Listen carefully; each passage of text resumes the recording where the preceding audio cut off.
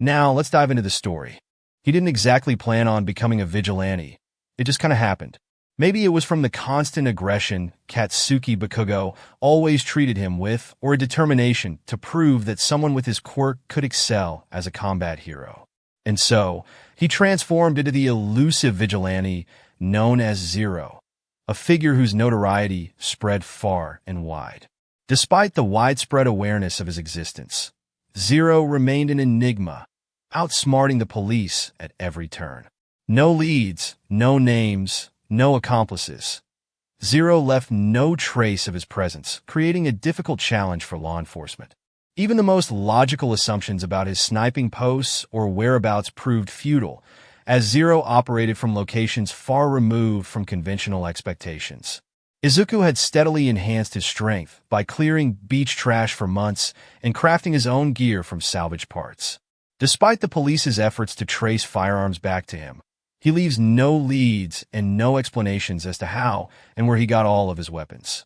Things were peaceful at first, police cases were light, giving them more time with their families, and villains were taken down quickly from wherever Zero would strike from.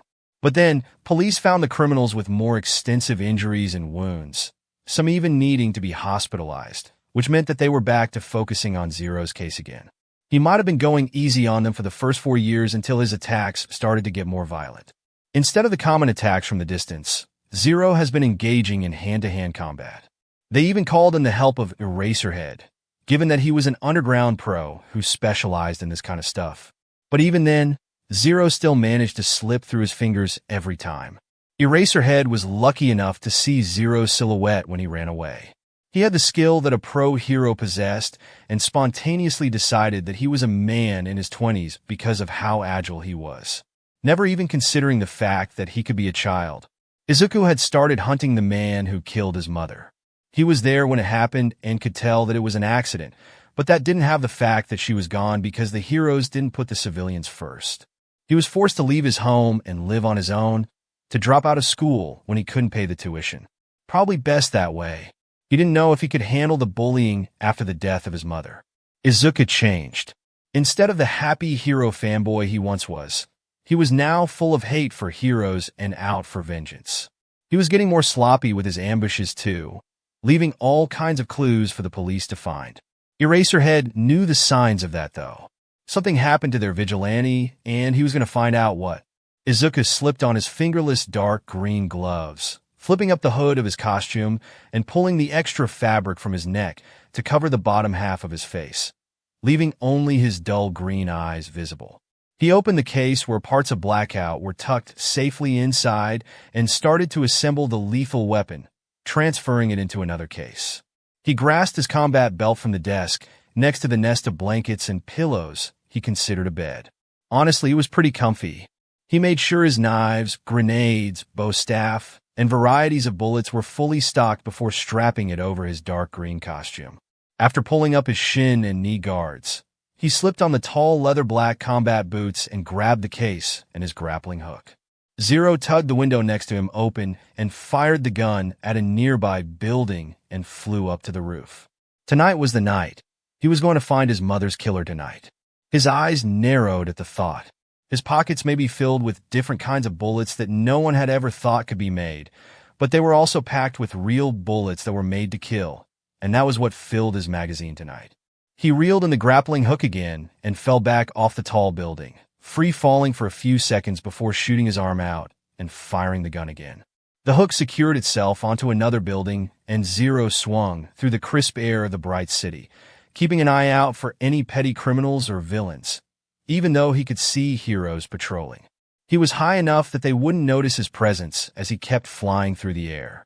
Zero had gotten more skilled with not only his sniping skills to the point where he never misses and his healing skills over the 4 years that he was doing vigilantism and would still help anyone in the hospital every now and again. Sure, he couldn't regrow any organs or limbs that were lost, but he could make it so that they could get out of the hospital faster. He still helped people, but hardly showed any mercy to his targets. The vigilante reeled in the grappling hook again and flipped like a professional gymnast onto a roof and elongated the bow staff before jumping down onto a mugger who was trying to take a woman's purse. Seeing him, The criminal jumped back when Zero swung his weapon to his head. He landed in a silent crouch in front of the crying woman, glaring at the man. He slightly paled when Zero stood, spinning the weapon in his hands, and attacked without hesitation. The man backtracked to the entrance of the alley, and Zero's staff hit the ground instead. He jumped off the brick walls, tackling the man and punching him until he passed out. Zero took out the zip ties in his pouch and tied the man's wrists and ankles together.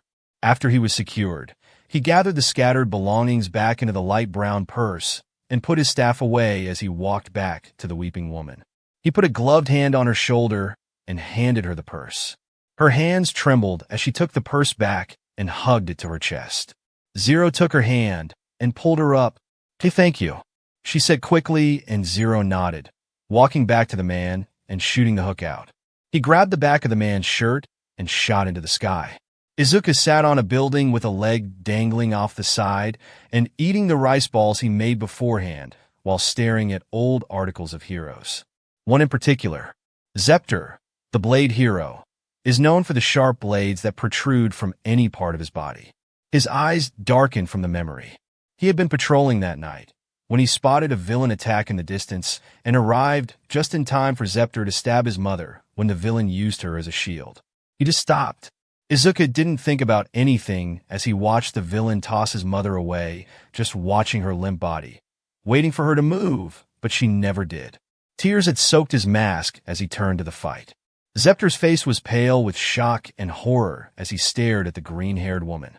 Zero's first thought was to shoot the hero right then and there, but the villain was terrorizing the civilians still, so he put aside his feelings and drew Blackout from its case and lay on the roof, steadying the stands on the edge, and closed a low-powered taser bullet in the capsule of the gun. He squished his face against the cold metal and lined his eye into the scope.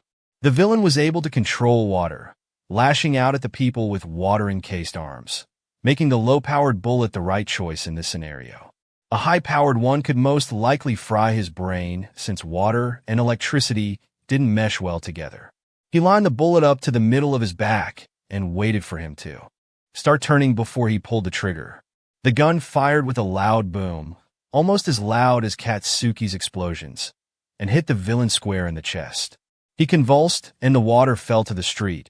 Everyone was in shock at the sudden attack, and Zero pulled his sniper over the side before their eyes could land on him. When he looked back over the ledge, Zero watched the heroes grab the villain and pull him into the back of a transport vehicle, and his eyes followed Zepter as he stumbled over to the woman he had unintentionally stabbed and checked her pulse, but Izuku already knew that she was gone. He dragged his mask down his neck and threw up. Tears mixed into the green and brown pile of vomit as he sobbed. His mother was gone, and he never got to apologize for what he said that night. They had gotten into a huge argument hours before, leaving Izuku to walk out of the house with his gear. The things that were said, Izuku clutched his chest, the sirens of police cars and ambulances drowning out the sound of his screams. Inko Midoriya died, thinking that her son hated her. Izuku blinked the memory away, wiping at his face to get rid of the tears. Izuku used to be full of smiles and laughs. But that moment, just 5 seconds, snapped something in him, and he just broke. Izuku hasn't felt anything for 4 years. He sat up with a sigh, rubbing his head. He stiffened when he saw a familiar hero walking down the empty street. Slowly, ever so slowly, Izuku pulled his mask back up his face and attached his 15-inch knife to his lower back and the long box of his sniper across his back and lowered himself to the ground behind Zepter, creeping up behind him and drawing his knife. He shook with years of rage and lunged with a yell. The hero spun around and a blade snapped out of his arm, blocking the attack, but Zero slashed out with another blade, scratching his cheek as Zepter jerked back. Zero didn't give him time to breathe as he attacked again. Zepter groaned when one of the vigilante's blades sunk into his stomach, not deep enough to fatally wound or hit any vital spots, but it still slowed him down when he tried to move out of the way. When he finally had the chance to attack, Zero spun out of the way and behind him, knocking him to the ground with the butt of his grappling gun. He sat astride his waist and brought the blade down towards his head with another yell, only for his wrist to come to a stop. Zero looked at the cloth around his wrist, then followed it towards a part of the darkest areas, where red eyes shone through it. Aizawa huffed in annoyance and exhaustion when nothing was happening during his patrol again. Thanks to this city's notorious vigilante, crimes have dwindled, but he was still required to do this job instead of having a proper sleep schedule and seeing his husband outside of their teaching jobs. Just one more hour. One more, and then I can go get at least 3 hours of sleep before teaching another incompetent class of students. He couldn't help the overwhelming feeling of shutting his eyes. He would have fallen asleep if a scream of pure anger hadn't rang through the once silent neighborhood. Aizawa shoved his yellow goggles over his eyes, and he swung towards the scream. His eyes widened, however, when he saw none other than the Vigilante Zero attacking a pro hero. Not defending, attacking. He had gotten the chance to see the guy's masked face to know that this was him, and due to the evidence, he had never shown any signs of aggression towards the innocent, not even towards the villains and criminals that he always helped take down. Eraserhead's scarf flew out of the ally and wrapped around Zero's wrist just before he could shove that wicked black blade through Zepter's skull, making the kid on top of him look in his direction where his quirk was already activated. Zero's eyes widened when Eraserhead stepped out. He flipped the 9-inch dagger in his other hand and tried to drag it across Zepter's throat, and the other end of Eraserhead's capture scarf shot out and snagged onto that wrist too. Zero snarled with savage rage as the scarf twisted, making him drop his knives, and Eraserhead jerked his arms. Zero flew towards the underground hero, who reached out to grab him, but with surprising agility, Zero flipped and tried to land behind him, but Eraserhead swung his leg out, kicking him down the street. Eraserhead looked at the unconscious pro on the ground, and then at the kid in front of him. He couldn't tell from the distance, but when Eraserhead saw him running, he was too far away to judge how small he was, and he was small. His black hair fell back around his shoulders as Zero flipped to his feet, placing his case in front of him. The case snapped open, and the pro's eyes widened at the huge sniper pointed at him. Whatever bullet he had loaded into it seconds after he took it out was fired with a flash of orange and a bang. Eraserhead was fast, but not fast enough to dodge a bullet, and thought that was it, but no. Instead of blinding pain that would have erupted from his chest, a net exploded from the bullet and tangled around him. He grunted when the air was knocked out of his lungs, and he saw Zero sprinting towards the rousing hero behind him. Eraserhead effortlessly sliced through the net with his knife, swiftly immobilizing Zero by wrapping his scarf around the vigilante's leg, sending him crashing to the ground. As Zepter fled in retreat, Eraserhead couldn't help but scoff at the supposed hero's lack of commitment. However, his attention returned to Zero, who emitted a wounded sound while revealing another concealed knife. Despite the injuries, Zero ignored Eraserhead and sprinted after Zepter. Perplexed by the vigilante's fixation on the escaping hero, Eraserhead pondered the situation. His contemplation was cut short when Zero, still grappling with his injuries, launched an attack from the air. Eraserhead reacted swiftly, grabbing Zero's foot and slamming him onto the ground. The pain cry that escaped Zero's lips hinted at his youthful age. Zero, seemingly unfazed, shifted his focus toward the fleeing Zepter. However, to his dismay, Zepter had vanished, leaving Zero distraught. As he whimpered in disappointment, Zero realized he had missed a crucial opportunity. In a desperate attempt to salvage the situation, Zero moved, ending up on top of Eraserhead. Strangely, instead of launching another assault, Zero merely placed his hands on Eraserhead's chest. Eraserhead, observing the agony and tears in Zero's eyes, grew suspicious. Zero, overcome with emotion, whispered about a mischance.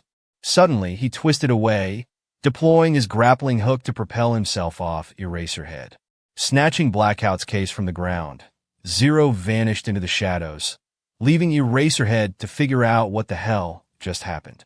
2 days later, Izuka sat on top of his favorite building, soaking in the orange and red sunset across the city with his head cushioned on the arms that were on the railing. He hadn't tried to find Zepter again.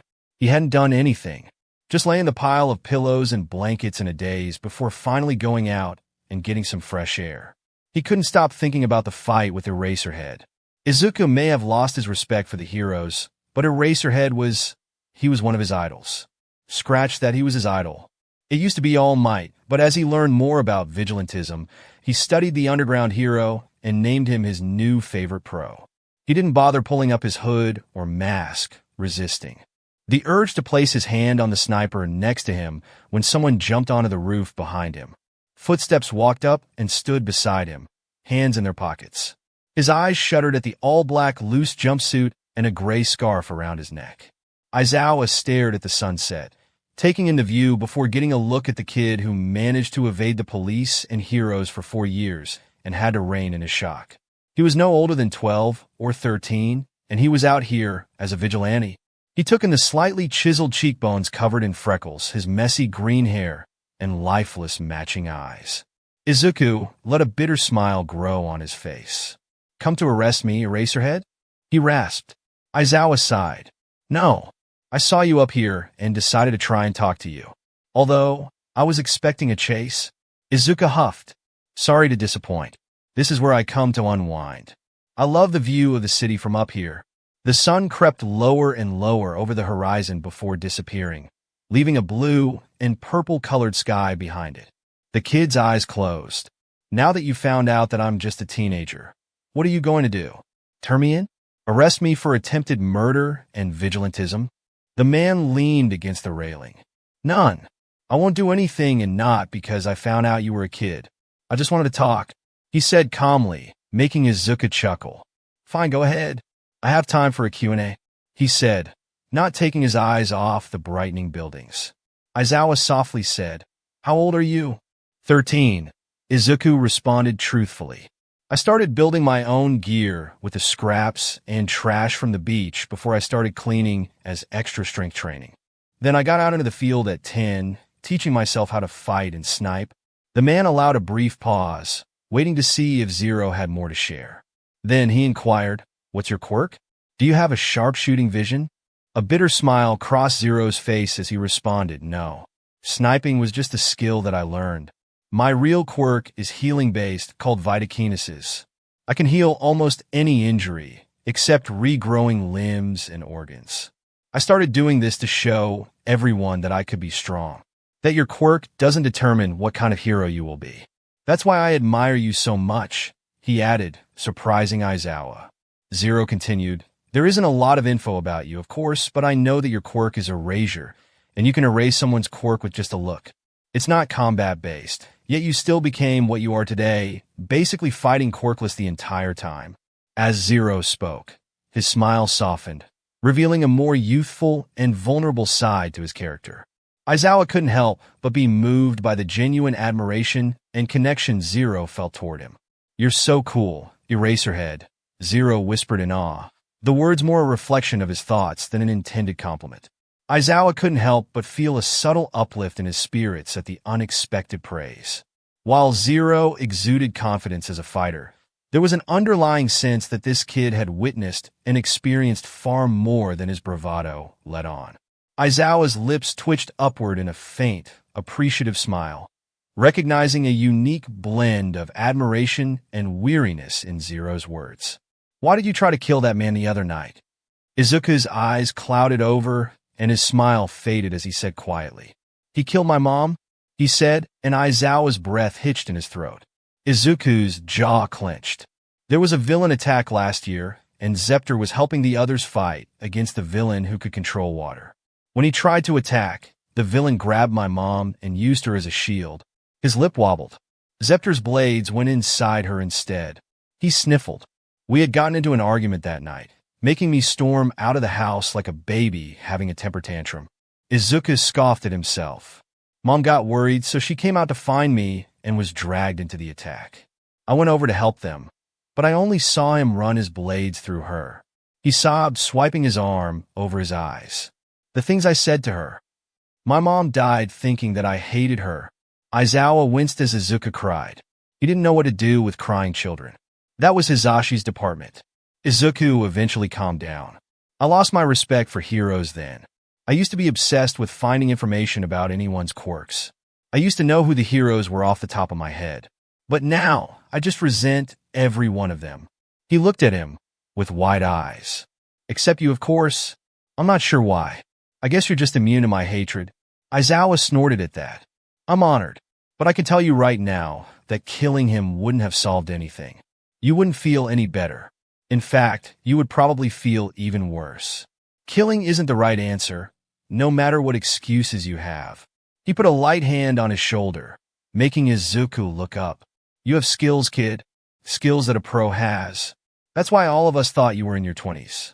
I guess it worked out for you, though, since it made them suspect you even less. Izuku closed his eyes with a smile. I've been very proud of myself for not being caught. He looked at him again. What else did you want to ask? This was it. This was why Aizawa initially came up here. Let's team up. After just 2 months of working together, they realized that they were a great team.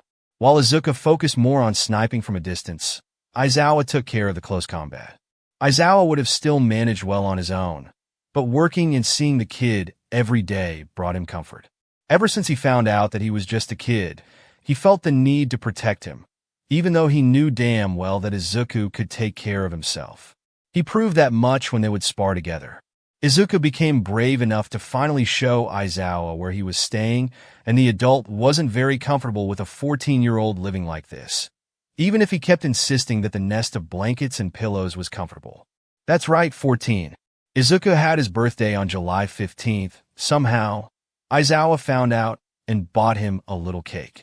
He had tried to convince him that he could stay with him and his husband, but the small fighter was very stubborn, and now he knew another place where he could find Izuku if he ever wanted to see him off duty. What if you came to UA?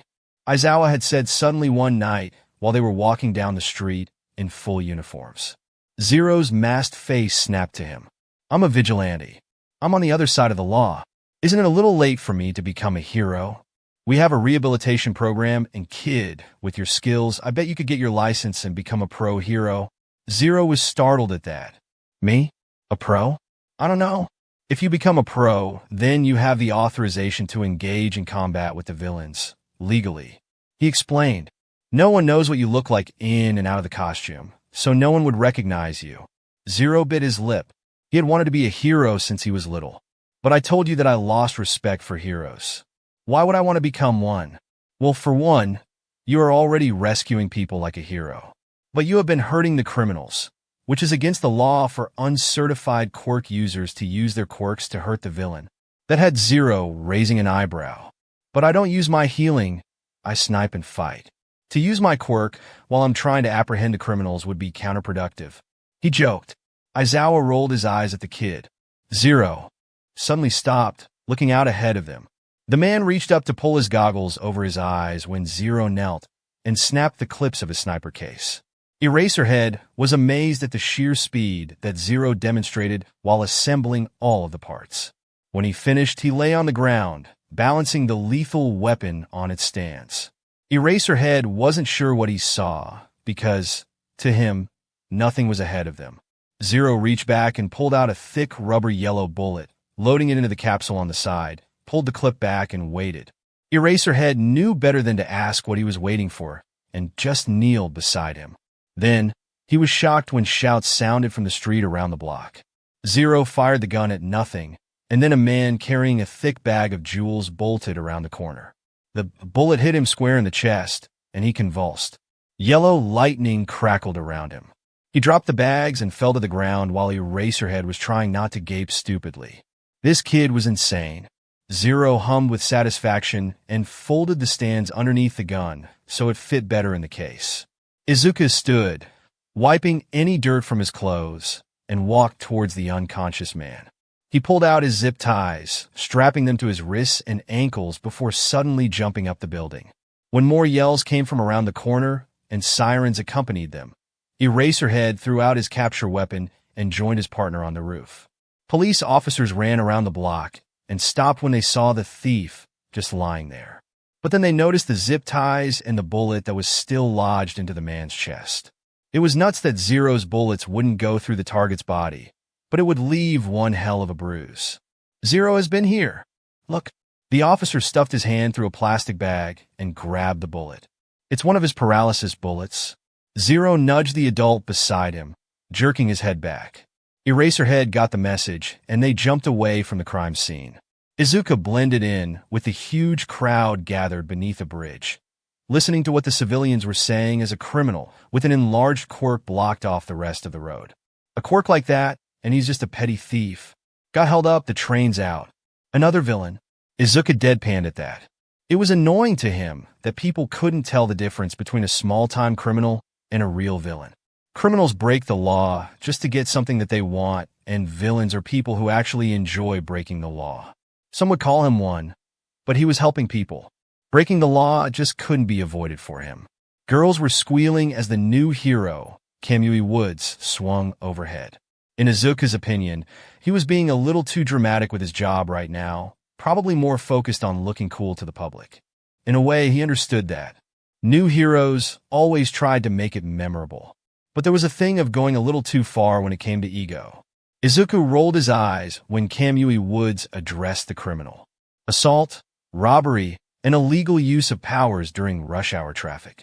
You are the incarnation of evil. Izuku scoffed at the absurdity and walked back down the street. He could hardly call that evil. Izuku had never seen evil, but he knew it was out there, and that was definitely not it.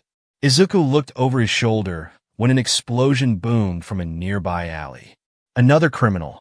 Seriously, was it so hard to just ask for a peaceful day? Just one. Curiosity got the best of him, and he crossed the street and joined the crowd. Many fires were spread out across the ground, and burning posters and signs were on the wall. He sucked in a harsh breath. It was in fact another criminal, but this one had a hostage. His entire body was made of green sludge, making him look like he was from a sewer. Izuku's green eyes were wide, and he almost dropped the bags of groceries in his arms. He had encountered numerous hostage situations before, but those typically involved threats to life. This one was different. He was actually killing him. The criminal relentlessly pushed his sludge into the boy's airways, snuffing out his ability to breathe. However, the captive fought back tenaciously, setting off explosions in a desperate struggle for survival.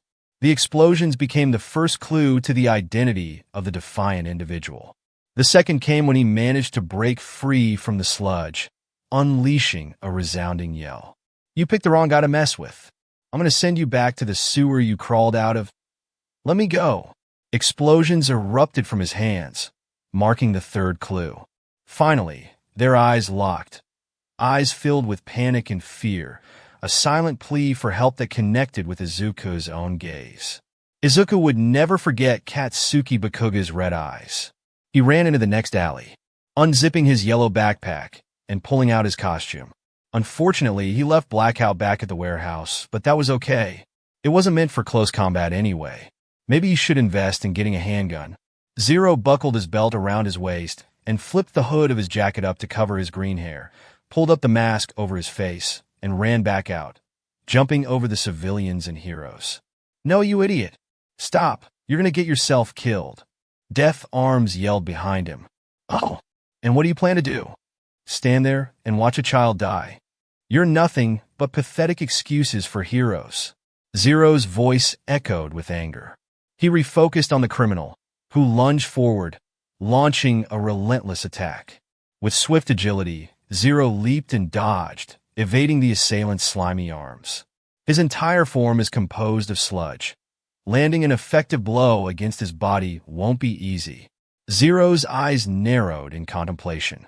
But his eyes! In a calculated move, Zero retrieved a small pocket knife. Flipping it open, he held the blade delicately between his thumb and index finger before expertly hurling it through the air. The knife spun with precision, finding its mark in the criminal's left eye. A sharp scream of pain pierced the air as the criminal's mouth widened, revealing Katsuki's trapped body. Without hesitation, Zero seized the moment, gripping the forearm and pulling Katsuki free.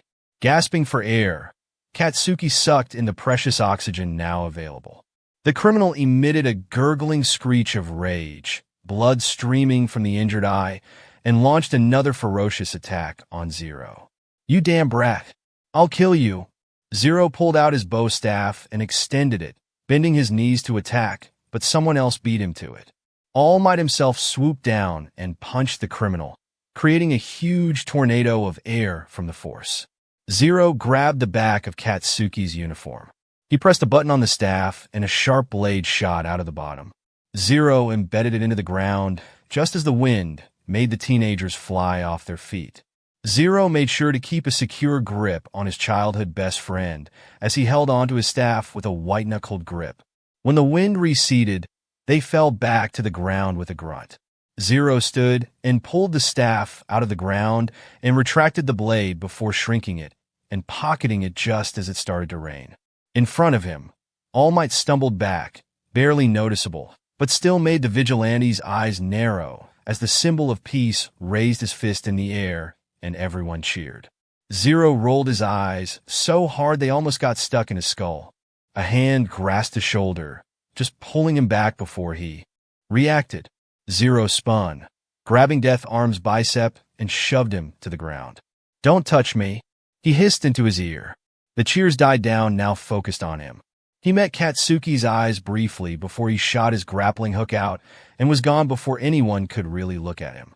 "I saw the news," Aizawa said 3 days after the sludge villain as they sat on a roof, eating the bento boxes Aizawa had packed for them. Izuku sighed. "I figured." A vein pulsed on his forehead. "It just made me so mad when the so-called heroes just decided to wait until another came with a quirk more suitable to take him down while someone was dying." He shoved the last piece of rice into his mouth and opened his gun case. Izuku stuck his hand underneath the silicone cushions and pulled out a bunch of cleaning supplies. He disassembled the sniper and started cleaning it roughly. Aizawa didn't say anything, letting him cool off a bit. "I thought about what you said," Izuku said, and when Aizawa looked at him, Izuku's face was solemn. "Sometimes I think about how I just disregard the law and do things on my own. Hell, I'm not even registered into the foster system. But then I think about everything that I've done and say, this is what I'm meant to do." I had given up on the dream of becoming a hero a long time ago, and it was mostly because of the things all of the kids had said to me back then, saying that with a quirk like mine, I could never become the hero that I've always wanted to be. He looked at the dark sky. "If I'm being honest, I love the feeling of running from the law." He let out a laugh. "You think someone with that kind of attitude could be a pro-hero?" Aizawa just eyed him thoughtfully. "I think that someone who is so determined to protect the people who simply get their purses stolen can be a hero, not just fighting villains. There are a lot of people who only become heroes for fame and money. You are one of the few who do it for the ones who can't protect themselves. You're already a hero, kid, no matter what the police or other citizens think." Izuku swung his feet gently. "I couldn't even save my mom," he whispered. Aizawa knew how he felt. He understood that feeling of not being able to save someone in time. He pushed away the face of Oboro Shirakumo and focused on the child in front of him. "It's true that there is still a lot for you to learn, but right now, I know that you can become a pro." He rested his hand on his shoulder. "You can become a hero." Izuku bit his lip, shining wide eyes. He chuckled and stood when the sun crept into the sky. Aizawa stood as well as Izuku pulled up his mask and hood, becoming his other persona. His grappling hook wrapped around the building next to them and pulled on it to make sure it was secured. Aizawa thought he was going to jump away, but he looked at him over his shoulder again, and the hero swore he saw a spark of light in those dark eyes. "You know, you're not what I thought you'd be like," he said softly, and Aizawa raised a brow. "What?" "Mean and scary." The edges of his eyes crinkled when Izuku smiled. "Yeah." Aizawa bent down to his level. "Yeah, well, I actually thought you'd be kind of mean and scary too," he said softly, and the 14-year-old let out a disbelieving laugh and jumped away. Aizawa smiled after him as his silhouette disappeared around the building. Izuku may be one of the most skilled snipers in the world, but under all of that bravado, he was still just a kid. "He's going down Eastwood Street," Eraserhead said into the comms in his ear. Zero flipped onto another roof 5 miles away, looking through the maximized scope, and spotted the speeding black car. Zero smirked and loaded a rigged bullet that was meant to expand into spikes once the target was hit by the magazine. He had never shot at a moving car before, but that was okay, because he never misses. Bang! The bullet went through the tire, and the car started to spin uncontrollably down the street. Zero reloaded with a paralysis bullet and stared at the man, who fell out of the car with a hand over his mouth from the scope of blackout. He snatched up a crying girl from the back seat with bright orange hair and scales running across her cheeks, using her as a human shield as he frantically looked around for Zero. He didn't stand for long, though, as Eraserhead swooped in and took him down instantly. Zero hummed with satisfaction, folding the gun's legs and swinging the strap over his shoulder, walking towards the back of the roof, ready to go home. Aizawa sat on the only chair in Izuku's living space, while Izuku's glowing yellow hands hovered over the deep cuts in Aizawa's arms.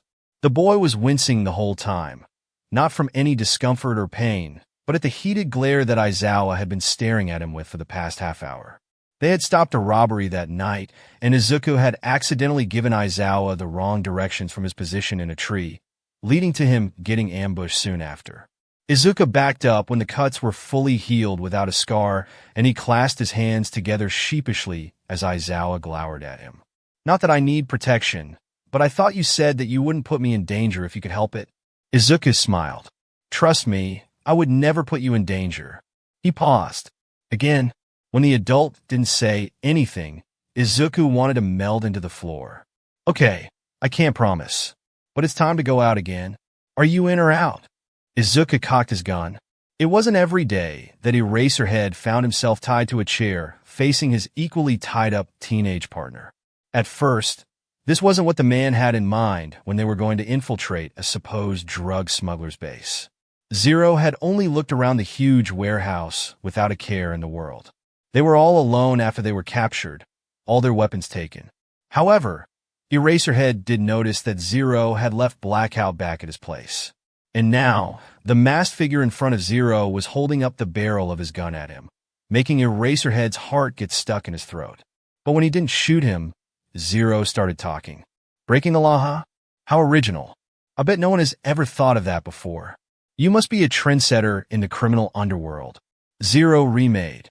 Eraserhead rolled his eyes. "Congratulations on your life choices. I've always thought a life of crime could use a bit more pizzazz. Have you considered a colorful costume or a catchy criminal name? Picture this, the Technicolor Terror or Rainbow Rogue. Just imagine the headlines. But hey, I'm just an aspiring vigilante. What do I know about branding? Maybe stripes on your prison uniform will be your signature style." The man's eyebrow twitched in annoyance. "Are you trying to make me squeeze this trigger?" Zero's eyes examined the drug smuggler up and down and raised a brow under his hood. "It would speed up the process." "Don't worry. I'm going to do it," he said. They weren't sure if he was saying that to convince them or himself. Zero snorted. "Okay." He wiggled in his seat like he was getting more comfortable and stared him in the eyes, making the man uncomfortable. "I am. Whatever. I am. I'm going to shoot you." Zero hummed, stared at the gun pointed at his head, and waited. And waited. And waited. Zero licked his lips underneath the mask and leaned forward. "How much longer is this going to take?" He whispered like he was telling a secret. "This is cutting closer to my decompressing time, and it takes a full 8 hours of sleep to look this good." He taunted. The man's hands jerked, and he pulled the trigger. Eraserhead's eyes widened, but the gun just clicked. The two men stared at it, and he tried again, but it was empty. Zero sighed. "You should really check to see if your guns are loaded first." Zero lifted his freed hands and opened his palm, letting a handful of bullets clatter to the ground and attacking the man, knocking him out cold. Zero grabbed a knife from the guy's body and cut through the ropes holding Eraserhead. He stood, rubbing his wrists. Zero grabbed his sleeve and pulled him into the storage room where their weapons resided. Zero looked at his watch, and his eyes widened. He started shoving all of his knives into his costume. "Come on, we should probably go." He shot the grappling hook onto the railing above them and jumped out the window. Eraserhead followed closely behind after grabbing the unconscious criminal and maneuvered across buildings. Boom!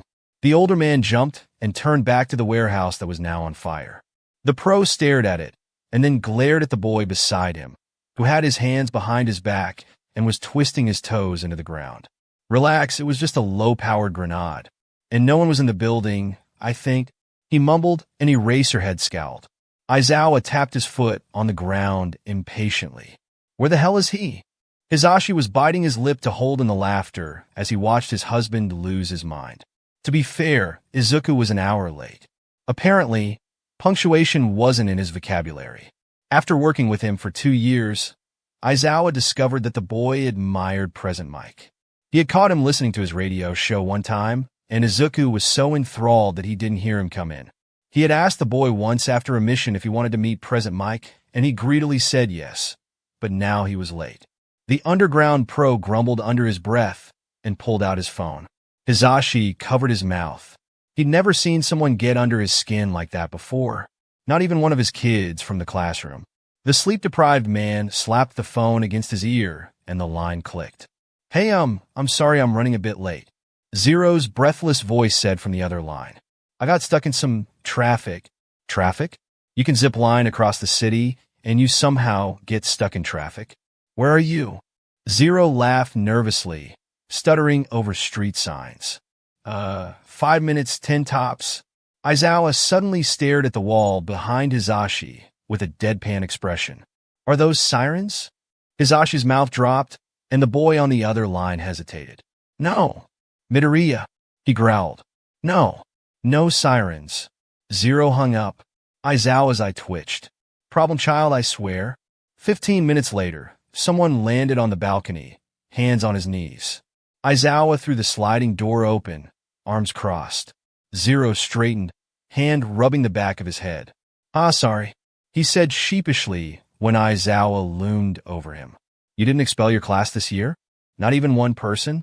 You must really like them," Izuku said, biting off another piece of his rice ball. Aizawa rolled his eyes. "What do you want me to say? That I saw potential in all of them and decided to keep them for myself?" Izuku opened his rice-filled mouth. "Oh my gosh. I never thought I'd live to see the day that the Eraserhead actually likes the kids in his class this year." Aizawa's lips tightened. "There is this one boy, though. He's strong, but he thinks too highly of himself." Izuku shoved the last piece into his mouth. "Oh, and what's his quirk?" "His sweat acts as nitroglycerin, and he uses it to make explosions," he explained, and Izuku stilled. Aizawa noticed the sudden silence and looked at him. The boy smiled. "He made it into UA, huh?" "I knew he could." Aizawa raised a brow. "You know him?" Izuku's smile went sad. "Katsuki Bakugo?" "Yeah, we were childhood friends. He pushed me away after my quirk manifested. He was pretty angry about it." The teacher's mind reeled at this information. "He pushed you away because of your quirk?" Izuku nodded. "We were going to be the best hero duo, with him being number one. UA was our dream school, but my quirk isn't made for combat. So he got rid of me." He looked at his hands. "I know he's aggressive and a jerk, but I miss my best friend." Policemen and fire trucks sped by, alarms blaring. The two of them donned their second personas and followed. Aizawa rolled his eyes at the commotion in the back of the bus. Bakugo was riled up again, thanks to them insulting him. He thought about what Izuku had told him about him, and he kept an eye on him the next day and noticed a green and black bracelet made out of string on his wrist. That had him curious because Izuku played with the matching orange and black bracelet on his wrist sometimes. Maybe Bakugo missed him too. Izuku said that since they couldn't find him, the police announced him dead, so he had a gravestone next to his mother. "I'm going to encourage this dumbass to explode," he yelled, and Aizawa had enough. Luckily, their destination was in sight. Hey, enough, we're here." Seriously. And he thought Izuku was his only problem child. He was too tired for this. This whole class was the definition of chaos. He got off the bus and ignored the students as they awed at the huge dome-like building. "Welcome to the USJ," he simply said and walked up the steps to the building where 13 was waiting for them. When everyone was inside, Aizawa closed the metal doors and walked up to the rescue hero. "Wasn't All Might supposed to be here today?" "Let me guess, he booked an interview," he said sarcastically. He was a good hero, but he hated the way that he just soaked up all of the attention and showed off for the people instead of doing his job. 13 held up 3 fingers, saying that he was resting in the teacher's lounge. So he used up all of his energy stopping crime this morning, huh? Aizawa scowled. The big oaf is so careless, and that irked him in so many ways. His phone dinged, and he dug it out of his pocket while 13 explained what they were doing today. "It's kind of hard to do my job if someone else is taking all the glory." Izuku didn't sound very happy with the man either. Aizawa almost smiled. He had never met anyone else who wasn't the biggest fan of the guy. His hands hovered over the keyboard to respond, and his screen suddenly went black. He raised a brow, confused. Then the spotlights above them shattered. His dark eyes widened, and he slowly turned to the bottom of the stairs. The fountain stuttered before it went out, and then a black and purple mass exploded out.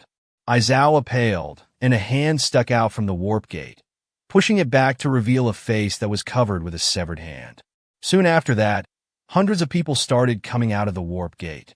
Aizawa spun around, holding out an arm when the students tried to follow. "Stay back. This is real. Those are villains." He pulled up his goggles and grasped his scarf. 13, protect the students. He jumped down the stairs. The alarms haven't gone off. Is someone's quirk interfering with the signal? He activated his erasure and took down 3 of them instantly. Others lunged at him, and he expertly dodged all of the kicks and punches before retaliating with his own.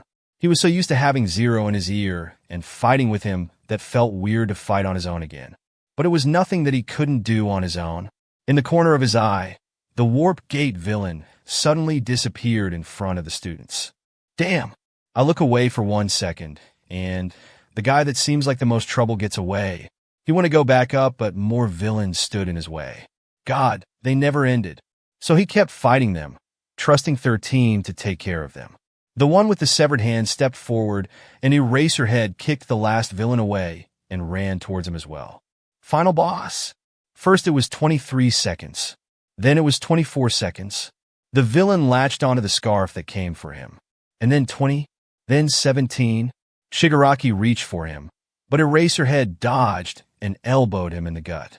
Shigaraki grabbed his elbow and leaned in just as Eraserhead blinked. It was hard to see when you were jumping around, but I've found your tell. It's your hair. Eraserhead's bloodshot eyes widened, and his black shirt began to decay. He grunted and tried to pull back, but Shigaraki held on. When it drops, it means you've stopped using your quirk. You're having to blink more often. Don't push yourself too hard now. You might just fall apart. Wouldn't that be a shame? His skin cracked until the muscle appeared. Eraserhead gasped in pain and punched him away. Shigaraki fell to the ground, and the pro jumped back. He destroyed my elbow. He looked to the side and dodged another villain. 2 more came up behind him, and he also managed to avoid them. Shigaraki stood up. That annoying quirk of yours isn't suited for drawn-out fights against big groups, is it? Don't you think you're a little out of your element here, Eraserhead?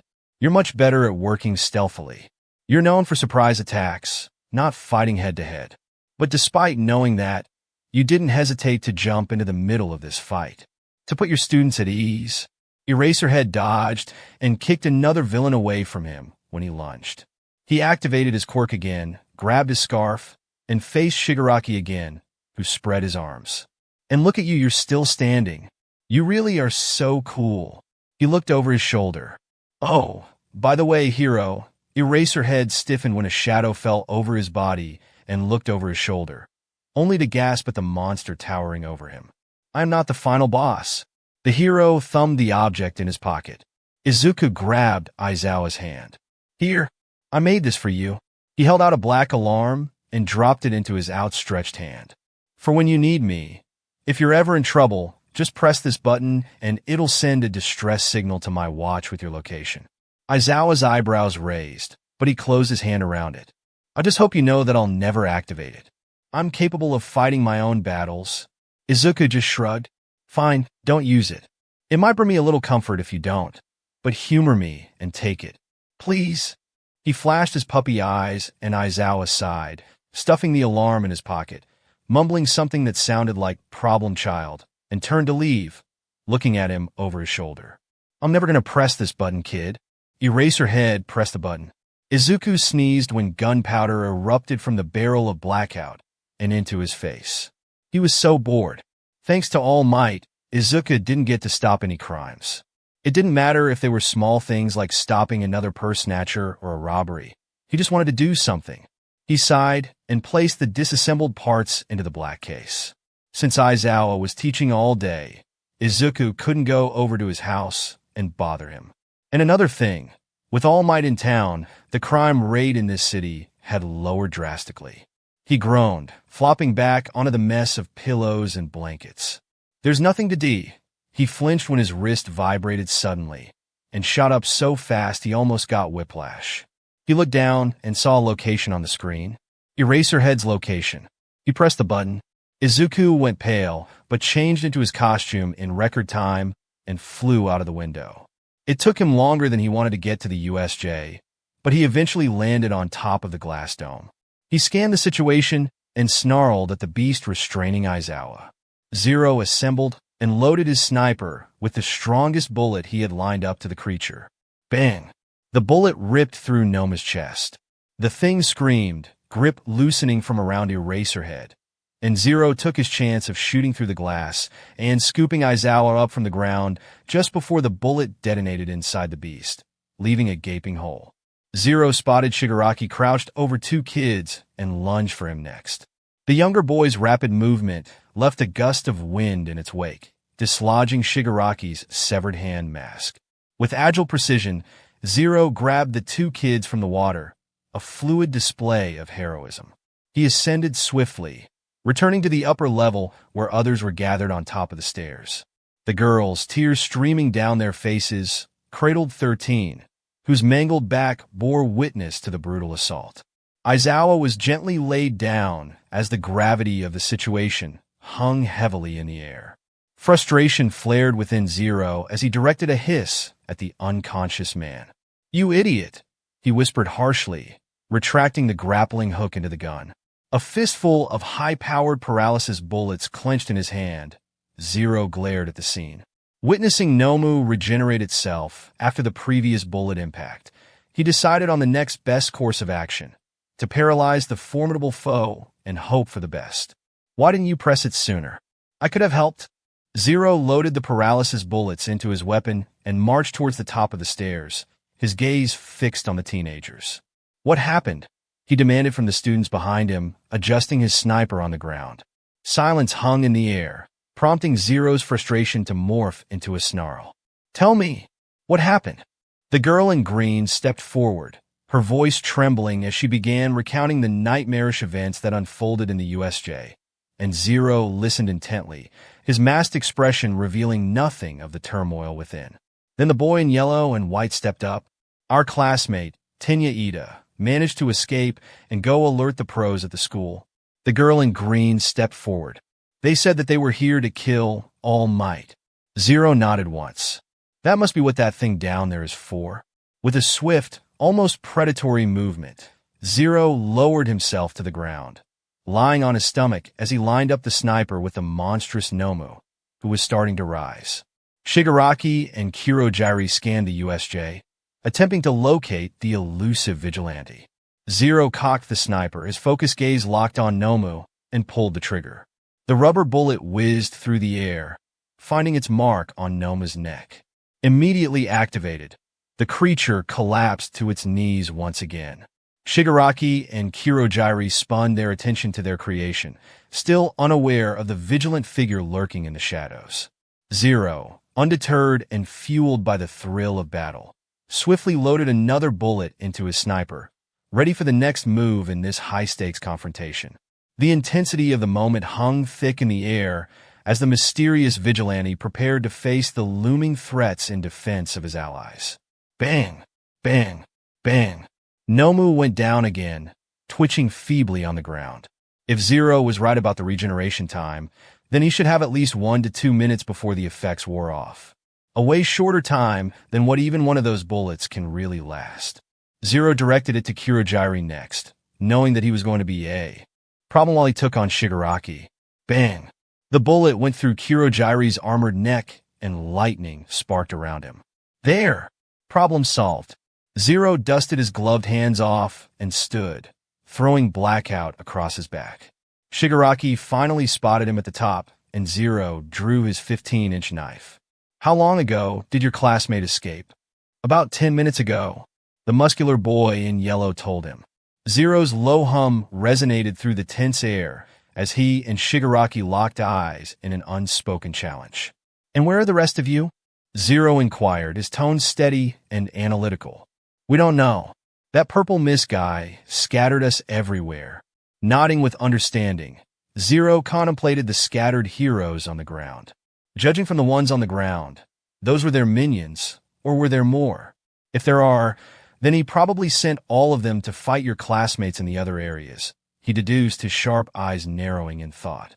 He shifted his attention to Azui, addressing her directly. Your name is Azui, right? And your quirk is Frog? Zero's question hung in the air, and Azui responded with a jump of surprise, emitting a distinct ribbit. I found you guys in the water. They must not know what your quirks are, or else they would have sent you to the fire zone over there. He observed, a strategic glint in his eyes. Zero clicked his tongue in mild frustration, grappling his hook up to the support beams. With swift and calculated movements, he swung toward Shigaraki, who had his hand outstretched, fingers tense. Zero twisted away from the outstretched hand, and Zero seamlessly skidded to a stop behind him. The precision of Zero's maneuvers showcased his combat prowess, leaving a momentary lull in the confrontation as both adversaries assessed each other's next move. The urgency of the situation intensified, and the dance between vigilante and villain unfolded with a cadence of calculated strategy and unpredictable finesse.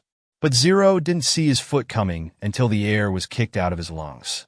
He wheezed and slid to a halt a few feet away, holding onto his stomach.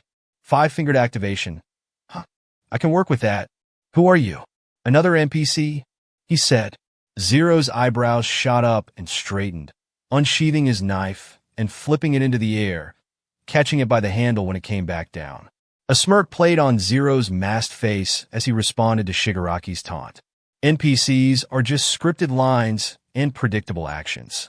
I'm more like a hidden boss with a few tricks up my sleeve, he quipped, his tone laced with a hint of amusement. Shigaraki's eyes gleamed with curiosity. Hidden boss, huh?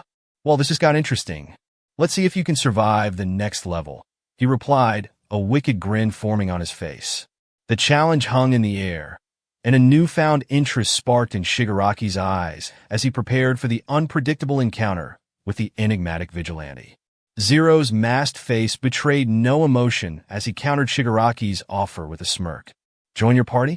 I prefer gatherings where people aren't trying to destroy everything. Call me old-fashioned, but I'm not in a chaos for chaos's sake. Now, if you're looking for someone who knows how to make a grand entrance and steal the spotlight, you might want to reconsider your recruitment strategy. Shigaraki's twisted grin faltered for a moment, replaced by a thoughtful glint in his eyes. The unexpected response from Zero intrigued him. A hero with a sense of humor. Now that's rare. Zero twitched with irritation at Shigaraki calling him a hero. Maybe you're not as boring as the rest of them. Shigaraki's interest was piqued, a sinister curiosity lurking beneath his words. Let's see what you've got, vigilante. Show me just how entertaining you can be. He crossed his arms. Noma. The monster rose to his feet, and Zero cursed under his breath. The paralysis had worn off. He calmed his nerves and was pulled to the ceiling by the grappling hook to dodge the monster. It jumped from the ground, and Zero unhooked the rope from his belt. Dropping towards Noma, grabbed the thick arm and plunged his black blade through its neck. Noma screeched, and they fell back to the ground. They fell to the ground, and Zero did a straight-body backflip, extending the bow staff and swinging at Shigaraki, who sidestepped and tried to touch him again, but Zero grabbed his wrist and flipped him over his shoulder. The man wheezed when the air was knocked out of his lungs and rolled to the side, making Zero's staff hit the stone. He shivered when the reverberation snaked through his body uncomfortably. Kirojiri struggled to stand, his form twitching violently at irregular intervals. Witnessing Shigaraki's own battle, he attempted to lend a hand, but a piercing scream cut through the air, and an explosive projectile collided with his neck armor, sending him sprawling to the ground once again. Katsuki stood over him, a victorious smirk on his face. Found your body that time, you smoky bastard, Katsuki taunted, relishing in his triumph. Meanwhile, Kirishima, displaying his signature resilience, somersaulted over Kirojiri to engage with Shigaraki. However, Shigaraki evaded Kirishima's attack, attempting to grab him, only to be intercepted by Zero. Move! Zero commanded, forcefully pushing Kirishima out of harm's way. As Shigaraki attempted to grab Zero, the vigilante skillfully maneuvered, sitting on his shoulders. With a swift twist, Zero spun Shigaraki's body, utilizing the momentum to land on top of the villain's chest. As Shigaraki stared up with murderous intent, Zero's arm reeled back, delivering a powerful punch that dislodged the hand covering Shigaraki's face. Shigaraki's red eyes bore into Zero, and the vigilante couldn't help but grimace at the intensity of the gaze. In an attempt to diffuse the tension, Zero remarked, "Oh, you are in dire need of chapstick, my friend. Maybe a little moisturizer." Shigaraki growled in response, successfully bucking Zero off, though the vigilante allowed it, swiftly flipping back over to shield the three boys behind him. The trio of heroes in training observed the unfamiliar boy with a mix of awe and confusion. Meanwhile, Shigaraki, recovering from the assault on his neck, picked up his severed hand and seamlessly reattached it to his face. A visible wave of relief washed over him as the hand found its place.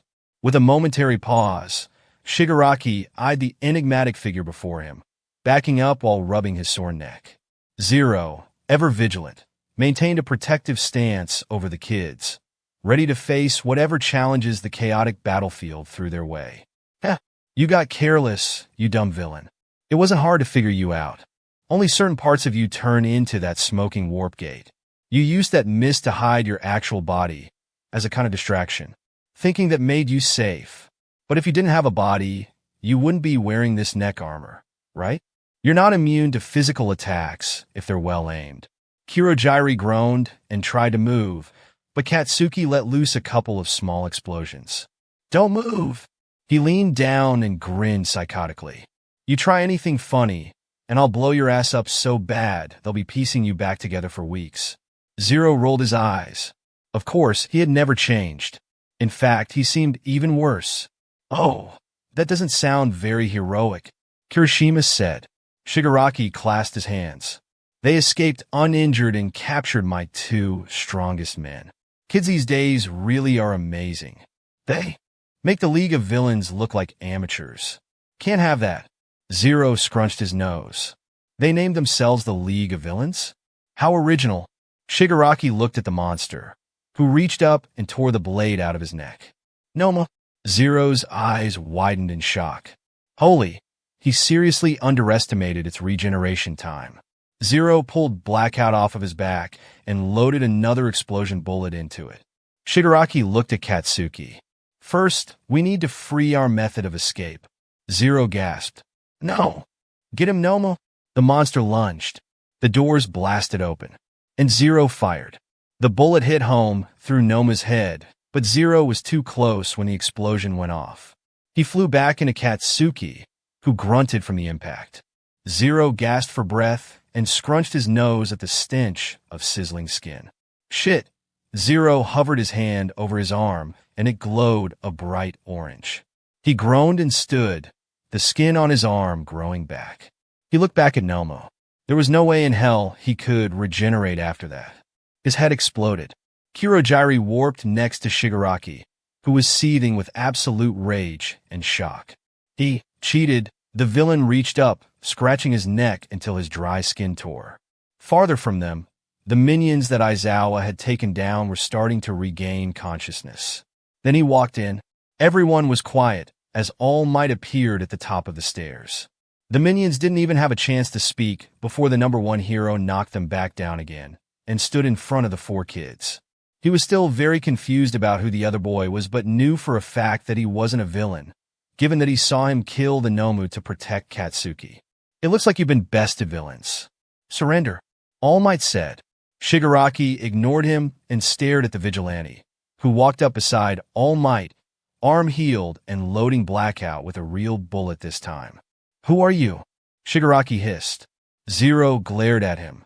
Not only did he hurt Aizawa, but he also tried to kill Katsuki. Bang! Shigaraki jolted as bullets ripped through his shoulders and hands. Kirojiri wrapped himself around Shigaraki to protect him from the pros at the entrance of the USJ. "Let's get out of here," Kirojiri told Shigaraki, but he grunted when a force ripped him away from him. 13 was conscious again and using all 5 finger canisters to suck in Kirojiri. Shigaraki kept his eyes on Zero, though, as he sunk deeper into the purple mass. "I'll find you, Zo." They disappeared. Izuku stared at the closed gate of UA High School from across the street. He wasn't in his costume, but if they even let him in, he'd have no choice but to give his identity away if he wanted to heal Aizawa. There's no way out of it. They'll ask him how he knows him, maybe even ask how his quirk is so advanced. He believed that Recovery Girl was handling his healing well, but there were still going to be drawbacks. He would be bedridden for at least a week considering his injuries and Recovery Girl's quirk limitations. With his quirk, Aizawa would be fully healed in at least 6 hours. He sucked in a breath of courage and walked up to the gates, gulping at the size of it. While Zero was strong and brave and would no doubt scale this wall with ease, Izuku was a weak, nerdy boy who was easily targeted by bullies. Hello, he said meekly to the small black that stuck at the top. "My name is Izuku Midoriya. I'm here to see Mr. Aizawa." Nothing. Did they even know he was there? Could they even hear him? "I know that you have Recovery Girl, but my quirk can heal him faster than hers can. He can be back on his feet by the end of the day." Silence. Izuku huffed in impatience, looking around. He was alone. This was a long shot, but it was probably the only way to get into the school. He said seriously, without hesitation, "I am Zero, Japan's most wanted vigilante. I have come here with good intentions to pay back a debt that is long overdue." That finally got something out of them. The ground shook and the gate opened. Izuku tensed at the 3 pros on the other side. Years of analysis and observations told him that the ones on the side were Snipe and Midnight, and the one in the middle, Principal Nizu, one of the most intelligent beings in this world. No one knew what he really was. Whether he was a mouse, a bear, a stout, anything, not even him. The animal walked forward with a smile that made him shiver. "Well, it's an honor to meet the famous Zero that I've heard so much about. I must admit that I am surprised that a child had outsmarted the police and heroes and made his own gear. Your inventions are on par with power loaders." Izuku blushed at the praise. "You're really just going to take my word for it?" Niza hummed. "Why would you have any reason to lie? You say that you've only come to heal one of my teachers with a healing quirk that is better than our dear Recovery Girl." His smile turned a little wicked. "Are you lying?" The boy shook his head. No, I'm not." Nizu waved a white paw. "Then come inside. Tell me how you know Eraserhead." Izuku couldn't help but hesitate. This seemed a little too easy. They were just going to let him in? Without some kind of proof? Surely they would be suspicious about a kid admitting that he was Zero instead of an adult, especially after what just happened at the USJ. Izuku moved his foot back slightly. This was a bad idea. If they are really taking me seriously, then they know who I am now. My name, my face. Noticing this, Nizu's smile softened.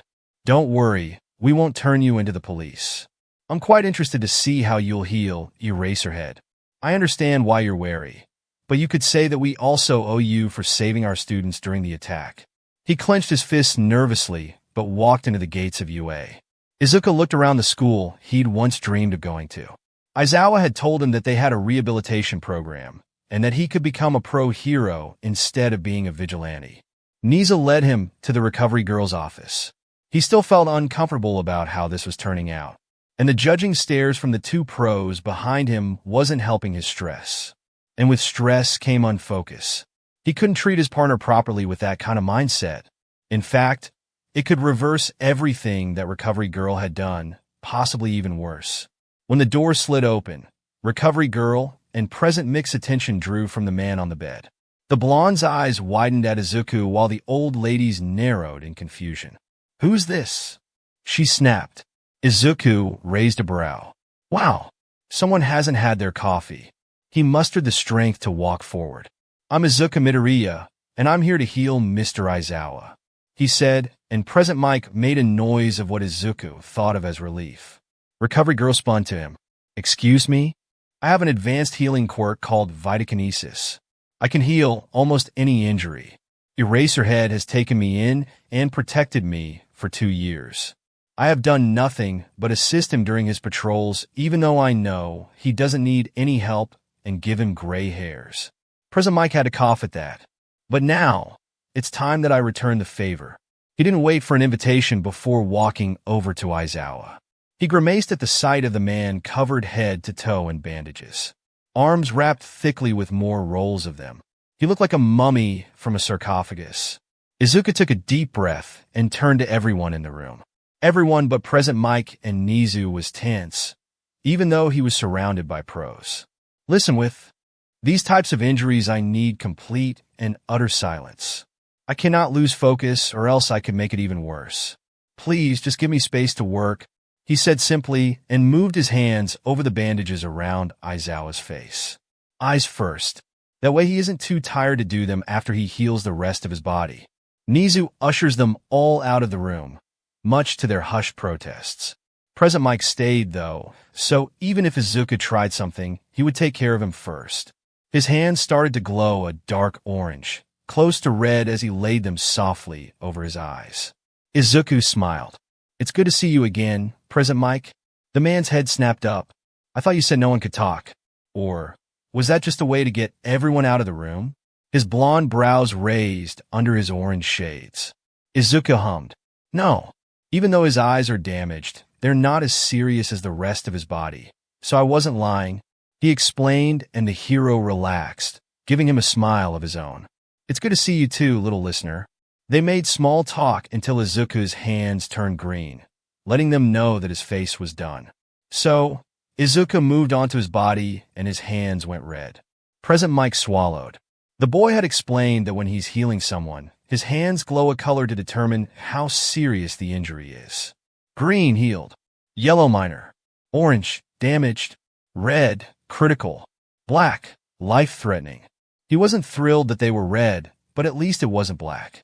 Izuku stared behind him, eyes almost glowing and glazed over and darting everywhere. Apparently, part of his quirk was that he could see a human's anatomy and determine what type of care was needed. 20 minutes later, beads of sweat glistened on Izuku's face and neck. His breathing was getting more labored too. President Mike wanted to tell him to take a break, but he looked so focused that he didn't dare say anything. 10 more minutes went by, and his hands just turned yellow when Aizawa coughed on the bed. Izuku grunted and his hands retracted, glow fading. He almost collapsed into the chair behind him, but he left enough energy for himself to stand. Aizawa groaned and sat up without issue. Izuku reached up and pulled the bandages off of his face. President Mike squawked, but his eyes widened when his face was revealed, only showing a small scar underneath his right eye instead of the gruesome injuries from before. The man scrunched his eyes at the sudden bright light, but slowly adjusted, finding his husband first before the kid next to him. Izuku smiled tiredly at him, unwrapping the other bandages on his body as the door reopened again, and Recovery Girl gasped at the boy, rushing over to stop him from removing them, but was amazed when no injuries were present. You may not have serious injuries anymore, but I couldn't heal you completely. Your muscles will still be tense, and your body will ache for at least 6 hours, so take it easy for the rest of the day. Izuku explained and finally sat down in a chair, breathing like he had just run a marathon. Aizawa only sighed, but then noticed the others in the room. He stared at them and then back at Izuku, who waved his hand dismissively. They know. I told them. It was the only way I could get in here peacefully. His face sombered. It's the least I could do for what you've done for me. His head nodded forward, and Aizawa caught his head before it could hit the railing of the gurney. Oh, kid. He shook his head, but smiled, laying his head on the bed. Thank you. It was late in the afternoon when Izuku woke up again. He blinked drowsily at the white ceiling before shooting upright on the bed he lay on. Events from hours before plagued Izuku's mind as he scanned the empty room. Empty except for the black-haired man still on the hospital bed and shuffling through papers on a rolled table. You awake yet? Aizawa said, not even looking in his direction. Hizashi and Nisa told me what you did today. The message was clear. He was talking about how he just revealed who he was underneath the mask. Izuku cleared his throat. Well, what was I supposed to do? It was the only way to let me in. Aizawa sighed, laying the papers back down on the table. Why did you come here? Recovery Girl would have gotten me healed without you. You didn't have to tell them your identity, he said softly. Izuku looked at his lap. I couldn't just sit in my bed waiting for you to come back and join me on patrols when I knew damn well that my abilities were better suited to heal you. Besides, I know you. He waved his finger at him with narrowed eyes.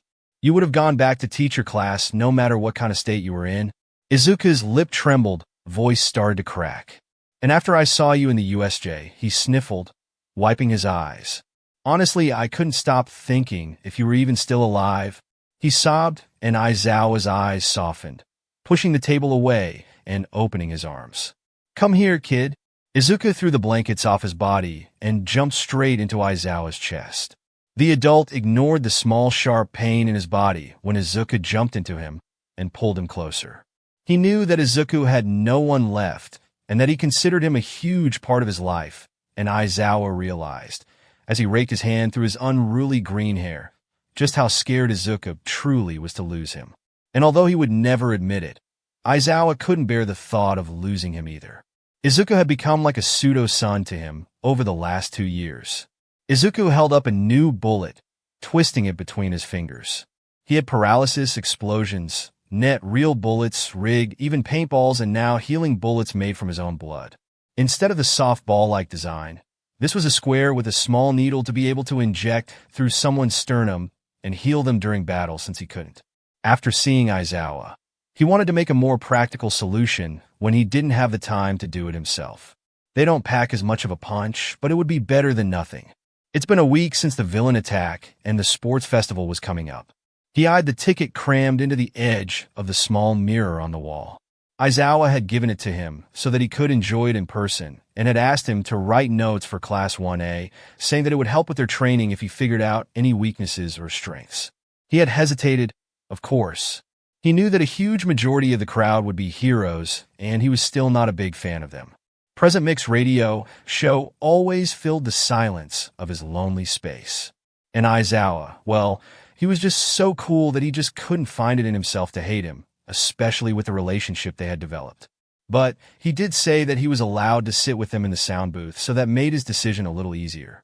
Izuku sighed, placing the bullet with the rest in an empty pouch on his utility belt and hanging it with the rest of his costume. Police and heroes have been on edge since the attack, so they've been patrolling the streets a lot and taking care of the petty crimes he would do. Again, giving him absolutely nothing to do. He was running low on some supplies. Guess he was going shopping. Besides, it was almost that day. A cold hand on his forehead woke him up. His eyes cracked open and looked at Aizawa crouching down next to him. Well, why are you here? Izuku yawned, sitting up and rubbing his eyes. You didn't show up at our meeting spot. I came to check on you. He removed his hand from Izuku's forehead now, reassured that he wasn't sick. The boy went stiff, making Aizawa raise a brow. Izuku's bangs shadowed his face. Sorry, I usually stay in bed for a couple days during the 27th. It's my mom's anniversary. He mumbled quietly. Aizawa inhaled slowly. Of course. Izuku laid back down, curling underneath the blankets. Aizawa sighed and leaned against the wall next to his head. They sat in comfortable silence for a few minutes. You don't want to visit her?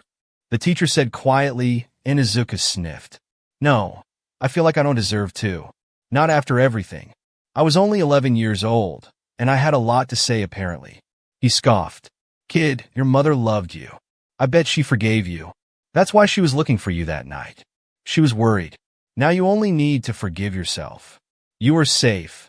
You are healthy and somehow have enough money to buy food and clothes, and you're not alone. But you aren't happy. You've been carrying this guilt on your shoulders for 4 years. It's time to let go and forgive yourself. Izuku started to shake underneath the soft blanket, making Aizawa rest his hand gently on his shoulder. You will see her again someday, I promise. He continued softly. Have you ever lost someone? It was a very insensitive question, but Izuku wasn't in the right headspace to think about it. Aizawa closed his eyes. I have. I know exactly how you feel. My friend and I were only at our internships when we helped with a villain attack. He saved so many and was the only casualty. Izuku had lowered the blanket, now staring at him with red eyes. Aizawa smiled. You're a lot like him, you know, he said, not sure if he was saying it to Izuku or himself. The boy found the energy to sit up next to him. Could you tell me about him? That was how they spent the rest of the night. Aizawa tells him stories about Shoyuta Aizawa, Hisashi Yamada, and Oboro Shirakumo. Izuku slowly dragged his feet into the graveyard, carrying a handful of peonies. Aizawa was right, though. He needed to let go of the past and focus on the future. He always did feel like something was holding him back. Maybe it was this. Iwai Deku. Izuku stopped at the familiar voice. He looked over his shoulder slowly, but no one was there. He was probably just hearing things. But no, Katsuki Bakugo was here, and not just anywhere a little way down the path in the place where his mom was supposed to be. Izuku crept up behind him and climbed up a tree, close enough that he could still hear him. Sorry I haven't visited for a while. Katsuki grumbled as he plopped down in front of Izuku's grave. Life's been a mess. Got into UA, and then bam, villain attack like 3 days in. Can you believe it? All Might's playing teacher there now. And guess who I met? 13, Present Mike, an Eraserhead. Yeah, the guy we never even heard of, but you probably know him being the hero nerd you were. Tearing up some grass absent-mindedly, Katsuki continued. If you're up there rolling your eyes, I get it. Therapy's a thing now, apparently. Yeah, even I'm surprised. But it's helping, I guess. Izuku blinked, realizing Kaken goes to therapy? So, turns out I've been missing you more than I thought, Katsuki admitted, fiddling with a bracelet that Izuku recognized. They weaved them together when they were still close. Izuku couldn't believe he still had it. During the villain mess, this vigilante named Zero helped out. Crazy skills and a healing quirk, just like you blabbered about. Got me thinking, what if it was you? Were you alive? But that was impossible. You were on the news for like 2 seconds before they moved on to some stupid shit. Katsuki sighed. There's this annoying dude who's claiming to be my friend. Follows me everywhere. A real pain. But he's not you. A smirk played on Izuku's lips at the notion of Katsuki having an annoying friend. He'll never replace you, Deku, Katsuki mumbled, almost to himself. You got me like no one else did. No words can undo what I did to you. But after your funeral, I decided to ditch the whole surpass all might crap. I'm going for something bigger now. I'm going to be the #1 hero, but not for the usual reasons. It's for you, nerd. With that, he got up and slung his school bag over his shoulder. For you, I'll be the best damn #1 hero the world's ever seen. Just like you would have been, Katsuki declared, walking away with a mix of determination and regret. It had taken a few minutes, but Izuku managed to sneak through the halls of the stadium and finally find the sound booth where Aizawa and Hisashi were supposed to be residing for the sports festival. He didn't bother knocking when he threw the door open and walked in, so both of them started when the door slammed against the wall dramatically. Or one of them did. Hisashi spun around in his chair so fast it almost toppled to the floor, and Aizawa just sighed. Izuku grinned when Hisashi stuttered over words to regain his composure and dragged another chair up to the booth, opening a fresh, clean notebook to analyze the hero course's quirks to figure out any weaknesses or strengths they could work on. That was part of the reason why Aizawa wanted him to come. The other and biggest part was so that he would escape from his hermit lair, as Aizawa not so kindly said to him. Having to take Hisashi to the hospital for a heart attack was not on my to-do list, problem child. Aizawa grumbled at him, making Izuku shrug. If you don't terrify people a little bit, then what's the point? He retorted, snatching a roster of the students participating from a box beside him and scanning over their quirks. Hisashi cleared his throat and briefly glared at the teenage boy before the doors at the bottom of the stadium slowly opened, making the voice hero turn the speakers on to yell over the cheers and screams of the audience. Hey, make some noise, rabid sports fans. Present Mike screamed through the microphone. This year we are bringing you some of the hottest performances in sports festival history, guaranteed. I've only got one question before we start this show. Are you ready? Let me hear you scream as our students make their way to the main stage. This first group are no strangers to the spotlight. You know them for withstanding a villain attack. The dazzling students that line up their classmates with solid gold skills. The hero course students of Class 1A. Class 1A steps out of the many tunnels, heads held high and shoulders back. Izuku's eyes landed on the specific teen leading in the front, and played with the orange and black bracelet on his wrist. They haven't got a whole lot of screen time, but this group is still chock full of talent. Welcome Hero Course Class 1B. Next up, General Studies Classes C, D, and E. Support Classes F, G, and H. And finally, Business Classes I, G, and K. The crowd cheered as all the students walked onto the field. When they all gathered in front of a small stage, the pro hero Midnight snapped her whip. Now for the introductory speech. Everyone in the crowd and the students whispered and blushed at Midnight's vulgar attire. Silence everyone. She snapped her whip again. Now for the student pledge, we have Katsuki Baku, she announced. Izuku blinked in shock. Kaken is the first-year rep? He asked Aizawa, and the man nodded. He was first in the entrance exams, remember? Izuku did remember that. He turned back and watched Katsuki casually walk up the stairs of the stage with his hands in his pockets. Izuku winced, biting his lip. Aizawa noticed this and asked him what was wrong. It's just that Kaken might not give the kind of speech everyone is thinking of. He might say something like, I just want to say I'm going to win, Katsuki said boredly but seriously. Izuku slapped his forehead when the students went into an uproar. But he said it with such a blank expression that the vigilante knew that he was actually serious. If he wasn't, he would have just laughed at everyone. He smiled. No, Katsuki Bakugo was going to win this year's sports festival. That was a promise. Izuku yawned, stretching his entire body after being hunched over his notebook for so long. It was lunch break, so everyone in the stadium left for the cafeteria, including Aizawa and Hisashi, while Izuku stayed behind to finish his notebooks so that no one would see him, especially Katsuki. Todoroki had won the first round of the festival, which was racing, but Katsuki had won the cavalry battle. And after lunch, the real fights would begin. The door opened, and Aizawa walked back in with a tray full of extra food. Izuku smiled at the man gratefully when he set it in front of him. Thanks, he said, ripping his chopsticks apart and digging into the rice bowl. How are the notes coming? Aizawa asked, picking up his notebook. Izuku sighed and leaned back in his chair. Pretty good. I think I've got plenty of information on Class 1B for the time being. And with the information you gave me about Class 1A, I'm ready to start their notebooks. I just need to go to the store and get them. He closed his eyes and sighed again at how much 40 notebooks are going to cost. The door to the sound booth opened, and Hisashi walked in with a toothy grin, carrying two heavy-looking bags, and dropped them at Izuku's feet. The teenager raised a brow and peeked inside them, only for his eyes to widen at all of the stacked notebooks and boxes of regular and colored pencils sitting inside. Shoyuta and I thought that since we were asking you to analyze the students' quirks and point out their strengths, weaknesses, and suggestions, that we can repay you with getting all of the supplies you need, so you don't need to go use the money you have to buy them. Izuku swallowed to keep from tearing up at the kindness and smiled at the heroes. Thank you. This means a lot to me. He grabbed the top notebook and a pencil, immediately scribbling inside the empty pages. Shoyuta and Hisashi smiled.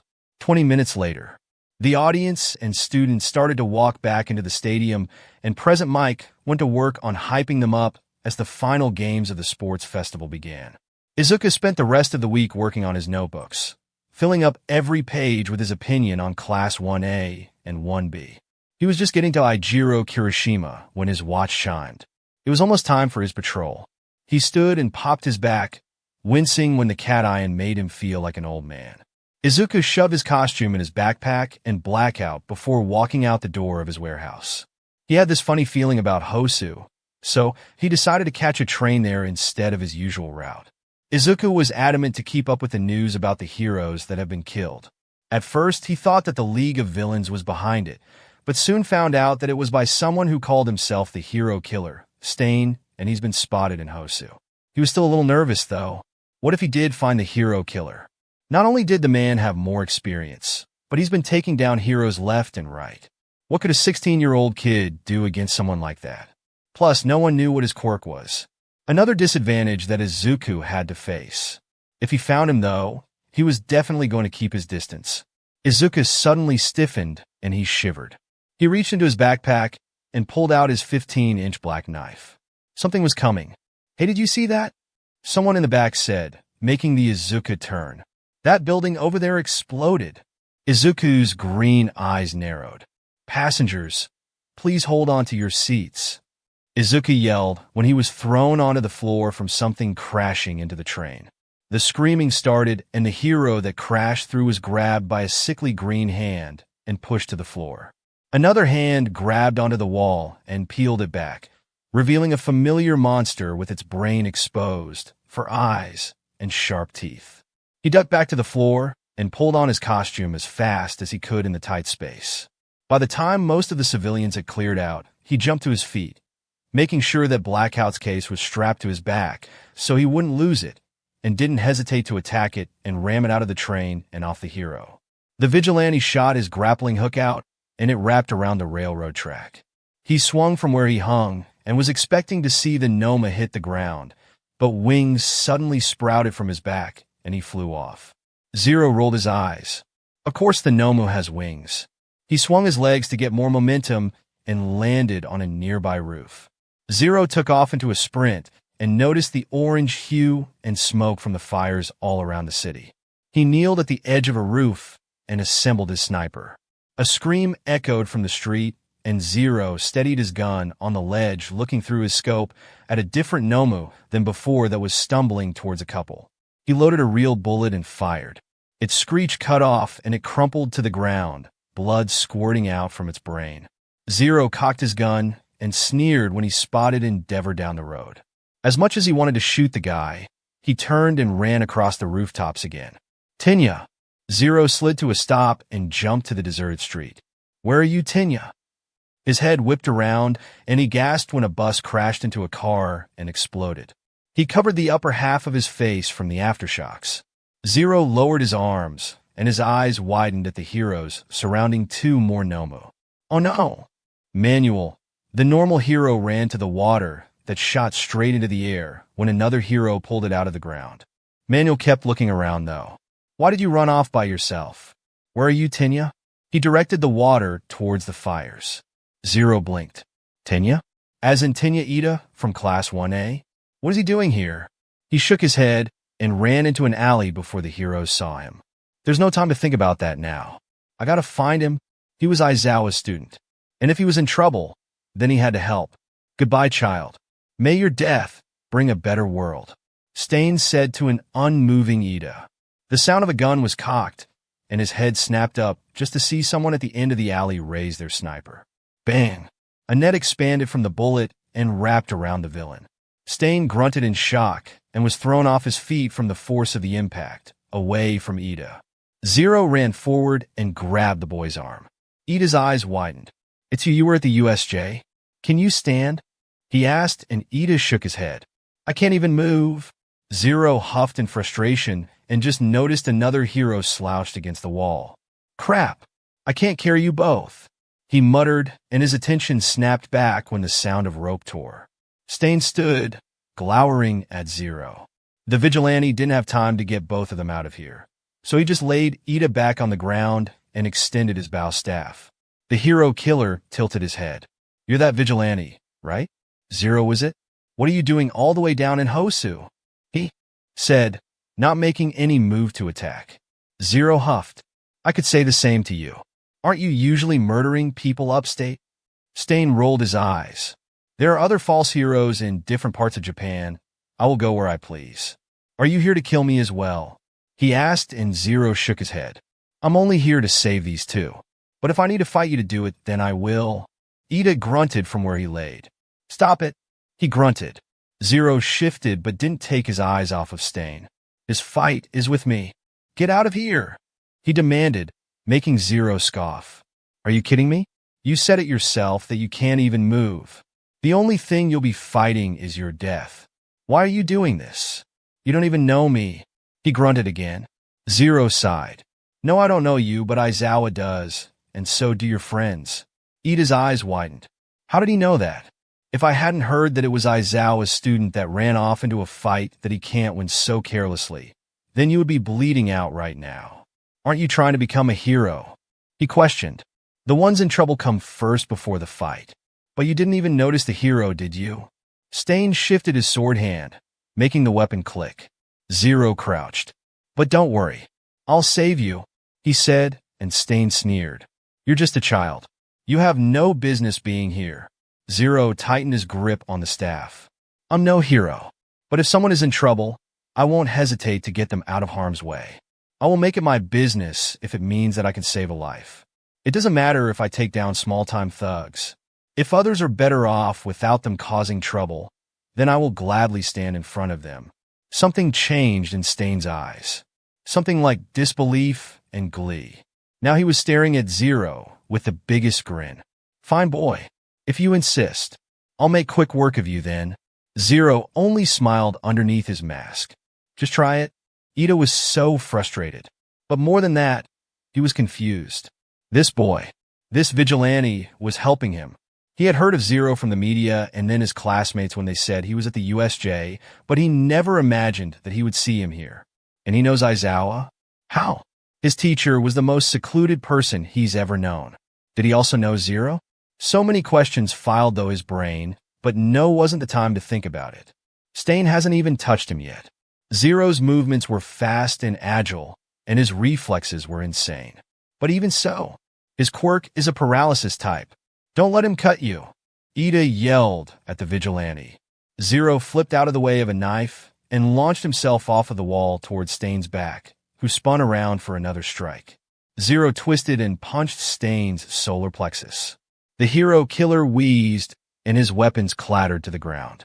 It doesn't matter how you fight. Zero swung his staff up into Stain's chin, making the man fly into the wall.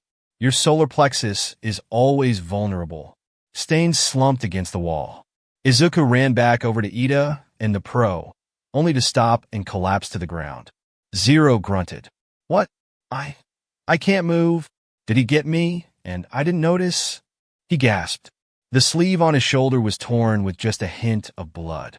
It was so shallow that it stopped bleeding almost immediately. That's it? A damn paper cut was enough for him. He growled in frustration, trying to stand back up, but it felt like his entire body was asleep. Stain walked up and stood beside him. He thought that he was going to get stabbed right there, but the killer just stared at his other two victims, and that was when he noticed it.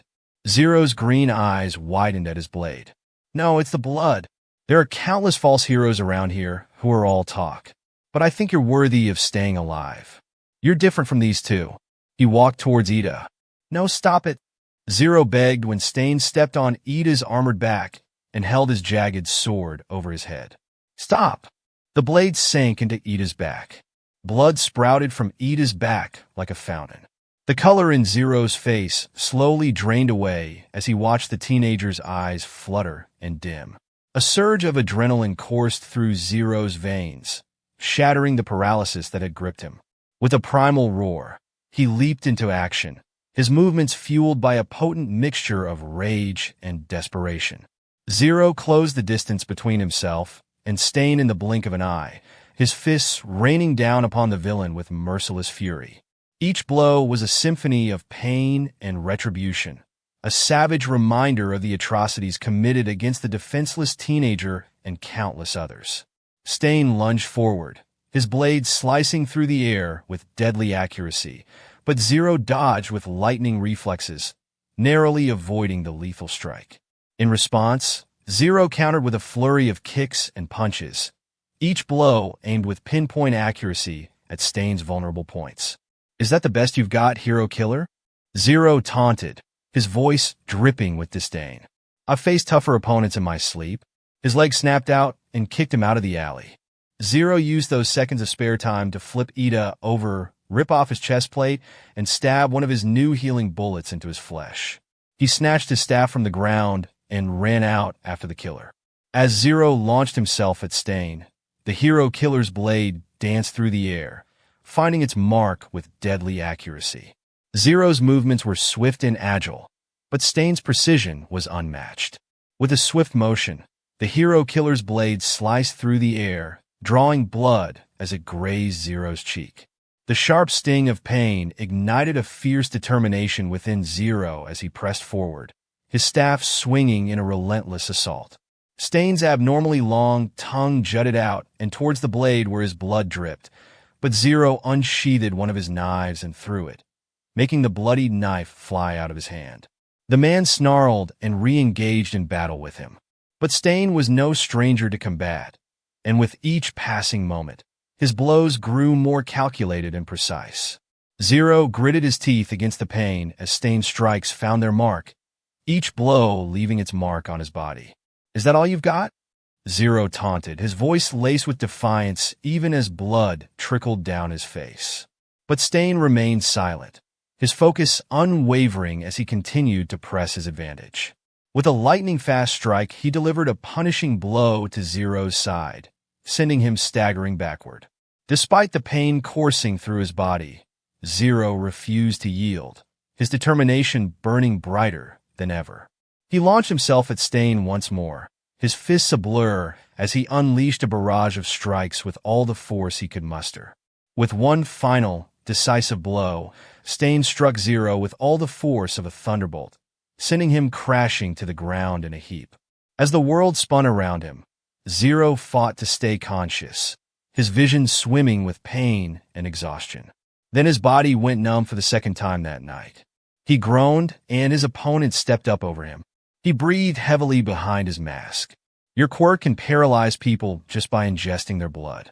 Ida and Native were down when I get here, but I was freed first." "Why?" He stalled.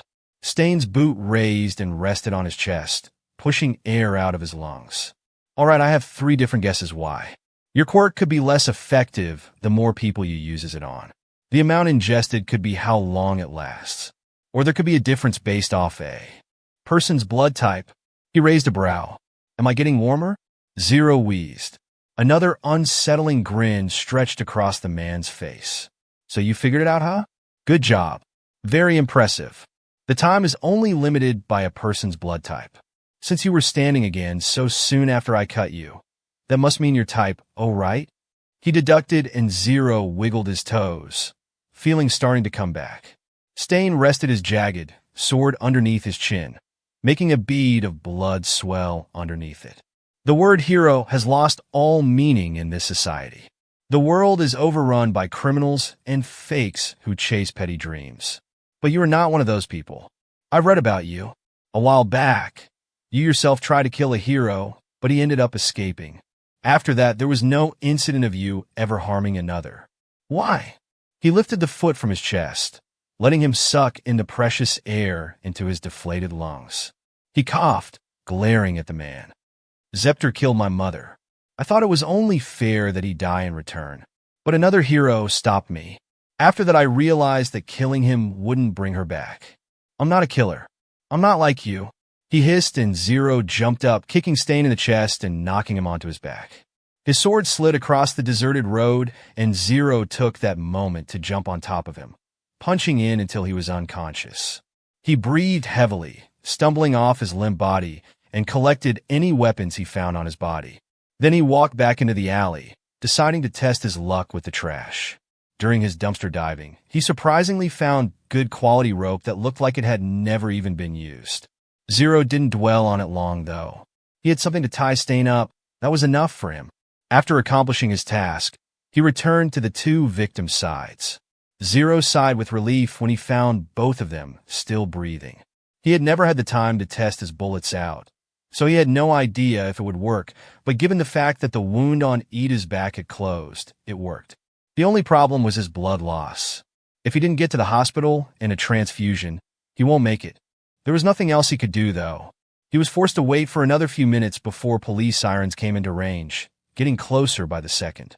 It was only when he saw the flashing lights that he stumbled up the fire escape and onto the roof, staying out of sight and using the rest of his energy to heal his own injuries before blacking out.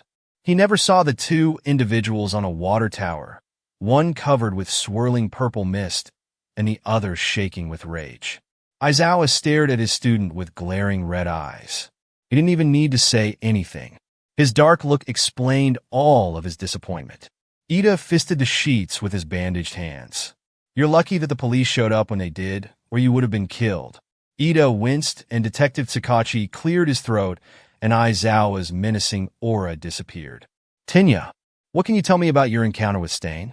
Do you know who defeated him?" We would like to find out which pro it was. Ida looked up at that. It wasn't a pro, he said, making the two adults more attentive. It was that vigilante that was at the USJ. Zero. He was also down in Hosu. I think I blacked out, though, cause I don't remember much. 1 minute he was on the ground, and then he was walking away. He looked pretty injured, too. Aizawa's fingers twitched by his side, and Sakachi sighed. I should have known, but what was he doing down in Hosu anyway? That is not his normal route. Did you see where he went? If he's injured, then we should try to find him as soon as possible. He could already be. Sakachi winced and glanced at Aizawa, who looked just about ready to combust. He laid a hand on his shoulder and nodded his head when he looked up. Go find him. The tired teacher calmly opened the hospital door and walked out. But as soon as he stepped out of the hospital, he was flying across the city and back to the crime scene. It's warm. Izuku peeled his heavy eyes open and stared up at a blurry, scruffy, familiar face. When his vision cleared, he realized that he was still on top of the roof in Hosu and lying against Aizawa. Oh, hey, Eraser, he rasped. What happened? You fought Stain, and as much as I want to scold you for picking a fight with him, I'm also grateful. Thank you for saving my student, and I'm so glad that you're okay, he said softly, keeping Izuku close to his chest. Izuku closed his eyes. Aizawa's coffee and smoky smell was safe. He was home. What were you doing in Hosu anyway? Izuku's cheeks tinted a light red. I knew that the hero killer was down in Hosu, so he stammered, and Aizawa's face darkened. You knowingly went to face the hero killers? He asked calmly, and Izuku squeaked. I was going to take him down from a distance, but then your student got in the way. I had to. He played with his fingers. Aizawa ran his hand through his hair. Midoriya, you shouldn't have even been in the same town as him, let alone fight. He sighed. Problem children. All of you? He murmured under his breath. Izuku's lips twitched, and he reached up to pluck a hair from Aizawa's head. The man turned to face him, and Izuku smirked, holding up a gray hair. Aizawa's black eye twitched, and he activated his quirk, making his hair float. Kid, he growled, and Izuku yelped in terror. 3 days later, Izuku was back on his feet and patrolling with Aizawa. Karma's been pretty low lately, so they would mostly call it spending time together. Tonight, though, Izuku was on his own. Aizawa needed a much-needed break, so the boy could only assume that he was sleeping. It was fine. He saw the bags that looked like they were being held down by weights underneath the hero's eyes. Izuku hoped that he was getting all of the sleep he could get. He couldn't help but miss him, though. It's been a while since they haven't patrolled together, and Izuku was lonely. He sighed as he walked down the quiet streets of Tokyo. Well, I guess there will be no crime stopping tonight. Zero swung the strap of blackout over his head and let it rest on his back as he turned to go back to his warehouse. However, there was someone blocking his path. He stopped, hands itching to the blades on his thighs. Several tense moments passed before the man put his hands up and stepped out of the shadows. Zero's brows lifted in surprise as the boy approached him with a solemn look. Tenya Ida, good to see you on your feet. What are you doing on the streets at? He glanced at his watch. 1:30 in the morning? Ida swallowed. Please, he started. My brother is hurt. I heard that your quirk has advanced healing abilities. He'll never be able to walk again. He was close to tears. He'll never be a hero again. Please help him. I know you don't owe me anything, especially after what happened with Stain, but I will do anything if it means you will help him. Nothing but the barking of dogs broke the heavy silence between them. Zero stared at his broken-hearted face and sighed. You don't know me, yet you're trusting that I will help your brother instead of just ending his suffering. I've read about you. You may be a vigilante, but you help the innocent. You heal their injuries. You healed Mr. Aizawa in a day, and he came out without a scratch. You healed me when you could have just left me to die. You help the heroes. I don't help your so-called heroes. Zero spat, shocking Ida. I only help the civilians they put in danger. Stain crippled and murdered innocents. He killed heroes who had families and people who loved them. They were good people, but they only became heroes for the money and fame. I don't like how he went about doing it, but I agree with Stain's ideology. His eyes softened underneath his hood. I used to adore heroes. Ingenium was one of them. I'm sorry. But I can't help you. Zero walked past him. Mr. Aizawa is a hero, though, Ida said softly, making him stop. What's different about him? I wasn't there, but my classmates told me that you protected him from the Nomu, and you seem protective of him. Is he your father or something? He asked, and Zero closed his eyes. He was his father in everything but blood. Although, he wasn't sure if Aizawa felt the same. He couldn't imagine what he would do if he lost him. He already lost his mother, and it almost killed him. That was a feeling Izuku never wanted to have again. Ida was just scared. He was still a teenager, and sometimes Izuku forgot that he was too. Zero opened his eyes and slouched in defeat. Come with me, he said, and walked away, not bothering to look over his shoulder to know that Ida was following. Zero poured the hot water into the porcelain mugs and dipped the tea pouches inside. He placed one in front of Ida and leaned against the counter, cupping the steaming drink between his gloved hands. He knew that Ida could be trusted, but he wasn't going to give up his identity. Izuku Midoriya was still legally dead. Tell me about your brother, he said, and Ida glanced up from where he was nursing the tea. He cleared his throat and sat up straighter. My brother is an unmatched commander who... I didn't ask about Ingenium. Zero interrupted. I asked about your brother. I know who Ingenium is, but nothing about Tensei Ida. Ida blinked. Oh, he started again. He is a beacon of discipline, a paragon of responsibility, and an embodiment of unwavering determination. From a young age, my brother displayed an exemplary commitment to justice and order, a trait that has only strengthened over the years. Tenya's eyes light up as he recounts his brother's accomplishments, each achievement a testament to an indomitable spirit. In both academics and heroics, my brother has soared to unparalleled heights. His dedication to excellence is truly unparalleled, serving as an inspiration not just to me, but to all who have the privilege of knowing him. Whether it's leading by example in the field or guiding others with sagacious counsel, he stands as a paragon of virtue. As he continues, Tenya's words paint a vivid portrait of his brother's character. Beyond his formidable abilities, my brother possesses an innate kindness and empathy that defines true heroism. He approaches challenges not with arrogance, but with a genuine desire to make a positive impact on the world. His humility is a beacon that guides us all, reminding us that even the mightiest heroes are, at their core, driven by compassion. Tenya concludes with a note of profound gratitude. I am privileged to have such an incredible brother. He not only molds the world into a better place through his heroic deeds, but also shapes the hearts of those around him. In every sense, my brother is a beacon of inspiration, a living testament to the potential for greatness within us all. Ida talked about his brother with passion that it made Zero smile. He doesn't think that he's ever heard someone speak with such admiration. Zero's chest expanded with the deep breath he took.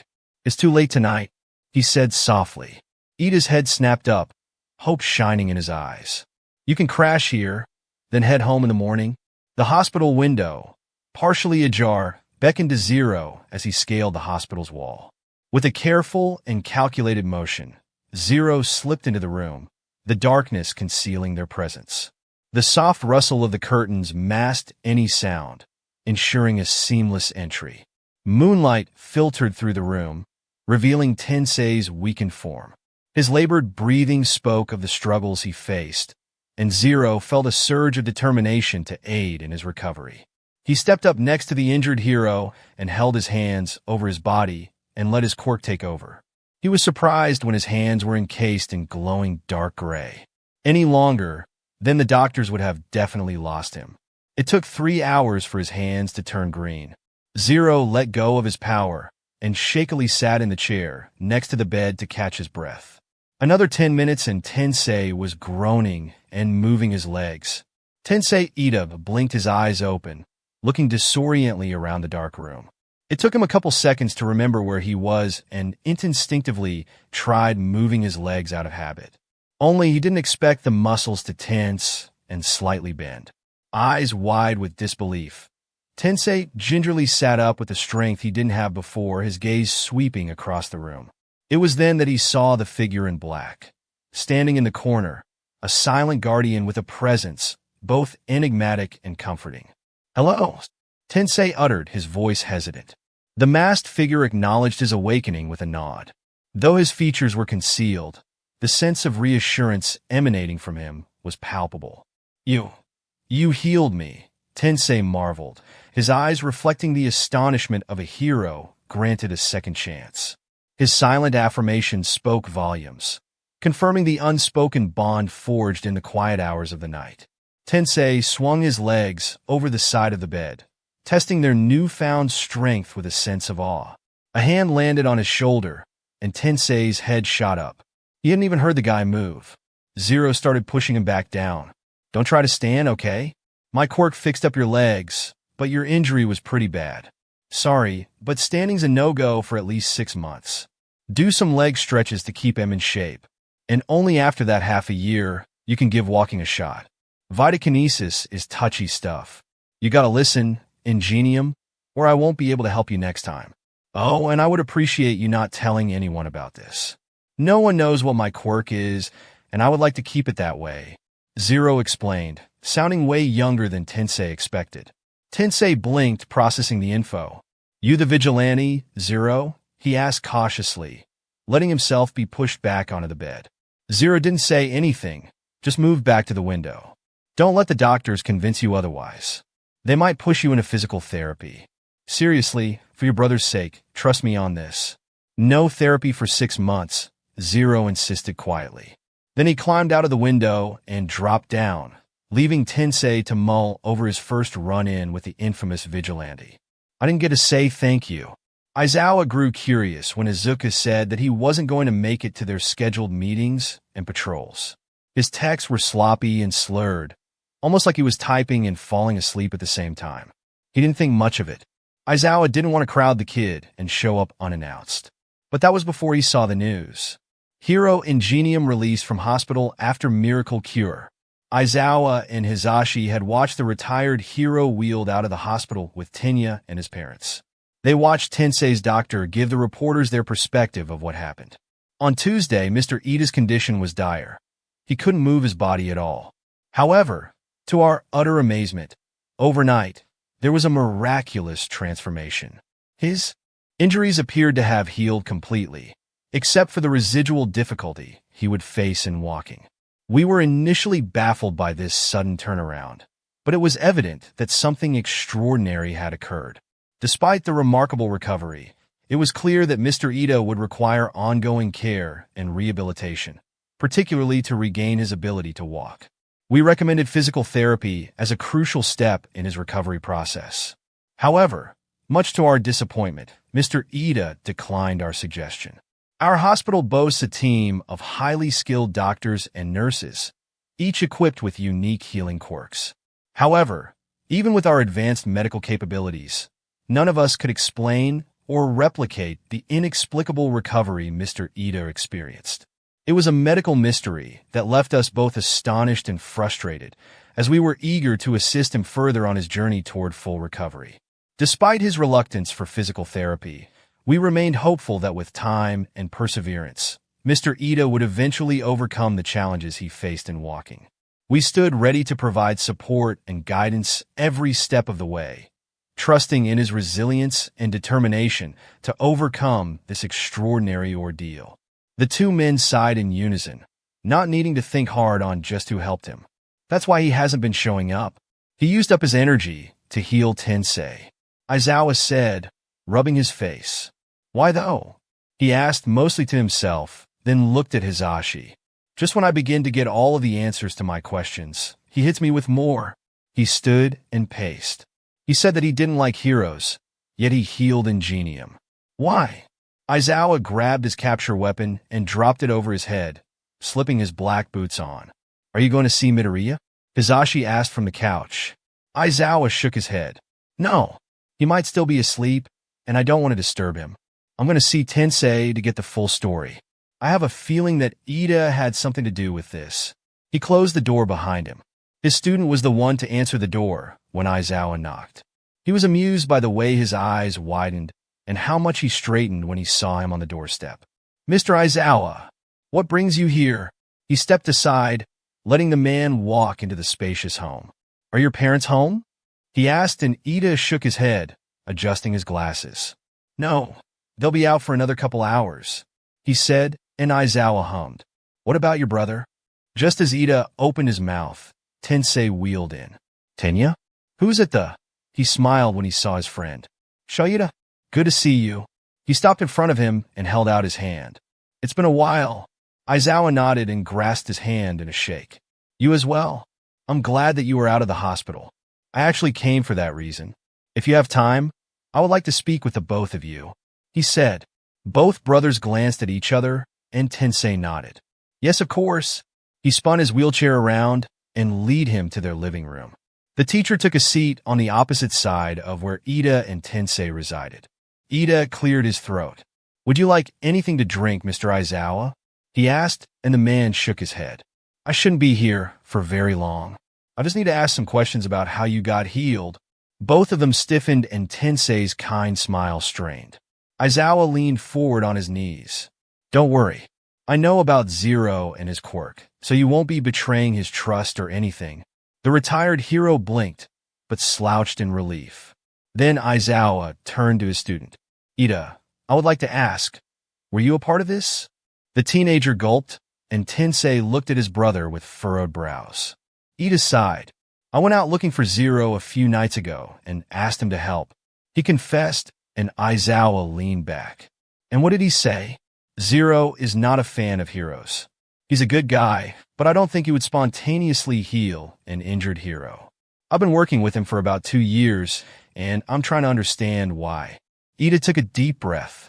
At first, he wasn't going to do it. He seemed kind of mad when I asked him. Told me that he doesn't help the so-called heroes, only the civilians that they put in danger. But I thought that since he healed you, he could also heal Tensei. Aizawa nodded once and set his attention on his friend. "I need to ask, did he tell you not to do physical therapy?" he asked, and the man nodded again. "He told me to not try walking for 6 months, just to do some stretches to keep them flexible. It seemed very important." He relayed. "May I ask why he helped if he is against heroes?" His friend was quiet for a time. "All I can tell you is that he doesn't believe in them anymore, that they failed him while he was growing up." Tensei frowned, pity flashing through his eyes. "I see. But then why does he work with you?" The corner of his lips tilted up behind his scarf. "He told me that I was," he made air quotes, "immune from his hatred." Tensei let a soft chuckle release. "Good. I'm glad that he has you." His smile sobered. "Shoda, how old is he?" He sounded so young. Around Tenya's age, really. Should he really be doing this? Aizawa rubbed the back of his head. "I couldn't stop him if I tried. He would probably stay away from me if I did. But don't worry, he can handle himself just fine." He stood, finally having everything cleared up, and turned his intimidating gaze to his student. "Ida." The boy snapped to attention. "I would very much appreciate that you don't pursue him again for the use of his quirk. Zero is very sensitive about heroes. Nobody knows who he is or what his quirk can do. It needs to stay that way." Tenya was already nodding. "Of course." He jumped up. "I'll see you out." The boy walked out. Aizawa shook Tensei's hand again. "It was good to see you, Shoyuda. Please tell Zero thank you for me the next time you see him." "I will." As said, Ida was standing next to the open door. "Mr. Aizawa, may I accompany you the next time you see Zero? I would like to thank him in person." Aizawa hummed. "I'll let you know," he simply said, and walked out the door. The cityscape stretched before them, its sprawling complexity a testament to the challenges that heroes and vigilantes faced. Aizawa's gaze remained fixed ahead, but his mind churned with thoughts about the enigmatic figure walking beside him. "I know you had a hand in Tensei Ida's recovery. The precision of your quirk usage isn't something easily missed," Aizawa suddenly said. Zero winced but didn't say anything. "Zero, healing quirks aren't something to be taken lightly. They come with their own set of risks and consequences," Aizawa continued, his tone unwavering. "You might have helped Ingenium, but you need to understand the implications of what you're doing. Heroes have rules, even if they might seem inconvenient at times." Zero turned his masked face toward Aizawa, the moonlight catching the edges of his silhouette. "Rules can be limiting. Sometimes, unconventional methods are necessary." Zero replied cryptically. Aizawa's frown deepened, an unspoken disagreement lingering in the air. The road you're on is a dangerous one. You may have good intentions, but that doesn't guarantee a positive outcome. Keep that in mind. Aizawa's stern expression softened for a moment, acknowledging the truth in those words. Just be cautious. I don't want you to get in a situation that you can't get out of, he warned before nodding toward the direction of the approaching dawn. I'm heading back. Stay sharp. Zero merely inclined his head in acknowledgement, and with that, Aizawa and Zero parted ways, each disappearing into the shadows that had become their domain. As the night settled into a calm stillness, and the streets remained devoid of crime, Zero found himself standing on a rooftop, overlooking the city. Just as the tranquility began to seep in, a sudden commotion reached his ears. Down below, a little girl with long, white hair darted through the streets, pursued by two figures donning ominous bird masks. Without a moment's hesitation, Zero leaped into action, his form melding seamlessly with the darkness as they descended to the streets below, stepping into the alley just as the pursued child dashed past. His gloved hand shot out and dragged the frightened girl into the protective shadows. The masked figure slowed down in front of the alley. Where did she go? One of them whispered, sounding panicked. If boss finds out she's gone, he's going to... Shut up, the other hissed. In the shelter of the alley, Zero crouched down, maintaining a tight but reassuring grip on the girl. The little one, wide-eyed and scared, looked up at the enigmatic figure with naked fear and shaking head to toe, gripping onto the hand that was keeping her mouth obscured. Shoo, you're safe now, Zero whispered softly, their voice a soothing melody in the midst of chaos. He focused his attention back onto the two men. She couldn't have gotten far. The man looked around the streets for the girl in Zero's arms, her trembling body practically vibrating from fear. Zero tensed as their masked faces swiveled around. One of them finally huffed. Come on, let's keep looking. With that, they both ran, and Zero waited until their footsteps faded before he loosed his grip on the terrified child, twisting her around gently to face him. The poor girl's red eyes were swimming in tears. Zero's intimidating presence dropped, and he lowered his hood and mask, revealing Izuku's smile. Hello. Sorry if I scared you. I really am trying to help. My name is Izuku. What's yours? He said quietly, and the girl sniffled, wiping at her pale face. Izuku's eyes flicked up, just noticing the small horn protruding in the corner of her forehead. Eri, she whimpered. Well, it's very nice to meet you, Eri, he said with such lightness that her trembling started to ease. He looked at her appearance and barely reined in the disgust at the sight of the old rags that hung off her skinny from and the freshly wrapped bandages on her arms and legs. What do you say we get you out of here? I'll take you to a safe place, I promise, he reassured. After a few seconds, the little girl nodded. Can I pick you up? Or do you want to walk? Another moment of hesitation before the girl lifted her arms. Izuku smiled, readjusting his mask and head before gently picking her up and hold her against his chest. She's so light. Zero peeked out of the alley for the two men before going in the opposite direction. Little by little, Eri's tension started to dissipate while Zero talked to her cheerfully, realizing that she was safe now. She would respond to some of his easy questions with no more than 3 words. When he finally reached his warehouse, he reached for his grappling hook and held it up over his head. Hold on tight. When she got a more secure hold, Zero pulled the trigger and the hook wedged into the open windowsill. He pressed the button on the back of the gun and let his body fly up and through the window. Eri squeaked with surprise, and Zero landed inside the darkness of his sanctuary. He walked in further, having memorized the layout and right to the light switch. Christmas lights flickered on, lighting up the dark space and giving it a more welcoming presence. He walked to his nest of pillows and blankets, setting Eri down on its soft surface. She watched him owlishly as he walked towards the big wardrobe against the wall, slipping Blackout's case off his shoulders and sliding it on the bottom shelf. He stripped off his vigilante uniform, using the swinging door to change behind into shorts and a t-shirt. When he finished, he closed the double doors and walked up to her loosely, non-threatening. When he got in front of her, he kneeled down and held out his hands. Can I touch you? The girl swallowed apprehensively, but shakily brought her arms up. Izuku, still holding that easygoing smile, carefully unwrapping the bandages. The smile wavered when he saw all of the surgical wounds and scars, both old and new. He almost tightened his grip and scowled in disgust, but he managed to maintain an unjudgmental face. He looked up into her teary red eyes. Would you like me to heal them? I have a quirk called vitakinesis. These will be gone in no time.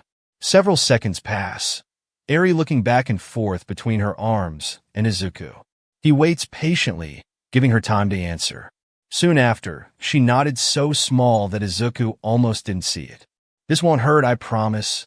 Keeping one hand around her elbow, he held the other over her frail arm, and Eri gasped at the soft yellow glow that encased his hands. She watched the scars on her arm shrink until it was smooth skin. Once his hands turned green, Izuku moved on her other arm, unwrapping the bandages and healing her arm. Her legs were the exact same. Eri relaxed 5 minutes later when the last of her scars were healed. Izuku blinked slowly. He didn't use enough energy to make him want to sleep, but he still felt drowsy. Izuku grinned. So, what would you like to eat? Eri's transition to living with Izuku in his hideout was a delicate process, marked by both uncertainty and hope. The small, tucked-away space became a haven where she could begin to rebuild her life, away from the haunting memories of her past. At first, the hideout felt foreign to Eri, its confined quarters a stark contrast to the oppressive atmosphere she had endured under overhaul. However, Izuku went out of his way to create a warm and comforting environment. The walls adorned with simple decorations and makeshift curtains softened the edges of the concrete surroundings. Izuku took the time to introduce Eri to the routine of their daily life, a routine built on trust and understanding. He patiently explained the purpose of each room and the significance of their shared space. Eri, initially reserved and cautious, began to open up as she realized that she was now free to explore and make choices for herself. One of the first challenges was adjusting to a sense of normalcy. Izuku encouraged her to express her preferences and opinions, whether it was choosing what to eat for dinner or deciding on a bedtime story. Slowly, Eri found her voice, the hesitancy giving way to a newfound confidence. The hideout, once an unfamiliar refuge, transformed into a place where Eri could rediscover joy and innocence.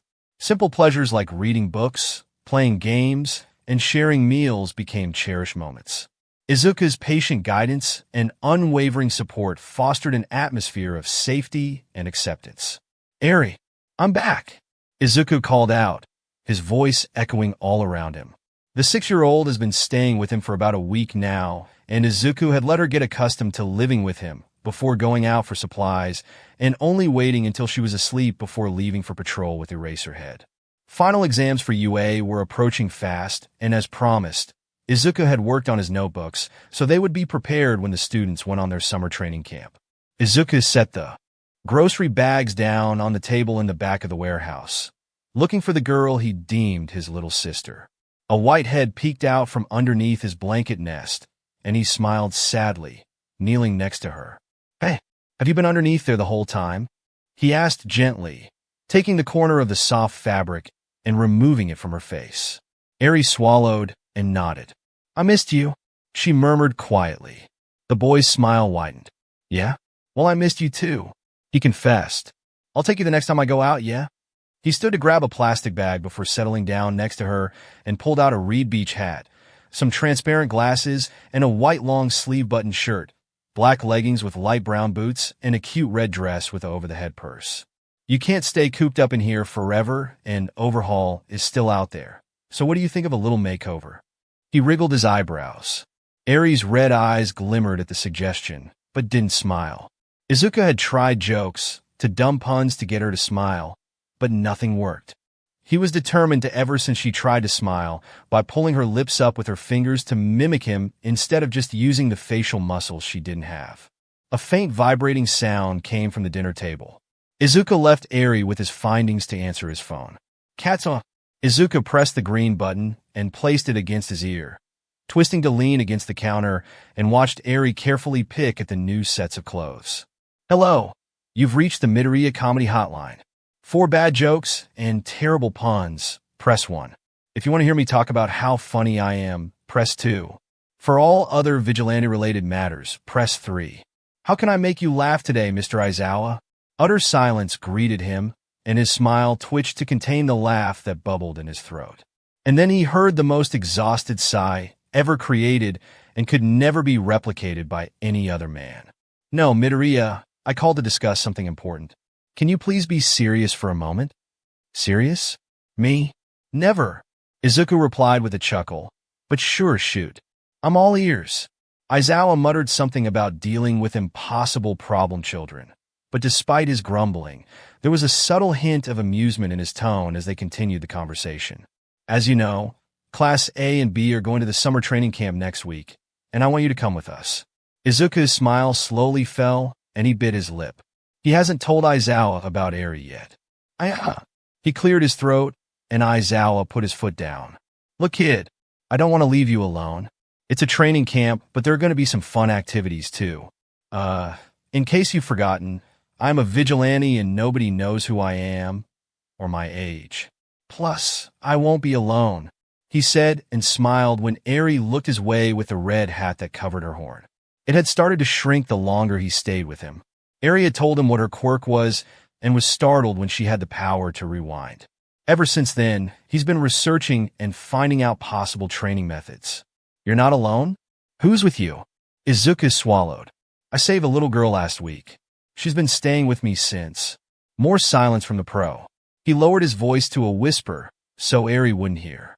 She was held captive for who knows how long and was tortured. She doesn't have anyone else to go to, and you didn't tell me because... He said, voice low and threatening. He wasn't even here, and Izuku started to sweat. He didn't need to be there to know that the man had activated his erasure quirk. Look, I'm barely starting to get her to trust me.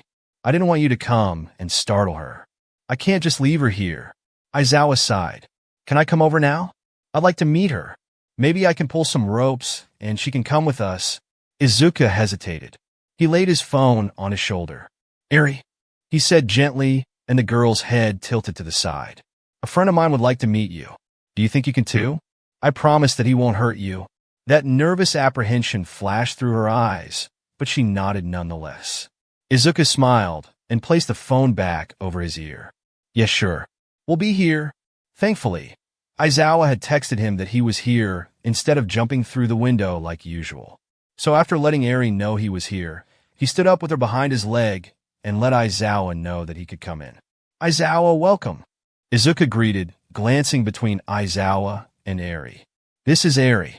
Eri, meet my mentor, Eraserhead. Eri, a bit shy but curious, offered a small wave. Hello, Eraserhead. Aizawa inclined his head in acknowledgement. Eri, Midoriya, we need to talk. As Aizawa and Izuku moved to a corner for a private conversation, Eri remained near the center of the room, unsure of whether to continue her activities or not. Aizawa, noting her uncertainty, decided to approach her directly after exchanging a few words with Izuku. Hello, Eri. Midoriya told me a bit about you, Aizawa said in his usual monotone voice. How are you adjusting to life here? Eri, with a hint of hesitation, replied, It's nice. Izuku takes care of me. Aizawa nodded. Good to know. If you ever need anything or have any concerns, don't hesitate to let me or Midoriya know. We're here to help. The tension left Eri's body at that, her trust in Izuku extending to his mentor. Thank you, Eraserhead. Aizawa returned to his conversation with Izuku, but not before casting a discerning gaze around the hideout, evaluating the suitability of the environment for Eri. As the mentor and student discussed matters related to the upcoming training camp, Eri continued her activities, gradually warming up to the idea of Aizawa's presence in their lives. You don't need to reveal your identity. That's not what I'm trying to say. You have an eye when it comes to quirk analysis like no one I've ever seen, not even Nizu, and you can just give the notebooks to them yourself. Izuku scratched his head, not noticing Aizawa examining the orange and black weave bracelet. You're not going to stop until I say yes, huh? His clear answer was the lift of Aizawa's eyebrow, making Izuku's sign, and turned to his little sister. Eri, how would you feel about going on a camping trip? In the dimly lit room, Katsuki Bakugo lay on his bed, the weight of the upcoming summer training camp hanging in the air. The anticipation and anxiety stirred within him, creating a turbulent sea of emotions. His mind involuntarily drifted to thoughts of Izuku Midoriya, his former friend, whose absence left an indelible mark on Katsuki's conscience. Fingers absent-mindedly traced the woven black and green bracelet that adorned Katsuki's wrist. It was a memento from the past, a token of a friendship that had once burned bright but was now tinged with sorrow. The colors of the bracelet were a silent tribute to the unique bond they had shared, the fierce rivalry and the camaraderie that had defined their relationship. As he stared at the ceiling, memories of Izuku's determination, his unwavering spirit played like a haunting reel in Katsuki's mind. A flicker of regret touched his features, a sentiment rarely visible on the explosive teenager's face. Why the hell did it have to end like this, Deku? Katsuki muttered to the empty room, the words carrying a weight of unresolved emotions. The summer training camp loomed ahead, a stark reminder of the challenges they would face, but also a cruel reminder that Izuku would not be there to share the burden. In the solitude of the night, Bakugo found himself grappling with conflicting emotions, the desire to surpass his own limits and the unspoken yearning for the presence of a rival who had once been his closest confidant. The bracelet, intertwined with memories and regrets, became a tangible link to the past. As the night wore on, Katsuki's thoughts remained entangled with the ghost of his past friendship, and he clutched the woven bracelet tighter, as if holding onto a fragment of a time when the future seemed limitless and the world hadn't been tainted by loss. The impending dawn brought with it the promise of a new day. But for Katsuki, the shadows of the night lingered, casting a silent pall over the room and the memories he couldn't escape. Now that you've finished your first semester at UA High, it's time for summer break to officially begin. However, don't think this will be months of rest for you heroes in training. At this camp, we'll push you to go beyond your limits. You're aiming to become plus ultra. Aizawa said to his students tiredly. Yes, sir. Just as he saw them about to burst with excitement, he hit them with one more surprise. By the way, those 3 words made them all tense. Someone will be joining us. He will help you point out any weaknesses and what to focus on. The students started to murmur to each other, and Aizawa's eyes flicked up to where Zero was crouching on top of the bus. He raised an eyebrow at Jiro, who didn't seem to have heard him. Who is it, Mr. Aizawa? The teacher only glanced up at Zero again, prompting the rest of them to as well, most of them gasping at the vigilante. He scanned them all with a scrutinizing gaze and shifted, making the assembled sniper on his back move as well. Zero will be assisting myself, Vlad King, and the pro heroes we will be meeting at the camp. Aizawa nodded at his teenage partner, and he jumped behind the bus, coming around a few seconds later with Eri clutching his hand, the beach hat shadowing her face. The girls squealed at the shy girl as the 2 of them came to a stop next to Aizawa. Movement caught his eye, and he noticed Minoru Mineta inching towards the 2 of them. He was salivating at the 6-year-old beside him. Zero's eyes widened in anger, and he caught a bit of what he was saying. Gonna look so good when she's older. Mineta? Kirishima said hesitantly, glancing at the furious teenager to his classmate. Eri tightening her grasp on his pant leg was enough for him to reach back. The entire class gasped, and Mineta's eyes crossed at the barrel of blackout against his forehead. The boy shrieked and fell on his ass. Zero's lightning green eyes flashed. What did you say? He murmured so deathly quiet that everyone's danger instinct shot through the roof. You're here to become a hero, not to indulge your pathetic desires. Keep your perverted antics away from my little sister, or you'll find out just how unpleasant dealing with me can be, he said. Understand? Mineta nodded, eyes wet. Zero narrowed his eyes and slung blackout across his back, laying a comforting hand on Eri's head. Mineta scurried behind Kaminari as if he'd protect him. Several tense seconds later, Aizawa got their attention again. All right, everyone, find your seats. We're leaving. Zero pulled out his phone and gave it to Eri to entertain her for the duration of the trip when they sat down next to Aizawa. As soon as the bus was out of UA, chaos had erupted. Students were talking, yelling, and standing. I can't believe with your track record of expelling students, you haven't kicked that little asshole out of UA for good, Zero said, eyes not leaving Eri's white head. Aizawa sighed next to him. I know about his habits, and I've been keeping a close eye on him. Believe me when I say he really has shown potential in being a hero. Zero rolled his eyes. Yeah, sure. 1 hour later, the bus stopped and pulled over onto a flat piece of land on the side of the road. Students piled out, stretching, and Mineta was scrabbling around. And they also noticed the car parked there, seemingly waiting for them. Zero and Eri walked off as well with the latter rubbing her eye. You don't really think we stopped here just so you could stretch your legs to you? Aizawa said, hands in his pockets, and Mineta ran up to them. Please, sir, the bathroom. The door to the parked car opened. Hey, Eraser. 2 women, dressed in pink and blue cat costumes, stepped out. Aizawa bowed. Long time no see. Zero hummed. Ah, the wild, wild pussycats. Your feline fantasies are here. Say meow. Perfectly cute cat-like girls. You can call us the wild, wild pussycats. The women said simultaneously, and a little boy stepped up next to them. These are the pro heroes you'll be working with at the summer training camp. Zero sighed quietly. Sure, they were very kind people, but his distaste for heroes still stands, so he couldn't help it. The woman in the pink cat costume pointed over the railing. We own this whole stretch of land out here.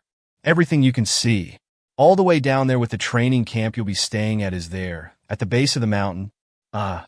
Then why do we stop all the way out here?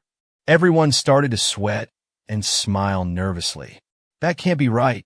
I'm back on the bus, quick. We should go. Good idea. Load up.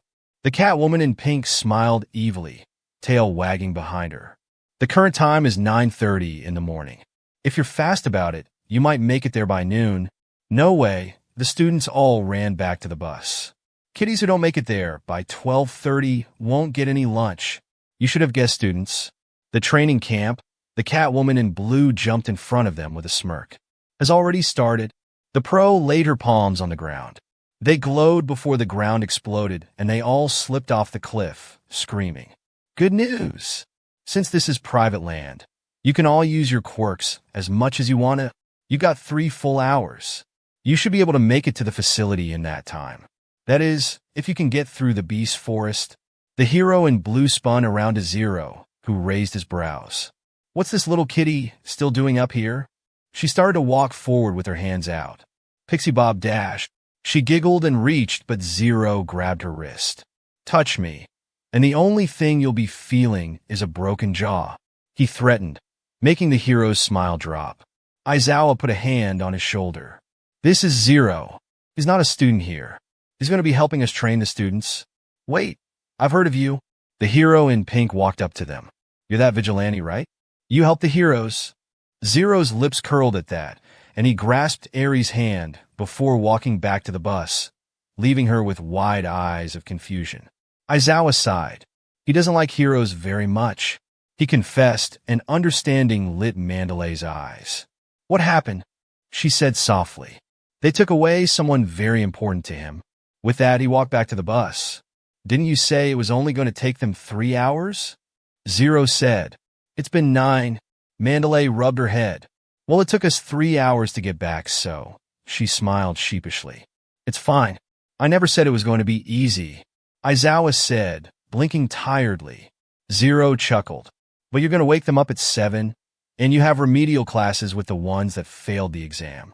That's a little cruel, don't you think? Aizawa raised his eyebrow. Like I said, not easy. This is a walk in the park compared to what they have to do when they become pros.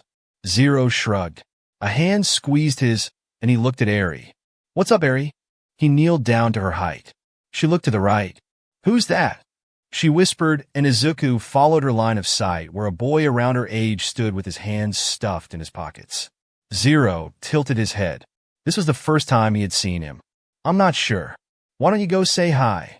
He suggested, and Eri bit her lip, so Zero gently pushed her. Go on. Eri nodded and shuffled over to him. He's actually my cousin's son, Mandalay said. He just lives with us now. Her expression saddened. 2 years ago, Koda's parents were protecting citizens from a villain, and they didn't survive. For a hero, it was a respectable way to die an honorable death. But a child barely aware of what was around him couldn't understand that. His whole world had revolved around his parents. To him, all he thought were his parents leaving him behind. Society kept praising them, saying it was a good thing for heroes, a wonderful thing. He doesn't seem to like us much, either, since we're also heroes. But it's like he's just here, because there's nowhere else for him to go. To Koda, heroes are a kind of human he can't understand and finds unpleasant. She smiled at her second cousin when he blushed when Eri spoke to him. She's adorable. What's her name? Zero smiled too when the two kids started to talk. Eri. I rescued her a couple of weeks ago, and she's been staying with me since. Heavily panting reached their ears as the students started filing out of the forest, scrapes and bruises littering their bodies. Zero's eyes focused on his old friend, who was looking just as exhausted. Some of them collapsed when they made it into the clearing. You said it would only take like 3 hours. Zero complained. I guess we timed it by how long it would take us, sorry. Mandalay said, not sounding very sincere. I'm starving. This is hell. Meow, meow, meow, meow, meow, meow. I thought it would take you kittens even longer. But you did much better against my dirt monsters than I thought you would. You guys were seriously great. Especially the 3 of you. She pointed to Katsuki, Todoroki, and Ida. It seems like you've had quite a bit of experience. She licked her lips and lunged at them. I call these dibs on these kittens. I'll groom them myself. She danced around them. Mandalay, has she always been like this? Aizawa asked, and she shrugged. It's gotten worse lately. She's at the age to take a mate. Zero scrunched his nose. No disrespect, but isn't she in her 30s? Mandalay winced. Uraraka walked up to the 2 children by the building. Hi there. My name is Uraraka. What's yours? She asked with a friendly smile. Koda huffed and walked away. The last thing I want is to hang with some wannabe heroes, he declared and disappeared in the building. Uraraka, still hopeful, looked at his little sister, who gulped. I'm Eri. She squeaked before running back over to Zero, latching onto his waist. She's a little shy, he told the teenager while petting her hair. No playing around. Get your stuff off the bus. Once your bags are in the rooms, we'll have dinner in the cafeteria. After that, you can bathe and sleep. Tomorrow, your training starts in earnest. You better get a move on. Izuku smiled at Eri's enthusiasm as he braided her hair. She had spent the last of the day with the wild pussycats and came to him excitedly about the stories they told the little girl. Her lips weren't smiling, but her eyes sure were. Eri was healing. When I grow up, I want to be a hero. His hands stilled, smile dropping from his face. When he stopped braiding, she looked over her shoulder with an innocent look. Just like you are, she said, and Izuku chuffed. Oh, Eri, he said softly and finished off the braid, tying it with a rubber band. She turned around and sat on his crossed legs, making him clasp his hands behind her back for support. I'm no hero, Eri pouted, but you are a hero, and you help people. I want to help people too, Izuku. Izuku sighed, a mix of emotions crossing his face. Eri, I don't want you to go through the hardships I've faced. Heroes have their flaws, and the world can be a tough place. Eri looked down for a moment before meeting Izuku's gaze again. I know it's hard, but I want to make a difference. I want to be like you because you're kind, and you saved me. Izuku couldn't help but be moved by Eri's sincerity. He gently touched her cheek, a bittersweet smile on his face. Eri, if you want to be a hero, I'll support you every step of the way. Just promise me you'll always stay true to yourself and never lose that kindness. Eri nodded with determination. I promise, Izuku. I want to be a hero who helps people and brings smiles, just like you. She wrapped her arms around his neck, and Izuku hugged her back tight. Eri fell asleep, still wrapped in Izuku's arms when Aizawa walked in a few minutes later with his hair tied back.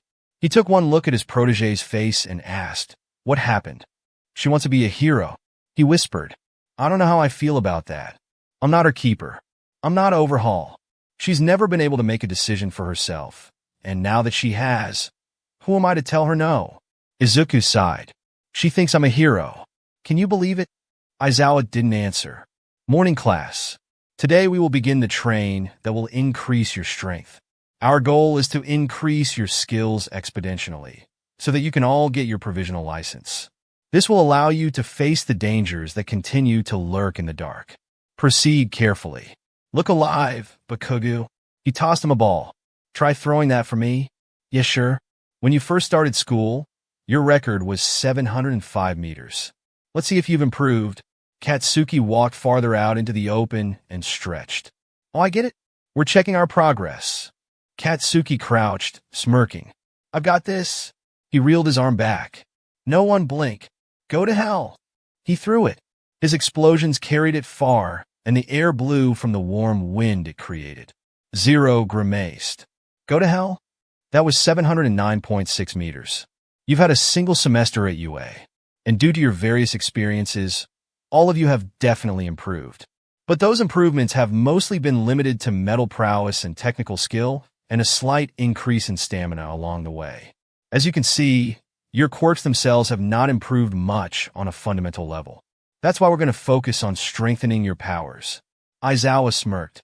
This will be so hard you'll feel like you're dying. Let's hope you all survive. 2 hours later, Class 1B walked out, still rubbing their eyes from sleep, while it looked like they've been training for 3 days straight. Last semester, Class A got all the attention, so next semester, it'll be Class B's turn. Got it? It won't be Class A, it'll be Class B. Zero looked down from the tree he was sitting in as 1B stopped below him. He rolled his eyes. Vlad King wanted to beat Class A. How was that going to happen if he didn't bother to wake them all up from their beauty sleep? Those of you who are operative types will have to raise your maximum limits. Heteromorphic types and other composite types need to train the parts of their body related to their quirks, Vlad explained, and Aizawa walked up to them. Normally, this would occur as your bodies grow, but we don't have that time. Class B, you guys hurry up too. But once we join, there will be 40. In all, can just 6 people manage the quirks of that many people? That's why they're here. That's right. The whole team of the Pussycats jumped in. The 4 of us are one. Lock on with these sparkling gazes. We've come to lend a paw and help. Coming out of nowhere, stingingly cute and cat-like. Wild Pussycats. The full version. I'm Ragdoll, and my quirk is Search. I can know all the info about up to 100 people by just looking at them. I can find out their location and weaknesses, too. Pixabob jumped up to them. With my Earth Flow, I can make the perfect places for each person to train. And with my telepath, I can give advice to multiple people at once, Mandalay said. And my job is through punching and kicking, said a man they called Tiger. Plus, there is one more instructor who will be joining us, Aizawa said ominously. Class B looked around. Who? Me? The students all jumped, and Zero stepped off the tree branch, catching himself with it before dropping the rest of the way down. Is that a gun? You're Zero. Yep. And don't expect me to go easy on you either. You're here to be heroes? Then you have to earn it, he said with determination, and a shiver slithered down Class B's spine at the slightly savage look in his green eyes. Aizawa had decided to give mercy to the students and let them all get water and relax. After 10 minutes or so, Zero came up front to join the teachers, dropping his duffel bag to the floor. Everyone was instantly on alert, especially when they saw the hint of a smirk in Zero's eyes. All right, everyone, Aizawa announced with his hands in his pockets. Training is not over yet. The only reason you're getting a break is because I had Zero do a little project for you all. He nodded at his teenage partner, and Zero ripped the bag open, revealing stacks of notebooks. These notebooks are filled with an analysis of your quirks and fighting styles. They'll list all of your strengths and all of your weaknesses. You think you know the extent of your quirk? Well, you don't. There is so much about your powers that you have yet to discover. Zero grabbed a pile and started towards them, passing them out one by one, listing their faults on the way. Then he got to the biggest one, Shoto Todoroki, youngest son of the number 2 hero, Endeavor. He said with a hum, passing him his notebook. You're not using your fire. You could be the most powerful individual in this class. yet you're only using half of your strength. That's why Bakugo beat you in the sports festival. You're angry. He said. Everyone held their breaths as the boy glared at him. Zero shrugged. It's none of my business why, but you refuse because you think it's your father's quirk, yes? Todoroki's blink was the only shock he showed. Well, it's not. It's yours. Your quirk, not his. Todoroki's breathing picked up and his eyes widened. You decide its limits. You decide how to use it. With that, he turns to last but not least. Kak, he coughed. Katsuki Bakugo. The explosive boy snatched the book out of his hand. Your problem is your overconfidence. It's good to try hard, but you were trying a little too hard. Why? He looked into the familiar angry red eyes and watched sorrow flash for a split second before it disappeared. Are you doing this to become the best? Or are you doing it for someone else? Katsuki snarled, jumping up from the ground and grabbing his collar. Who do you think you are? You know nothing about me. I'm going to be the best without your shitty advice, he said. Zero reached up, gently but firmly grasping his wrists and pulling it off his coat. He patted down all of the invisible dust on his coat and sighed. Well, I'm sure that whoever you're doing this for, your parents, a friend, they're very proud of you, he said a little too softly. Katsuki twitched in shock and his eyes glazed. Zero took a step back. All of your quirks' capabilities will be tested here. It's easy to forget that quirks are physical abilities too. One wrong move, you could kill someone or yourself. The vigilante walked away with his back turned. Don't worry, though, he said, looking over his shoulder. That's what I'm here for. He exited the clearing, needing to check on Eri. Just as he entered the forest line, he faintly heard Kirishima say, "That was such a manly exit. Thank you for joining us on this journey." Zero was surprised that everyone was still standing after today's training, considering that half of them looked like they were already asleep. The Pussycats were excitedly telling them that they were cooking their own meals from now on, and Zero sympathized with them. Even after 12 straight hours of training, they were still being worked. When the students started to move, Zero turned to Aizawa. You're going to give them a break, right? Let them sleep in. His tired, bloodshot eyes met his. This camp isn't supposed to be easy. They are here to train. Zero nodded. Yeah, but don't you think it'll be hard when they collapse from exhaustion? Plus, they could get seriously hurt. It's only 6, and you guys are still planning to keep them out here. Even if it isn't for training, then you still have your remedial class. Aizawa held out a hand. Okay, I get it. I'll think about it. The teenager shifted until his back was to the students before reaching up and pulling the face mask off so that Aizawa could Izuku's sparkling grin. You're the best, you know that? He said, then, without caring about who could possibly be watching, Izuku hugged him. Aizawa's eyes bulged in shock. He looked around, but no one seemed to be watching them. The man smiled behind his capture weapon and laid a hand on Izuku's soft green curls. The moment between father and son was interrupted when a hand pulled on Izuku's pant leg. Izuku looked down to find his little sister there with big eyes. Izuku? Where is Kota going? The teen blinked, and both he and Aizawa looked in the direction where indeed the boy was walking into the forest and out of sight. Izuku hummed and broke away from Aizawa. I don't know. How about we go find out? He said, and Eri nodded. Can we bring him food? She asked, and Izuku smiled. That's a great idea. He pulled his mask back up and pulled her along to the huge pot filled with curry. Eri and Zero followed the small footsteps all the way up to a cliffside overlooking the entire forest. They found Kota sitting close to the ledge with his legs tucked against his chest. Zero smirked when he heard the boy's stomach growl. I heard that, he said as they walked up to him. Kota's head snapped up, eyes wide, and stumbled to his feet with a glare. How did you find me? He demanded, and Zero shrugged. We just followed the trail of your footsteps. You didn't need any food, so Eri and I brought you some. Go away. This is my secret hideout. Zero blinked, looking around. This is a secret hideout? That's pretty cool, kid, he said. Kota sneered and looked away when Zero offered him the bowl of curry, choosing to sit back down and just let his stomach continue to protest. Zero sighed, sitting with him, Eri coming around to Kota's other side. Your parents were the water hose duo, right? He asked bluntly, and Kota gasped, spinning to him. Did Mandalay tell you? he demanded, and Zero held his hands up. She told me what happened, not who they were. I remember them, saw them on the news. I remembered thinking that if I was there, then I could have saved them, but they were too far away. The boy sneered at him. So you were a hero?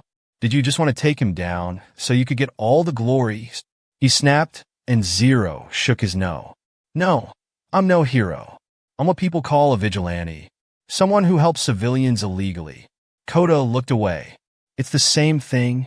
He grumbled, and Izuku smiled bitterly. They sat in silence before Zero told him his story.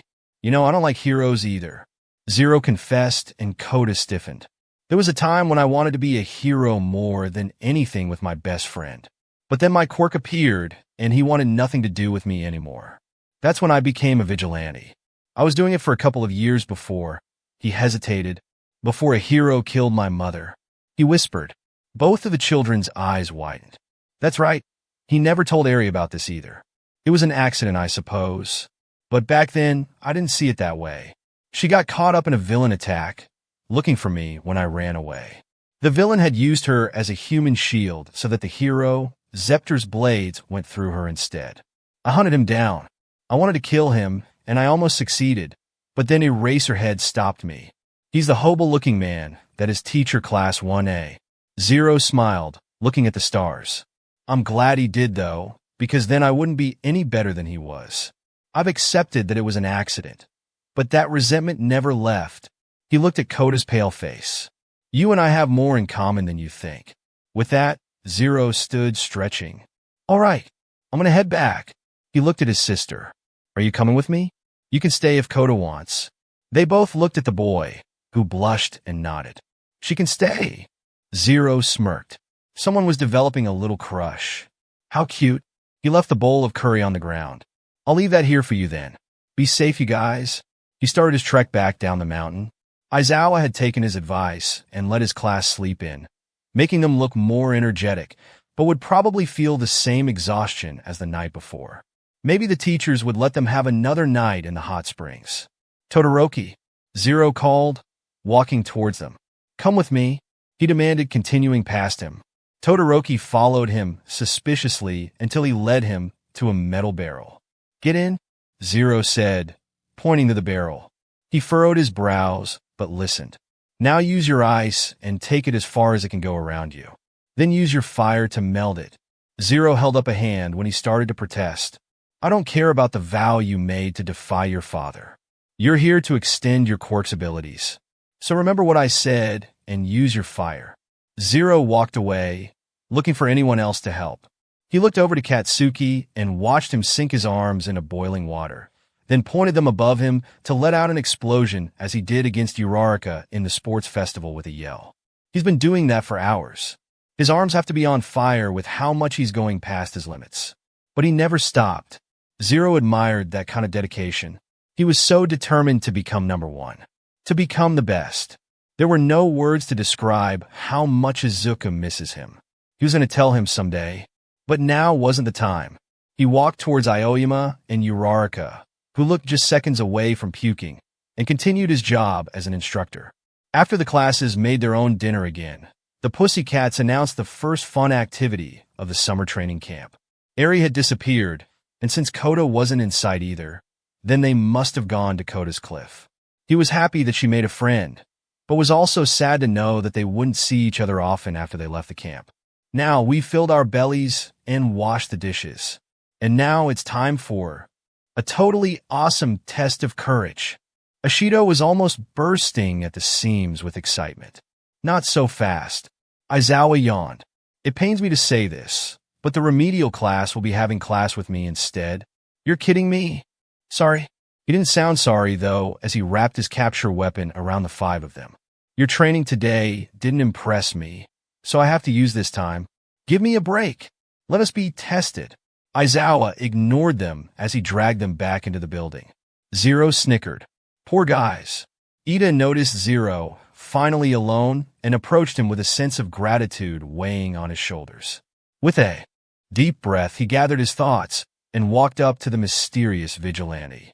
Excuse me, Ida began, a mix of determination and appreciation in his voice. I wanted to thank you for saving my brother, Tensei. Your intervention meant a lot to him and to our family. Zero, still in his distinct costume, turned to face Ida. The masked visage gave away nothing, but there was a subtle acknowledgement in his posture. I don't know who you are behind that mask, Ida continued, but you've earned my gratitude. Tensei told me about the person who came to his rescue, and I felt it was only right to express my thanks directly. The air held a moment of quiet acknowledgement between them, the weight of gratitude and unspoken words lingering beneath the surface. Zero remained silent for a moment, the mask concealing any visible expression. Then, in a low, modulated voice, he replied, "Saving lives is what I do. Your brother was in danger, and I couldn't stand by. No thanks needed." Zero turned his back to him, watching the group of students try and fail to make food. "I hope you continue your vigilant efforts," Ida added, a sense of respect evident in his tone. He bowed. "You have our appreciation, Zero." With a respectful nod, Ida walked back. "Okay, so Class B will be the first to be the scarers. Class A will leave in pairs every 3 minutes. There are tags with your names written on them in the middle of the route, so bring those back with you. Those being the scarers aren't allowed to make direct contact. Show us how scary you are with your quirks. The class that makes the most people piss their pants with creativity and imagination wins." Ragdoll explained with that ever-present goofy smile. As soon as teams were made and students walked through the forest, it didn't take long for the screams to start. "You didn't want to join them?" Mandalay asked when she came up next to him, leaning up against the tree. "Nah, it would have been an odd number, and I'm not a student. But you're still a teenager, aren't you? I can tell by your height and voice. You should be having fun, don't you think?" she said, and Zero's eyebrows furrowed, nostrils flaring. "Is that smoke?" He sniffed again and walked away from the pro, ignoring her questions and looking over the tree line, where smoke was indeed growing. Todoroki and Kakin wouldn't be that stupid to start a fire. Even if they did get scared, his eyes widened. "Someone's here," he spun around. "Mandalay's." Peachy Bob started to float in the air, a blue aura surrounding her, before she was pulled back into the bushes with a yelp. Zero followed her and grasped Blackout when he found her sprawled on the ground, unconscious with blood leaking from her head. A woman stood over her with a beam of concrete. Tiger burst in next to him. "Pixie Bob!" The woman chuckled and Zero went white, his sniper lowering. "Coda, Terry." He trusted Tiger to handle her and ran towards Coda's hideout. Coda whimpered, backing up with Eri behind him when the hulking figure in front of him stepped forward. Mandalay's voice filtered into his head. "Coda, Coda, can you hear my telepath? Hurry up and come back to camp. I'm sorry. I don't know where you usually go off to." "I'm sorry, Coda. I can't go save you. Come back as soon as you can. I tried searching somewhere with a nice view, and I ended up finding a face not on our list. Hey, by the way, you got a nice hat there, kid." The hooded figure pointed at the white mask covering his face. "Trade with me for this lame mask. They made me wear this toy since I'm new, saying they couldn't get the shipment in time or something."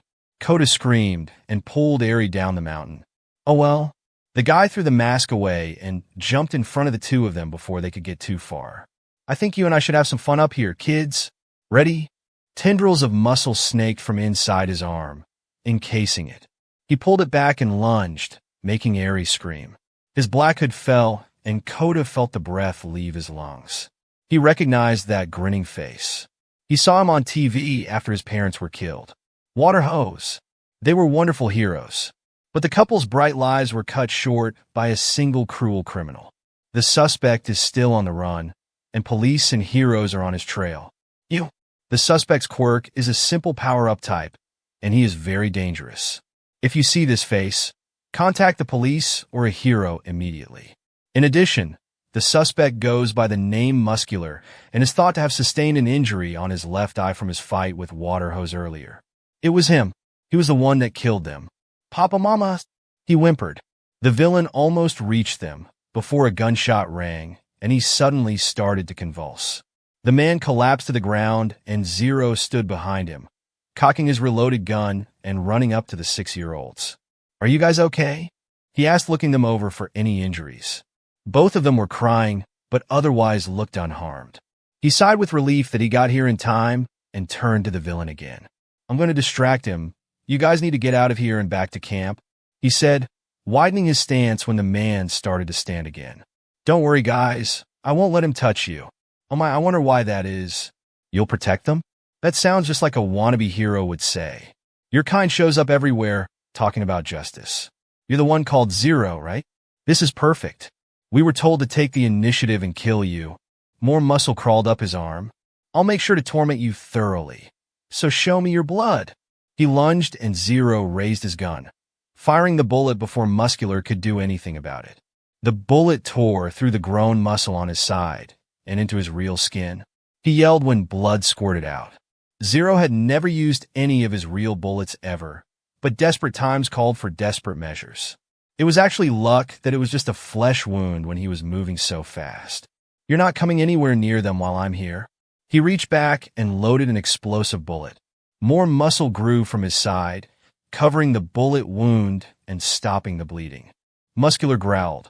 Oh yeah, hey, maybe you can help me out a little bit first. Do you know where a kid named Bakuga might be around here? Zero stiffened. Kakins, I still have to do my job. He attacked again, and Zero fired the bullet at his feet.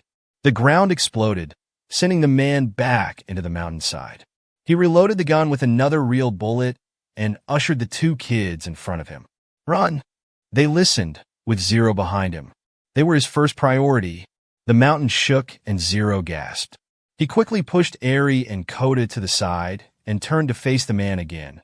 But he couldn't raise Blackout in time, and Muscular's fist smashed into his arm, sending him into the mountain next to the kids. Zero screamed, his arm tearing and breaking. Aizu Zero! Eri screamed and kneeled next to him, a river of tears flowing from her eyes. Blackout smacked against the ground next to him. Zero sucked in a breath and moved his functioning hand to his damaged arm, wincing when it glowed red. Remember water hose? Koda said, trying to distract Muscular from advancing. My mom and my dad. Did you torment them like that too, before you killed them? Zero's eyes widened. Muscular scrunched his eyebrows, spitting out blood. Huh? Seriously? Those losers were your parents? Well then, this must be fate. It's thanks to them that my left eye is artificial now. This is all your fault. Nothing in the world is right anymore, and it's because of crazy guys like you. He screamed. Muscular just sighed. Kids are always so quick to say it's someone else's fault. Don't get the wrong idea. It's not like I took them out just because I was mad about the eye thing. I just wanted to kill people, and those two wanted to stop me. It was the result of all of us doing what we wanted. What's wrong is wanting to do something you are unable to do. That's why your dear old mommy and daddy died. He summoned more muscle, and Zero's arm barely turned yellow before he let his power go and lunged at the villain, leaving Blackout behind. You ruined his life, and you won't take the blame? His injured arm thrust forward and got trapped in the muscle of his shoulder. Got you now. Doesn't matter how quick you are. And then what? You gonna punch me with that weak arm of yours? No, he unsheathed the 9-foot black knife on his thigh. I'm gonna do this. He attacked and sank the knife into Muscular's other eye. His scream echoed across the whole mountain, and the flesh released Zero's arm. The vigilante stumbled back and fell to his knees, dropping the knife. Izuku. Eri whimpered and wrapped her arms around his side. He breathed heavily. What are you guys still doing here? He panted. You need to get back to camp. Eri was already shaking her head. I'm not leaving you. She cried, and Zero unbuckled his 15-foot knife and gave it to Koda. Take Eri and get out of here. I'm not going to say it again. I can't fight him if I know you guys aren't safe. Don't tell me you're attacking him again. It won't work. Let's run. You already managed to injure him. Zero shook his head. He wanted so badly to heal his arm completely, but that would deplete his energy, and he needed as much as he could have. He blinked. Of course. Zero reached into his front pouch and pulled out his new bullet. He tugged his black shirt up and stabbed the small needle into his sternum. Zero grunted from the sharp pain, but his entire body started to glow, and to his shock, he could feel some of his energy returning to him. They watched the torn skin and muscle on his arm stitch itself back together and sighed with relief. Zero stood with his newfound energy. Now go. He pushed them both gently. Go find Eraserhead and get back to camp. I'll be just fine. Just then, Muscular started to groan and stand, now completely blind with blood streaked down from his closed eye. Kota grabbed Aries' hand with a sniffle and they ran down the mountain. Zero watched them until they were no longer in sight. He grabbed his trusty weapon and faced Muscular once again, who ran for him blindly. Zero raised his gun. Bang! I'll look after the other students. Protect them, Aizawa told Vlad, and the whole building shook while Aizawa ran out of the classroom. If it's a full-scale attack, he slammed the door open, taking in the black smoke and forest fire. We're in big trouble. Looks like your concern has you distracted, Eraser. The pro-hero's head snapped to the side as a heavily scarred man in dark clothes and black hair swung a blue-flamed hand in his direction. Vlad! Dobby unleashed his flames upon him. The blue flames disappeared, and Dobby smirked at the empty space in front of him. Looking at the side of the building where Eraserhead hung by his scarf, Quirk activated. Nice move. Dobby attacked again and blinked when his flames didn't flicker into existence. Not so fast. Another part of Eraserhead's capture weapon snapped out and latched onto the villain. Dobby grunted as he was pulled into the air, and Aizawa grabbed his head and kneed him under the chin before spinning him around and holding him to the ground. He took hold of his arm. What do you want, and where are your friends hiding? Dobby snarled. My what? Aizawa's eyes narrowed. Your right arm is next. He pulled, and something snapped. Be logical about this. At least save your legs. It would be a real pain to have to carry you off to jail without them. You can take your time, Eraserhead. The teacher was fast to activate his quirk again when he saw a flicker of the blue flames on his head.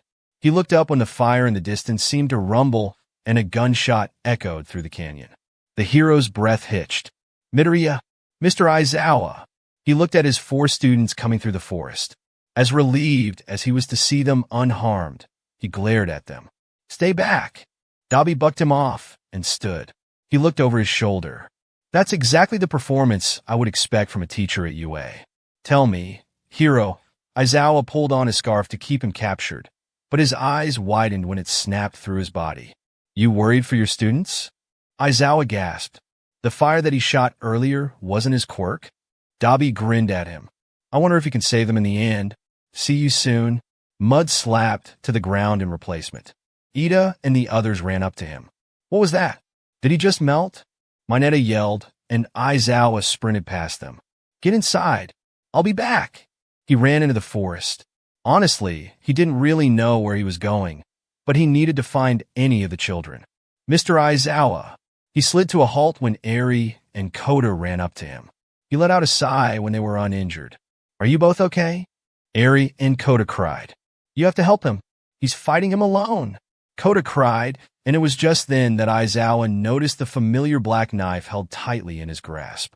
His heart stalled, and he pointed behind him. Follow my footsteps back to the camp. Do not stop until you get inside. I'll go get him, don't worry. The 2 children nodded and ran. Aizawa raced up the mountain they had come from. Zero was on his knees, breath coming in short pants as he stared at Muscular's unmoving form, blood a steady stream from the hole in his forehead. It was like a mantra in his head. I killed him, I killed him, I killed him. He's dead, I shot him. The gravel crunched behind him, but he was frozen. He actually killed someone. There was blood on his hands. A hand grabbed his shoulder and turned him away from the body. Zero's ears were ringing, both from the shock and the ear-splitting gunshot that he fired. A calloused hand tilted his chin up, dragging his mask down his face, and Izuku met Aizawa's eyes. His lips were moving, but he couldn't hear a word. Aizawa cupped his face, eyes scanning his body for injuries, but they were already healed. Why? I killed him. Aizawa stiffened. Oh, did he say that out loud? The man looked at the prone villain before back at Izuku helping him up, grabbing Blackout, and leading him away from the body. Okay. When they were down the mountain, his partner kneeled down in front of him, and his hearing started to return as Aizawa shook him. Are okay? Midoriya, are you okay? Izuku was nodding before his brain could catch up. He shivered, making the pro rub his arms. Good? That's good. Come on, let's get you back to camp. He stood and pulled on his wrist. Izuka blinked and didn't move. No, they're after Kakin. I have to find him. I have to help. Midoriya, you're shaking. He couldn't finish. You're not in the right state of mind, he said instead and started to pull him again. I'll be fine. Please let me help. I have to help him. Please. He begged, and for the first time since he met him on the rooftop 3 years ago, Izuka looked like a vulnerable kid instead of the fearsome vigilante. Another boom shook the forest, jolting Aizawa back to reality. He sighed and gave him blackout. Fine, okay. I'll keep searching for the students. Go back to camp and give Mandalay a message for me. Mandalay grunted as she was knocked back to the ground. Spinner laughed above her, raising the collection of swords above his head to deal the final blow. Bang! Spinner convulsed, dropping the strapped weapons and twitching uselessly on the ground. She spun around as Zero ran out of the bushes. Mandalay, Koda is safe. Her eyes shudder with relief. You found him? I've also got a message from Mr. Aizawa. I need you to use telepath. Tell everyone in Class A and B that Eraserhead has granted them permission to engage in combat with the villains. She nodded once. Everyone in Class A and Class B, in the name of the pro-hero Eraserhead, you are granted permission to engage in combat with the villains. I repeat, use your training. You can fight these villains. You need to send one more thing. The villains, I know why they're here. They're after Kakin. Please, you have to let the others know. He was so panicked about getting to his friend that he didn't realize that he called him by his chosen nickname. Kakin? Who's that? Izuka didn't answer. He ran straight for Magna, who kicked Tiger off of her and used her magnet quirk to make him fly towards her. Zero's eyes narrowed. Fine then. He slung Blackout over his shoulder and elongated his bow staff, positioning himself feet first so that he slammed them in her chest, knocking her to the ground. The quirk wore off, and Izuku smacked his staff into her forehead, knocking her unconscious. He took off, disappearing into the forest. Mandalay gulped, but activated her quirk again. Listen, we've discovered one of the villain's targets. It's a student named Kakin. Kakin, you should try to avoid combat and stick to a group. I hope you can hear me. Katsuki's explosions fizzled out when he heard the message. Kakin. He hasn't heard that name in 4 years. Had never expected to hear it again. Only one person called him that, and he was dead. Kakin? Who is that? Class 1B? Todoroki said behind him. Katsuki stared at the villain who was recovering from Todoroki's last ice attack. Me. Katsuki whispered, and Todoroki's eyes spun to him. But that's impossible. No one knows about that name, he said in a daze. His classmate gasped and stomped his foot on the ground, summoning more ice to block the villain's blades of teeth. Katsuki shook out of his daze and spun around to their opponent, hands popping. Todoroki glared at him. We can't start fires around here, because the flames will spread. Everyone could die if we aren't careful. Do you understand me? God, he's never been so annoyed with someone in his entire life. Katsuki snarled, but lowered his hand. Yeah, I get it. I'm not stupid. Todoroki looked deeper into the forest. Even if we retreat, there's poison gas everywhere. They're obviously trying to drive us into a corner. He huffed in agitation. What do we do? Todoroki couldn't do much. Not with a student from Class B unconscious on his back. What would he do? Zero panted as he ran through the forest, his senses heightened, alert for any sign of danger. The darkness enveloped him like a cloak, but he navigated through the shadows with ease, his steps silent against the underbrush. Suddenly, a rustling sound disrupted the quiet of the night. Zero froze, instinctively reaching for his weapon. He tensed, ready for a confrontation. But to his surprise, the figure that emerged from the darkness was not an enemy, but rather Shoji from Class 1A. Shoji? What are you doing out here?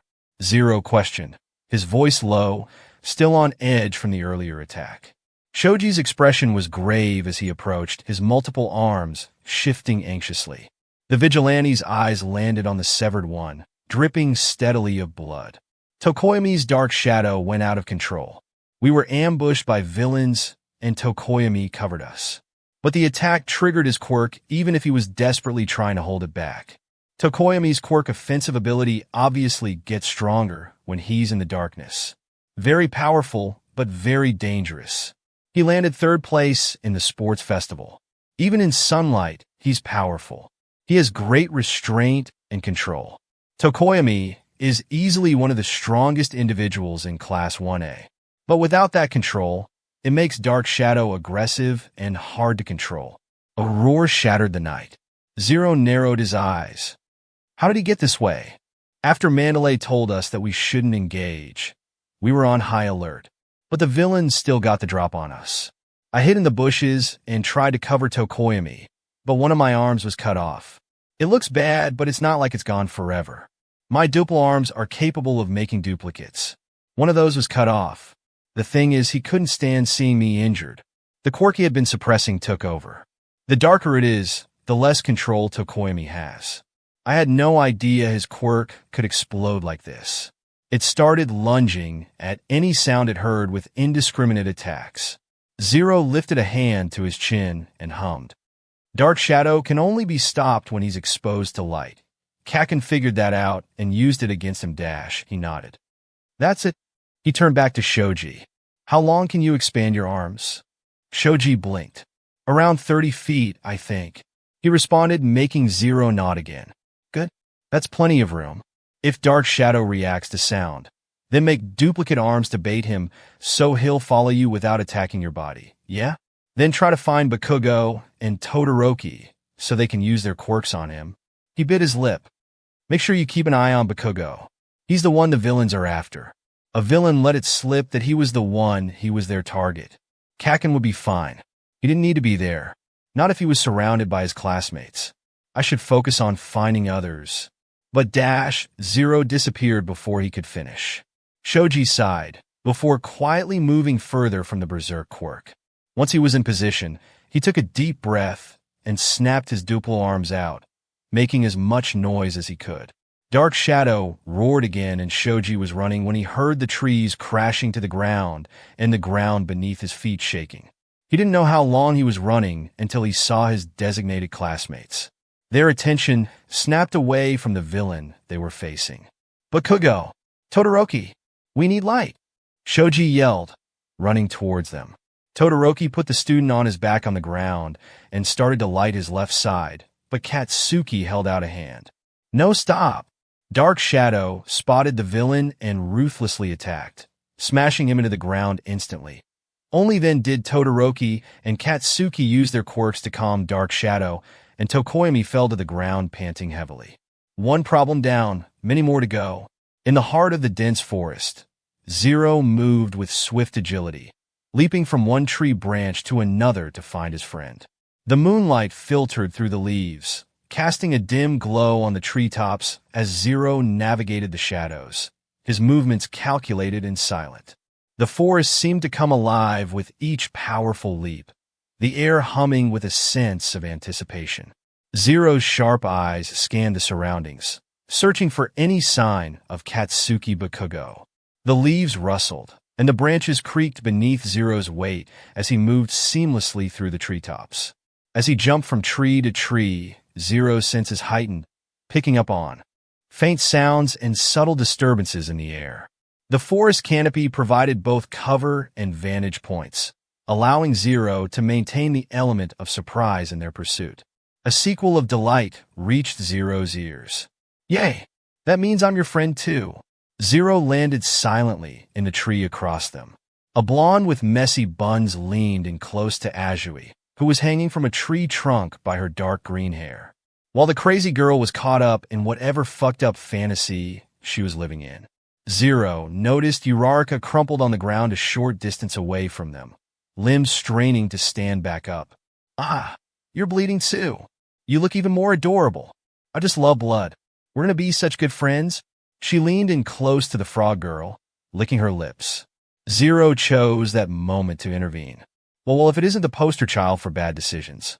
Did you get lost on your way to the villain's anonymous support group, or are you just naturally drawn to places where justice thrives? Zero quipped, their voice laced with a mixture of sarcasm and confidence. All three of the girls spun to his voice, and Zero hopped down from the tree, dusting off his gloved hands. Himiko, Toga's eyes gleamed with a dangerous excitement, unfazed by the snide remarks. A new playmate, huh? You've got that mysterious hero vibe. I like it. But, seriously, what's with the whole Zero thing? Trying too hard to be edgy. Zero's masked expression remained stoic, unaffected by Toga's taunts. Call it what you want. Edgy, mysterious, or just someone who prefers not to broadcast their life story to every villain with a listening device. Now, let's focus on the matter at hand. Toga, undeterred, twirled a knife between her fingers. Oh, we're getting serious, are we? Fine. But I hope you're ready for a playdate with a twist. I've got a knack for turning things a bit bloody. Zero's gaze sharpened, the moonlight glinting off their visor. Bloodshed is not a game. It's a consequence, and I intend to prevent it tonight. Your twisted version of playtime ends now. He takes his bow staff, letting it snap out in his hand. He twirled it in his hands and moved in front of Uraraka. Zero lunged forward, the encounter escalating into a fast-paced dance of skill and strategy. Toga, true to her chaotic nature, reveled in the unpredictability of the confrontation. The moonlit clearing became a stage for their clash, each move a carefully calculated step or a whimsical leap into the unknown. As the battle unfolded, Toga's dangerous excitement clashed with Zero's composed determination, creating a dynamic that echoed through the darkened forest. The air crackled with tension, and the clash between vigilante and villain played out like a twisted symphony, each note a testament to the unpredictable nature of their encounter. The clash between Zero and Himiko Toga intensified, each move calculated with precision and countered with strategic finesse. Toga, with her unpredictability, aimed to exploit any opening, but Zero remained one step ahead, their movements a blend of skill and efficiency. As the battle reached its climax, Zero anticipated Toga's next move and swiftly disarmed her, rendering her weapons useless. Toga, undeterred, unleashed a flurry of acrobatic attacks, but Zero deftly dodged and countered with a series of calculated strikes. You're persistent, I'll give you that, Zero remarked, their voice steady amidst the chaos. Toga, breathing heavily but still grinning, retorted, Persistence is my middle name, Zero. Well, not literally, but you get the point. In a decisive moment, Zero executed a well-timed maneuver, disorienting Toga and leaving her vulnerable. With precision, Zero incapacitated her without causing serious harm. Toga, realizing the tables had turned, let out a frustrated growl. You're no fun, Zero. Maybe I'll save the grand finale for another day, Toga said with a manic glint in her eyes as she hastily retreated into the shadows, disappearing into the night. Zero watched her escape, ready but not eager for a pursuit. The moonlit forest settled into an eerie calm as Zero assessed the aftermath of the skirmish. The battle may have ended for now, but the enigmatic vigilante knew that in the world of heroes and villains, the next encounter was always on the horizon. When it was obvious that Toga wasn't coming back, Zero pressed the button on his staff and it shrunk back into place. He turned to Uraraka, who was pulling the needle from Azui's hair that was keeping her pinned to the tree. The two girls turned to him with those familiar eyes of gratitude. Are you girls okay? Did she hurt you? They shook their heads. No, we're good. Zero nodded. Good. Then we need to find Kak. He cleared his throat. But Kogo. Azui and Uraraka glanced at each other. Shouldn't we be looking for Kakin? But Kogo is pretty strong, even by himself. His eyes widened. Oh shit. I must have called him that when I told Mandalay to send the message. Zero sighed. Kakin is but Kogo. He winced. The girls gaped. Wait, how do you know? Because it was what I called him when we were kids. Azui put her finger against her chin. So then, you guys were childhood friends? Does he know who you are? Ribbit. Zero shook his head, holding out his hands. No, he doesn't, and I would very much like to keep it that way, so please, you can't tell him that I'm alive. He froze. Then both the girls froze. He thinks you're dead?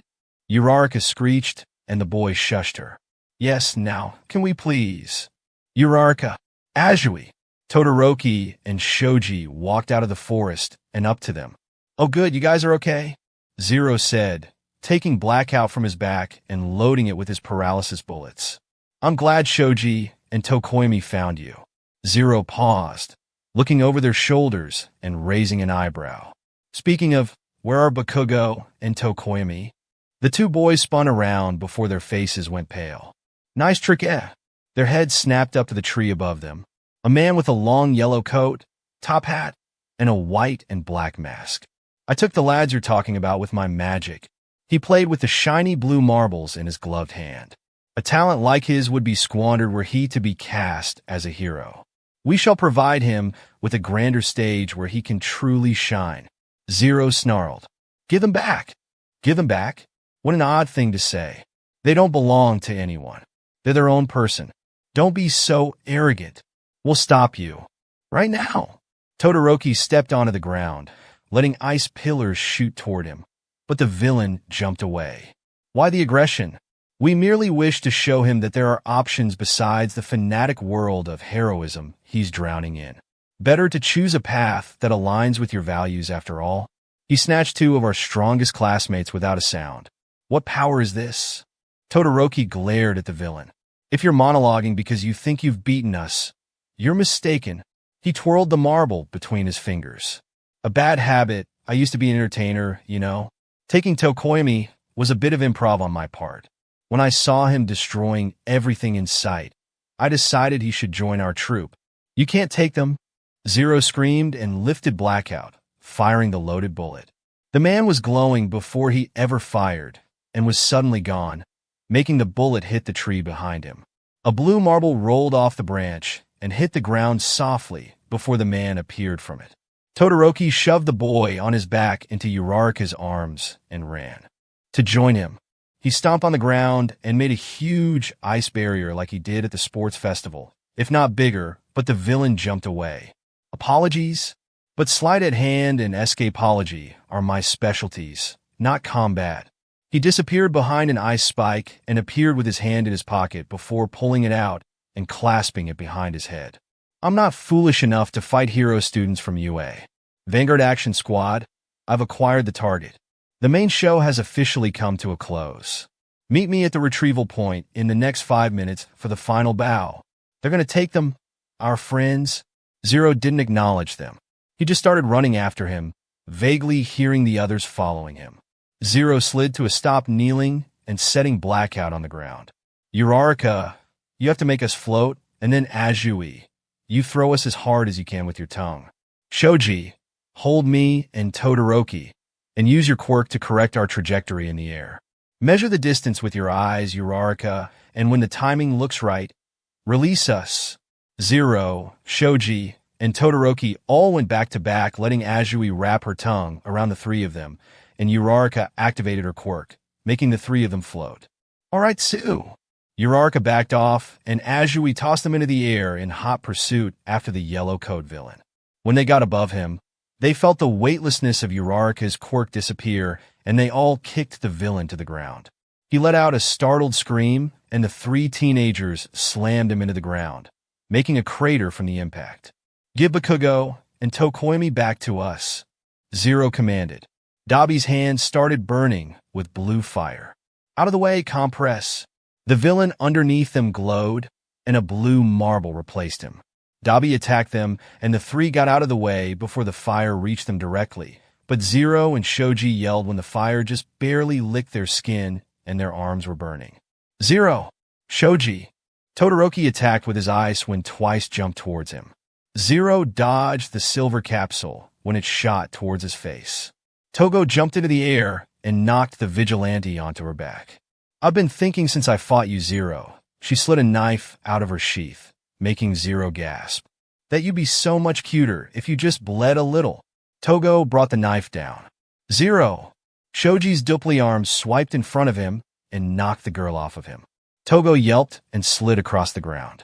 She was silent for a few moments before she glanced up, rage swimming through her golden eyes. So that's how it is? You want to be between us?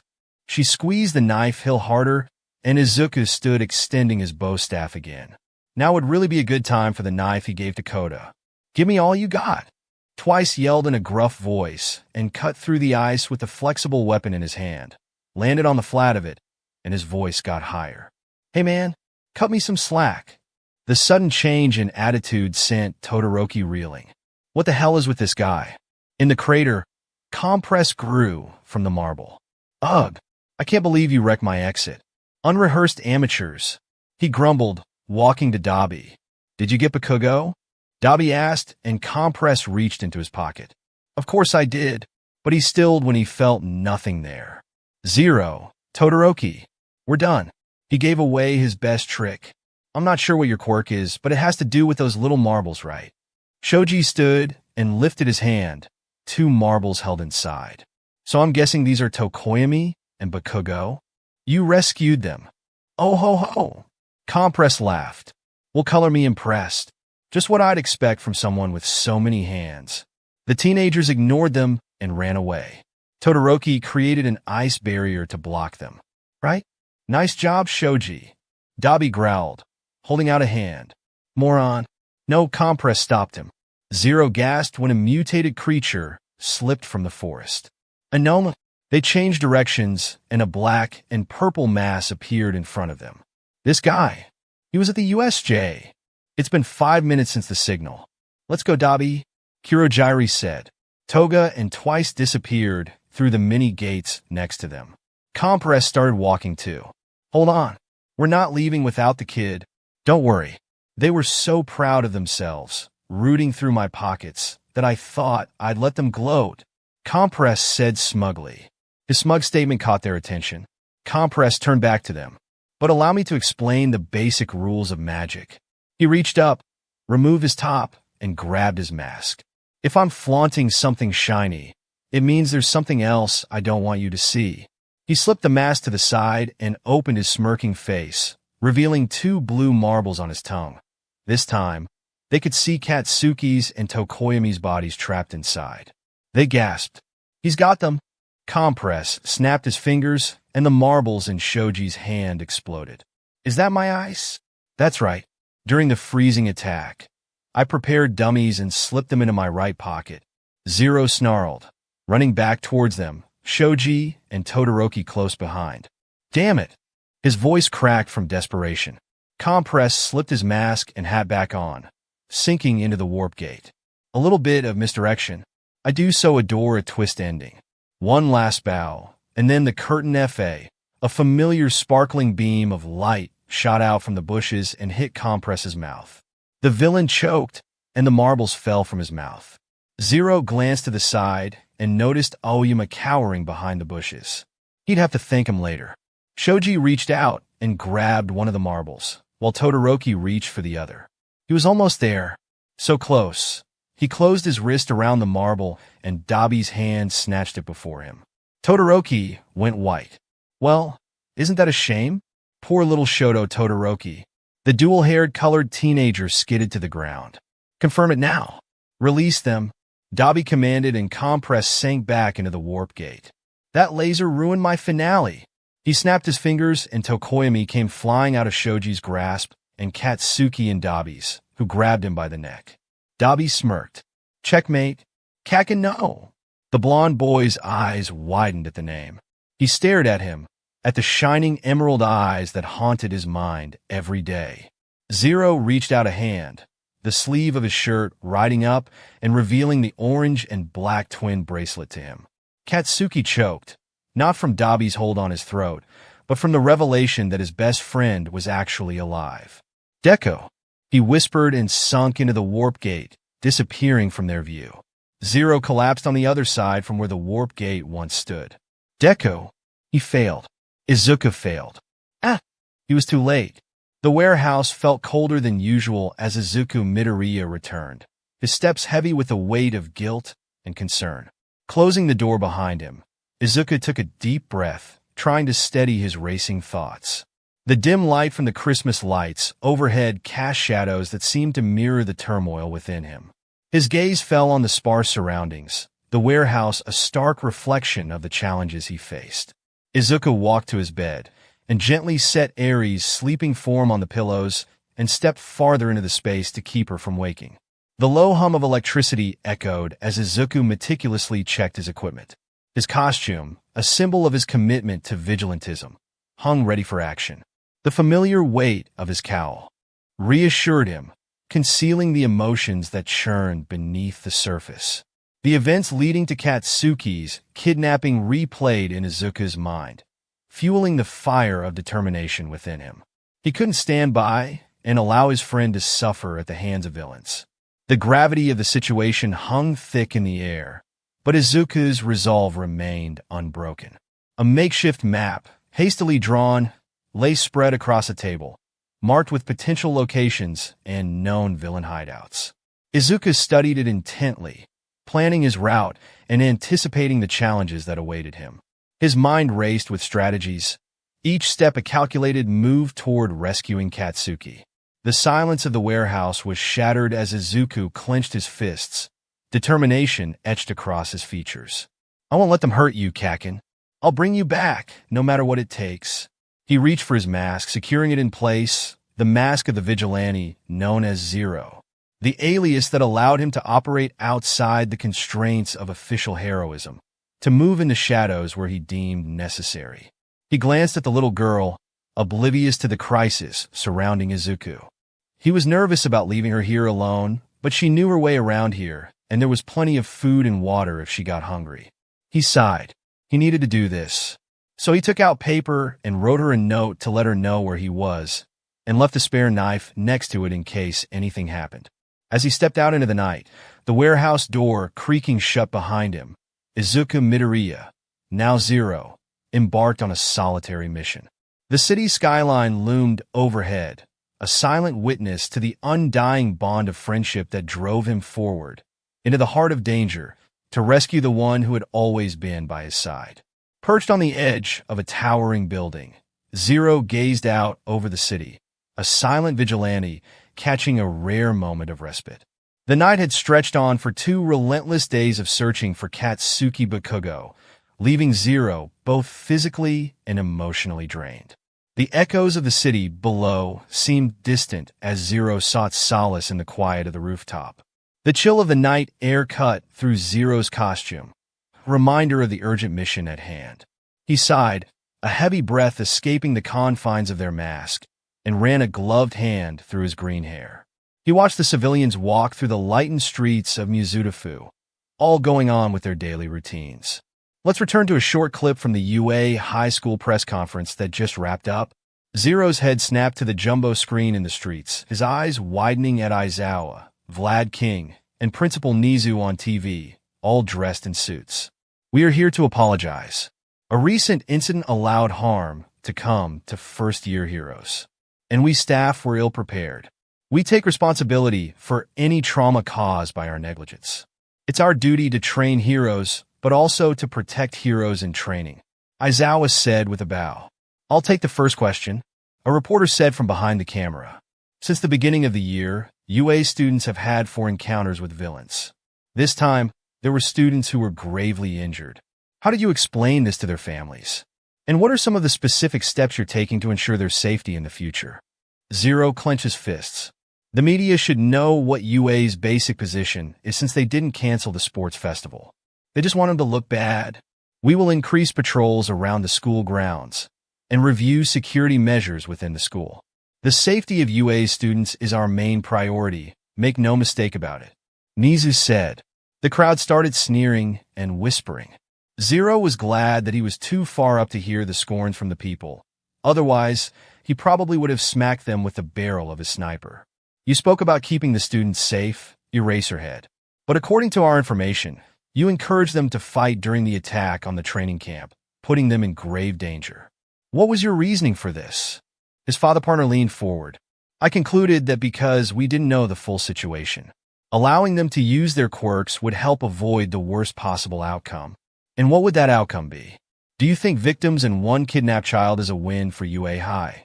Much like Aizawa, Zero hated the media.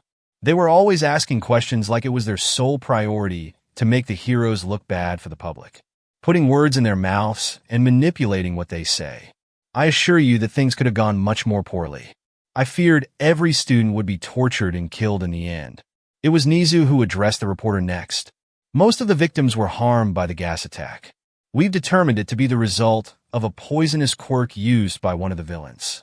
It's thanks to the quick actions of Ms. Kendo and Mr. Tetsu that injuries were kept to a bare minimum, as well as another student's quirk. Additionally, we're providing mental health counseling to every student, though at the moment, we do not see any signs of serious psychological trauma.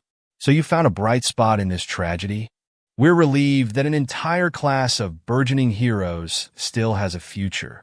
Can you say the same thing for the abducted Katsuki Bakugo? He enrolled at your school with excellent marks and went on to win the sports festival. Before that, he survived the attack of a powerful sludge villain who eventually had to be taken down by All Might. The boy is obviously strong and heroic.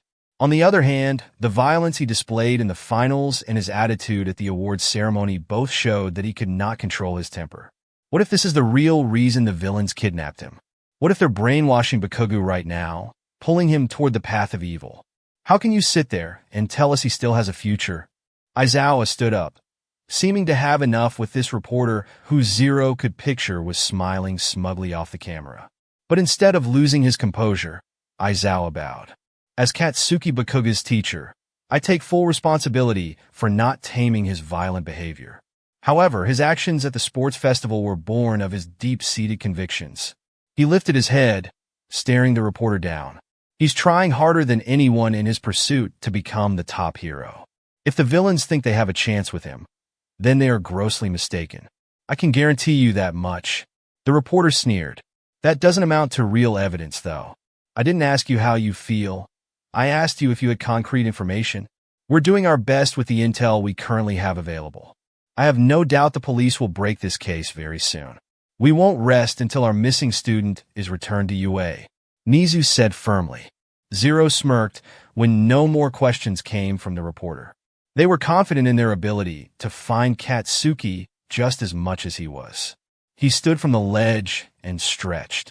He grasped his grappling hook and put his finger on the narrow tongue of the trigger, but didn't fire. His attention snapped down to where 4 poorly concealed UA students were running from the crowd. Zero raised his eyebrows and started jumping from rooftop to rooftop, the darkness keeping him invisible. When they stopped to catch their bearings away from the civilians, he jumped down behind them, still concealed in the shadows.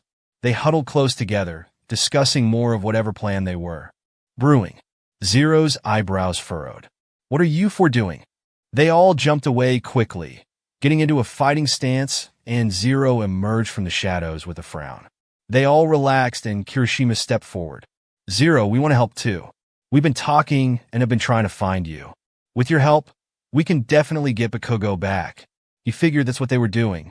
Zero regarded the determined group of students with a mixture of acknowledgement and concern. Kirishima, Yarozu, Todoroki, and Ida stood resolute, their eyes reflecting a shared determination to rescue their kidnapped friend. You're still students, Zero said, his voice tinged with caution. This isn't a training exercise. It's a dangerous situation involving real villains. Kirishima stepped forward. His unwavering spirit was evident. We get that, Zero, but Bakugo is our friend. We can't just sit around doing nothing. Yaroza chimed in, her voice steady. We might not be pros, but we're not helpless either. With your experience and our determination, we can increase our chances of finding Bakugo. Todoroki added, we can be an asset, not a liability. We've faced tough situations at Udade, and we've come out stronger every time. Ida, the embodiment of order and resolve, spoke earnestly. Our quirks complement each other well, and we can strategize effectively. Let us help. Zero sighed, realizing the sincerity in their words. I appreciate your passion, but this is dangerous. Villains can be unpredictable, and I can't guarantee your safety. Kirishima grinned, undeterred. We're not asking for guarantees, just a chance to bring our friend back. While he appreciated their spirit, Zero still fought back. You're risking expulsion. The consequences can be severe. Kirishima shook his head. We've faced expulsion threats before. This is about more than rules. Zero knew Aizawa. While he was popular for expelling students, he always re-enrolled them the next day. This was different. Aizawa will not take this lightly. It's not just him you have to worry about. It's also Principal Nizu. I'm trying to help you. Go. Home. He grabbed his grappling hook, and when it wrapped around the edge of a building, he let it pull his body into the air and disappeared. It wasn't long after Zero left the students that he found the police and pro-heroes gathering around a building, including All Might and Endeavor. Zero sighed. They found him. He whispered to himself and took Blackout from its protective case, kicking the stands up and setting it on the ledge a couple of buildings over. He lay on his stomach, lined up the barrel, and watched them through the stethoscope. They didn't do anything for a couple of minutes before All Might tensed and suddenly punched through the brick wall. The heroes strategically entered the building and immobilized the villains in seconds. Still, Zero waited. Everything was calm. Their plan had worked, and it seemed that they never needed him. And for once, that made him very happy. He started to stand. Katsuki was going to be no! Zero neck snapped back to them. No longer were things calm. In seconds, chaos had erupted and a group of Nomu ripped themselves free of the weird metallic gray sludge. Gunshots were fired, quirks were being used, and All Might had fled the scene, like he was following someone. Katsuki was nowhere to be found. Zero didn't pursue him. He repositioned himself back on the roof of the building he was on, and whenever he got clear shots, he used a combination of real, explosive, and paralysis bullets to stop the Nomu from killing anyone. Only then, when it looked like the heroes and police were back in control, did Zero tuck Blackout back into its case and race towards Kamino Ward. Zero had told them to go home. They should have gone home. Behind the wall, the four students were struggling to hold in any noises that could reveal their position. Who is this guy?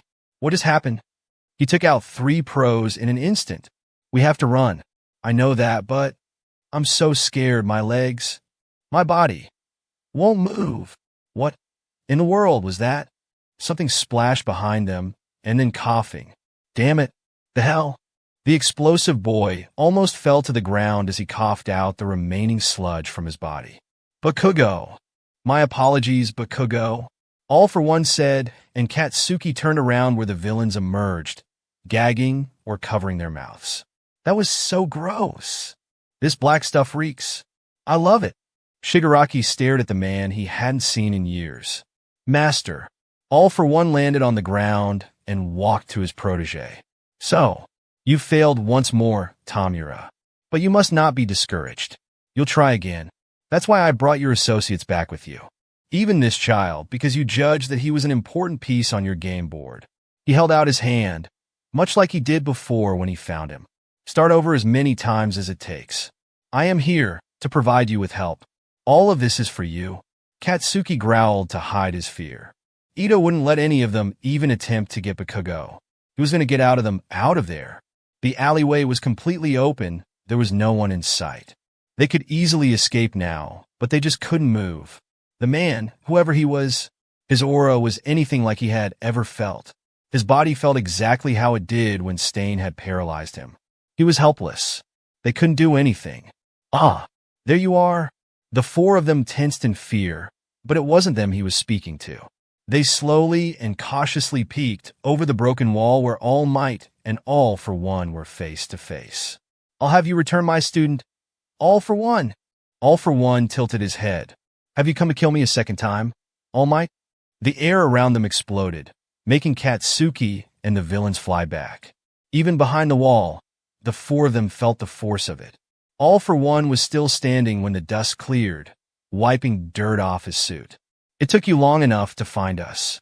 It's only 5 kilometers from the bar to here, and yet it was at least 30 seconds after I sent the Nomus that you arrived. You've gotten weaker, All Might. You want to talk, it's kind of difficult to ignore that fancy life support mask you've got on. Aren't you overexerting yourself? All Might hopped in place. I won't repeat the mistake I made 5 years ago. You hear me? I will take young Bakuga back, and I will make certain you're locked up for the rest of your sad life. Right along with your despicable league of villains. He spat and jumped towards him again. Sounds like you've got your work cut out for you. This will be hard for us both. He extended his arm, and it was suddenly growing larger before it exploded, and All Might was thrown back into the building behind him. All for One looked at his now deflated arm. Air cannon plus spring-like limbs. Kinetic booster times 4. Strength enhancer times 3. What a delightful combination. Maybe a few more enhancers next time. Katsuki stood, staring toward where All Might disappeared though. All Might! Don't you worry. All for One said. It'll take more than that to kill him. Get off the battlefield, Tamura, and take that child with you. His fingertips went red and black and sharp blades shot out, embedding themselves into the unconscious warp gate. Kirojiri. Warp them away. Magna crawled over to Kirojiri. Be careful. One of the heroes messed with him, and he's unconscious. I'm not sure what's going on, but if you can teleport, why don't you get us out of here? My warp power is still new, Magna. There is much I need to learn about it. Its distance is limited, and while he can teleport to specific coordinates, I only transport people to and from my own location. Or, with focus, to or from someone I'm very familiar with. That is all. It's easier to have Kirojiri do it. A huge warp gate opened behind them. Forcible quirk activation. Leave this place. Shigaraki tensed. What about you? A yell from farther away, and All Might was attacking again. All for One floated back into the air. You're not thinking, Tamura. There remains much room for you to grow. You're mine. All Might punched him, and All for One blocked it again with his arm. Let's go, Shigaraki, Compress said as he turned Dabi into a marble for easy transportation. While our masked lead is keeping All Might entertained. Claim your prize. Katsuki snapped at attention to them as they all surrounded him. He smirked, ready for the challenge. Huh, this is going to be fun. Hearing that, All Might pushed his nemesis out of the way and held out his hand to the teenager. Young Bakugo, don't. He grunted and dodged the red and black blades. On the building on the opposite side of the students, Zero rolled to a stop on top of all the gravel on the roof. He groaned from the impact but got to his knees and watched the two most dangerous and most powerful humans fight. His eyes found Katsuki, who was struggling to avoid all of the League's attacks. All Might couldn't fight with his full strength if Katsuki was there to get caught in the crossfire. With a yell, All Might smashed into the building he was on, making Zero lose his balance and fall on his back. He hooked his arm over the ledge again and pulled himself up. Maybe if I try to take Shigaraki and the others out, Kaken might stand a chance at getting out of there. It was a long shot, but he had to try.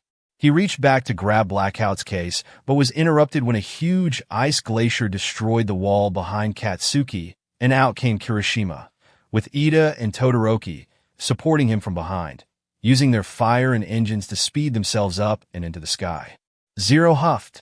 I should have known that they wouldn't listen. Kirishima held his hand out. Come on, he screamed, and Katsuki listened. With a yell, Katsuki let out his strongest explosion, propelling himself up to his friends. Zero was pretty impressed. They never fought anyone, and they were out of range from any of All for One or All Might's aftershocks. He looked back over the edge to see Magna getting ready to send Compress up to the sky. Zero wasn't about to let that happen. He left the sniper's case on the roof and backed up to give himself a running start. Watch out! He's coming! Todoroki yelled to them over the wind when he saw the villain flying towards them. Kirishima growled and looked back ahead, willing themselves to go faster. His eyes widened, though, when a familiar boy ran towards them. Guys! He yelled, and everyone looked up where Zero jumped off the edge of the roof below them. Even under the mask, they could see the smirk that stretched across his face as he gave them a salute and twisted in the air, tackling Compress and sending them both back to the battlefield. Katsuki stared at him until they landed back on the ground, kicking up a huge dust cloud. His heart jumped to his throat. Deku, he whispered as they disappeared over the building. Is that really you? Zero made sure that Compress took the brunt of the impact like at the camp. The poor guy stayed on the ground, groaning while Zero hopped up. Whoa, that was a rush.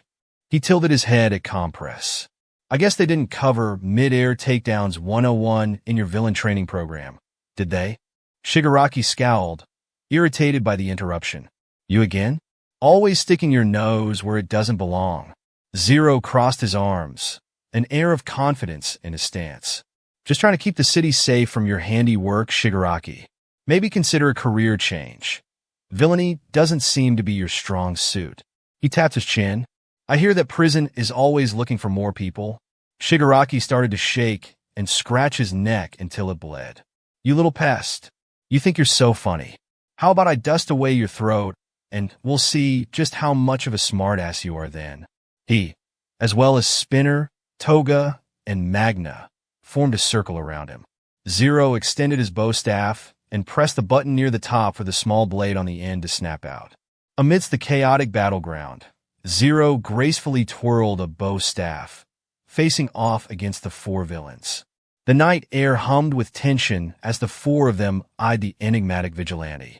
Zero's voice, dripping with sass, cut through the tumultuous atmosphere. Well, looks like I stumbled upon the League of Extraordinary Antagonists. Did you guys come up with that name yourselves, or did you hire a villain marketing consultant? Shigaraki scowled, his irritation evident.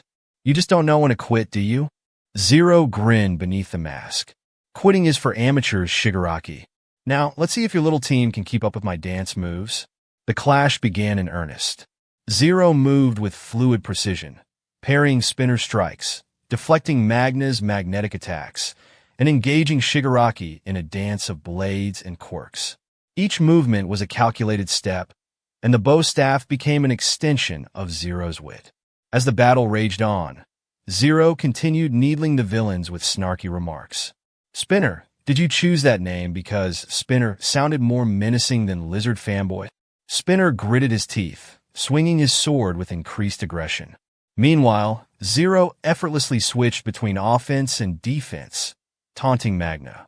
Magna, darling, your magnetic personality could use a bit more charm. Maybe a makeover? Magna scowled, her irritation growing. You won't be so smug for long. Toga, with her characteristic glee, brandished a knife, her eyes gleaming with excitement. Oh, Zero, you're just my type. Let's play a little, shall we? Zero smirked behind the mask, their tone laced with taunting sarcasm. Ah, Toga, the poster child for stable relationships. I hope your love life is as sharp as that knife. Toga lunged forward, her movements erratic and unpredictable. Zero deftly dodged each strike, maintaining a composed demeanor. In the background, All Might clashed with All for One, their titanic battle sending shockwaves through the area. Zero, maintaining focus on the trio before them, continued to banter, using sass as both a weapon and a distraction. In the midst of his intense battle against All for One, All Might couldn't help but spare a moment to glance toward the spectacle unfolding in the distance. His eyes narrowed with both concern and intrigue as he observed Zero, the mysterious vigilante, engaging in a spirited fight against Shigaraki, Spinner, and Magna.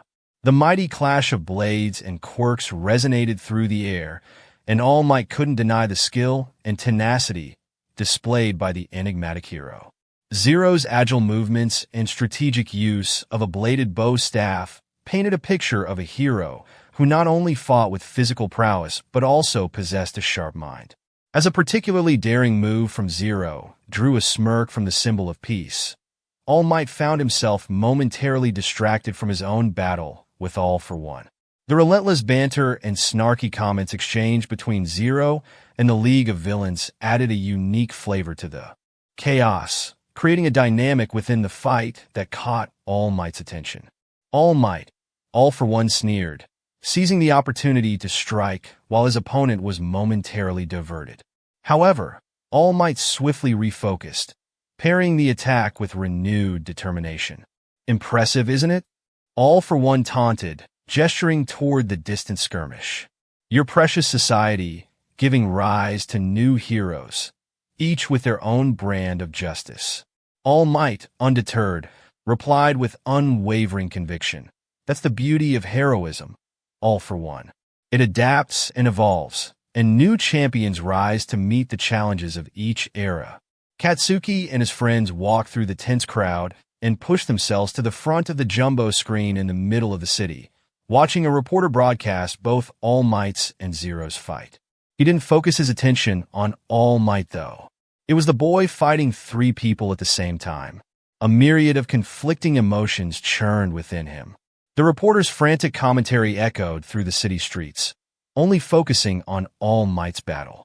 A knot formed in Katsuki's stomach as he grappled with the possibility that Zero might be someone he once thought was lost forever. His childhood friend, Izuku Midoriya. The very friend who, according to everyone's knowledge, had met an unfortunate end. Could it really be him?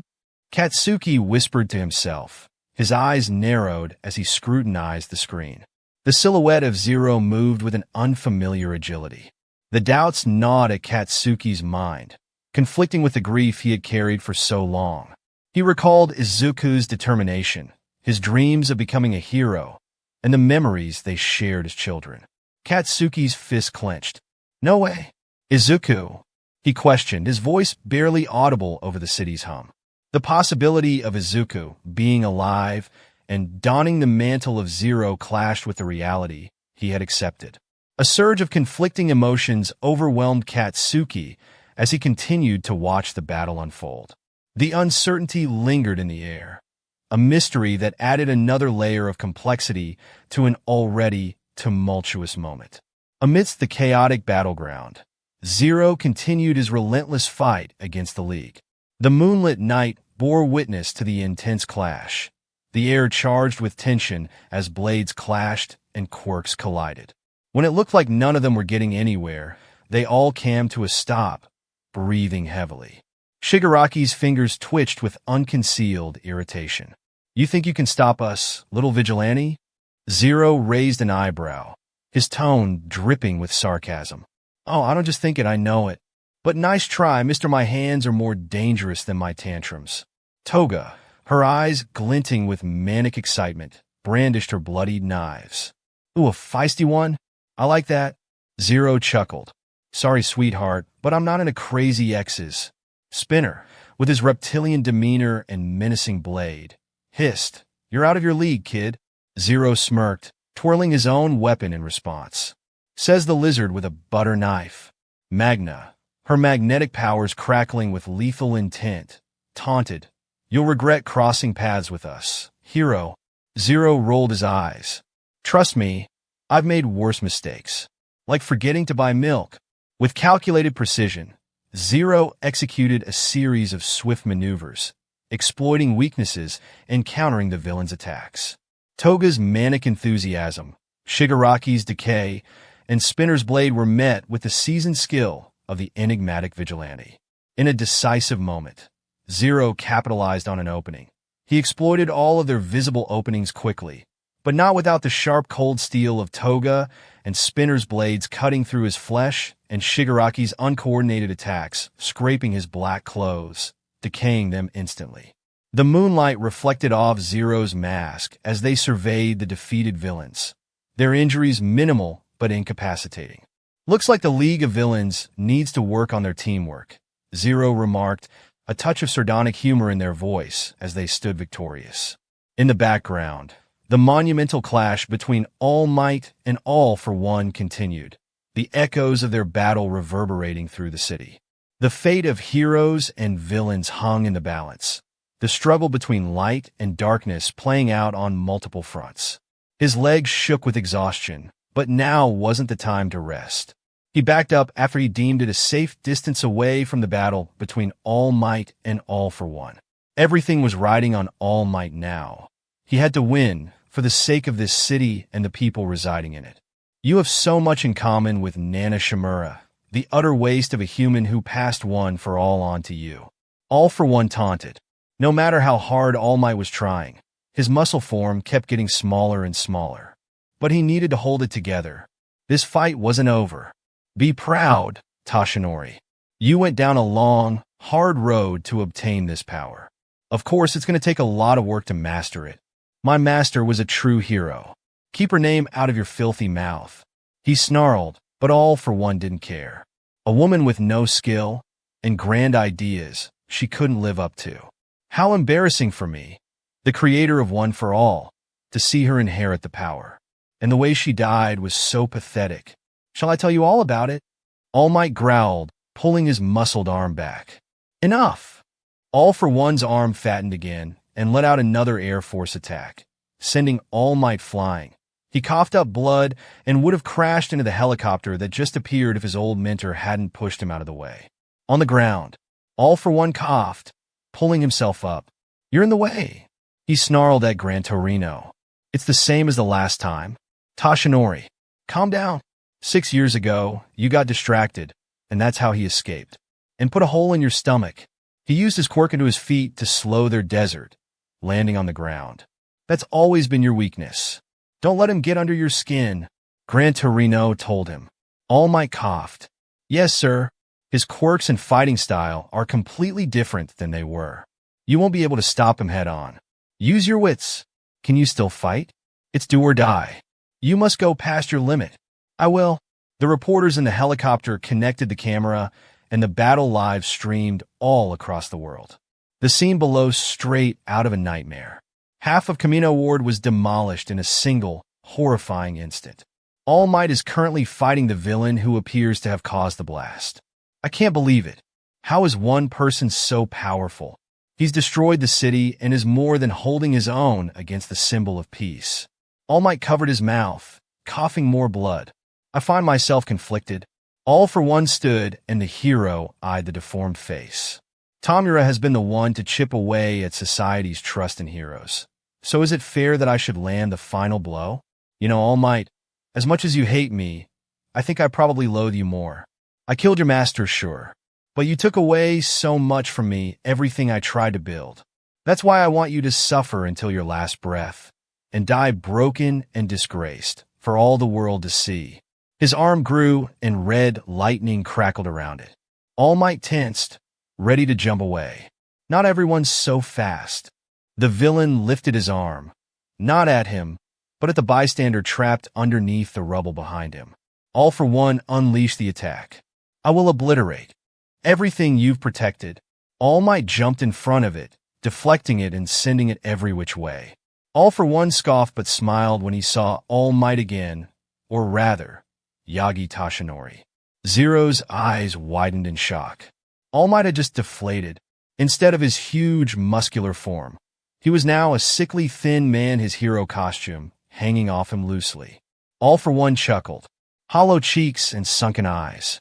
To think that you're their greatest hero. Now the adoring public knows your true form. Try not to be ashamed. Your move. Tashinori's electric blue eyes glowed as he glared at him. Even as my body rots and grows frail. Even as you expose my weakened state. In my heart, I remain the symbol of peace. And there's nothing you can do to take that from me. Is that so? Ah well, I'd forgotten how stubborn you are. I guess I'll just give up. Oh, but there is one thing you might be interested to know. Tamura Shigaraki, my apprentice?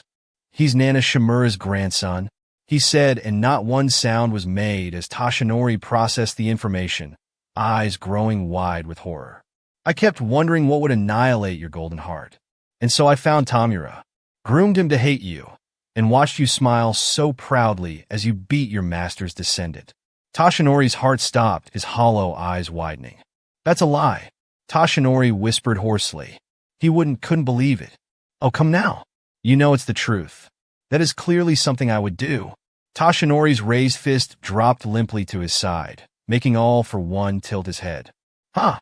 Well. That's strange. All Might. Where is your smile now? He tugged on the skin where his mouth was supposed to be and laughed again. If you have to save someone, that means they've probably gone through something terrifying. They'll be frightened. Remember that real heroes don't just save lives.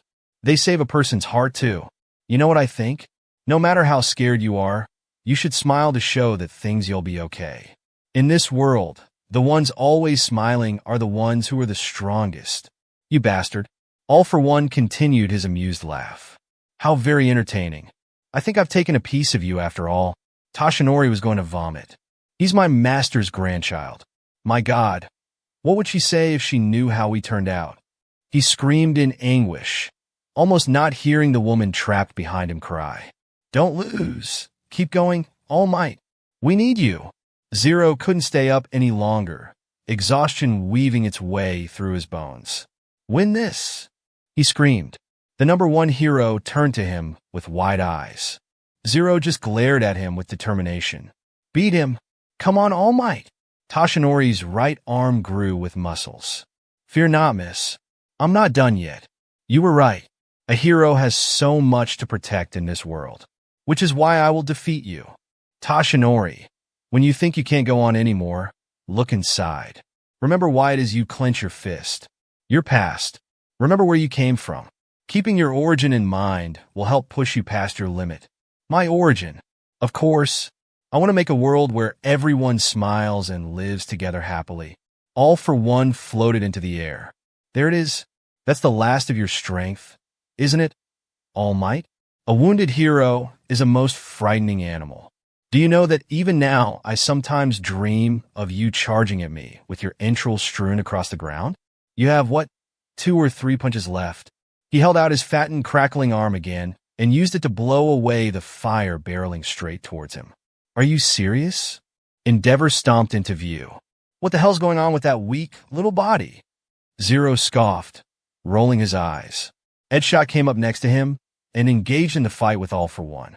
Zero grunted, managing to get on his feet again and stumbling towards the frozen hero, vaguely seeing Tiger pull the trapped woman from the rubble, as well as holding many others who got caught in the fight, both hero and civilian.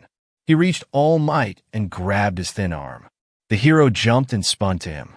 Zero pulled out one of his healing bullets. Here, this won't heal your injury, but it will give you the strength you need to finish him. He didn't let All Might speak before he shoved the needle into his chest. All Might glowed a sickly yellow as the healing properties gave All Might more energy than he had before. Maybe just enough to finish this fight in his muscle form. Zero swayed on his feet, and All Might caught him before he fell to the ground. Thank you, Zero. I won't waste this opportunity you've given me. Zero only managed a small nod and pulled out his grappling hook. He held it shakily above him, and it shot to the roof where Blackout still resided. He stayed there, lying on the hard cement for just a few minutes when it became clear that All Might was attacking All for One again. Zero groaned and heaved himself up, simultaneously pulling the sniper from its confines and setting it up in case he needed to aid All Might again. He watched All for One grossly fatten his arm again, and All Might used the strength given to him by Zero to only grow his right arm. Their fists met, sending another strong aftershock in its wake, shattering any intact windows. Soon after, All for One started to grow his left arm to match the right. Zero decided to intervene by firing one of his explosive bullets. It made contact with All for One's growing arm and exploded. The muscles tore apart, and the boogeyman of the underworld yelled at the sudden pain, his masked face snapping up to where Zero resided. All Might punched him while he was distracted, sending him flying back. Even then, his attention never left Zero. It sent uncharacteristic shivers down his spine, his instincts screaming danger. The teenager jumped to his feet, but before he could get anywhere, those red and black blades shot out of All for One's fingertips, straight for him. They were so fast, he was so exhausted that didn't have any time to dodge. Zero coughed, sprouts of blood coming from his mouth and soaking his black face mask. He looked down with wide eyes at the 5 thin blades embedded in his body. His eyes blurred and static filled his ears. They pulled him up into the air and dangled him over the ledge. You've interrupted Shigaraki's plans for the last time, Zero. The blade slowly pulled back into All for One fingers, bringing him with it. His arms, heavy from fatigue and blood loss, smacked against the villain's chest as he wrapped his fist around Zero's coat collar. All for One reached up and tore the mask from Zero's face, revealing Izuku Midoriya, his blood spread across his face, and more spilling from his gaping mouth. He floated up into the air again, turning Izuku so that he faced the reporters and the camera live streaming all across the world. The city square fell into a horrified hush as the live broadcast captured the shocking moment. Zero, the enigmatic vigilante, had been stabbed. Gasps rippled through the crowd as the gravity of the situation sank in. The reporters' frantic commentary mirrored the collective disbelief echoing through the stunned spectators. Katsuki Bakugo, who had been watching the broadcast with intense focus, felt a knot tighten in his stomach. The shock on his face mirrored that of the onlookers. "No way," he muttered, his voice barely audible over the gasps and murmurs of the crowd. In the midst of the commotion, All for One, the mastermind behind many of the city's calamities, revealed a startling truth. Ladies and gentlemen, heroes and citizens alike, allow me to introduce Zero, the vigilante you've come to admire, fear, and now pity. He ripped off the hood that covered Izuku's head. Izuku Midoriya, a mere 16-year-old. The revelation hung in the air, a heavy truth that cast a shadow over the hero-worshipping city. The camera zoomed in on Zero's face, now battered and vulnerable. The mask, a symbol of mystery, had concealed the face of a young hero who had shouldered the burdens of vigilantism in silence. Katsuki's shock turned to disbelief, then to a mix of anger and concern. The city, once enamored by the myth of Zero, now grappled with the reality of a teenager facing the perils of vigilantism. The weight of the revelation echoed through the crowd, a collective gasp resounding as the true identity of Zero was exposed. The news of Zero's identity being exposed as Izuku Midoriya was a revelation that sent a shockwave through the city, but not for Aizawa. He had known all along. Aizawa's worry, however, deepened as he watched the unfolding events. The crowded square, once filled with awe for the mysterious vigilante, now brimmed with a mix of shock and horror. The reporter's voice relayed the shocking truth, and Aizawa's eyes remained steady, concealing the concern that churned within. The revelation was not just about unmasking a hero, but exposing a young, 16-year-old teenager to the harsh scrutiny of the public eye. Aizawa had been aware of Izuku's choice to become Zero, but witnessing the consequences on live television intensified the weight of his concern. "No, Midoriya." The broken whisper slipped past his lips as he sank into the couch. The villain had orchestrated a spectacle that not only jeopardized Izuku's safety, but thrust him into a spotlight he never sought. As the camera focused on Zero's battered face, he had mentored Izuku for 2 years, aware of the burden the young vigilante carried. The exposure of his identity was a vulnerability that went beyond physical wounds. Everyone watched Izuku as he writhed weakly in all for one's grasp, gasping for the breath that his lungs didn't receive. He vaguely saw All Might, now in his muscled form, launch himself at them. All for one tossed Izuku away like a rag doll, leaving Edgeshot to swoop in and grab him before he made contact with the ground. His eyes closed before he ever felt the warm embrace. Ever since Katsuki was young, he knew that this world wasn't fair, that everyone wasn't equal. He can't remember the time when he first met Izuku, only knew that they had known each other ever since they were infants because of the connection between their mothers. They grew up as best friends, basically brothers.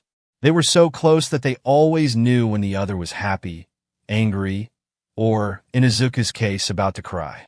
Their relationship was unique, one that no one had ever seen before, and Katsuki had ruined that when his quirk manifested. All because Izuku had developed a weak quirk just a year after. He bullied him, called him useless, and threatened him with his explosions. He hated him, always saying that despite having a healing quirk, he would still be a hero in the field. He hated him, always following him around despite Katsuki trying to literally push him away. He hated him, always smiling and laughing, never taking the hint that Katsuki didn't want him around anymore. Always trying to get him to just leave him alone forever. He got his wish. And you know what? He missed him.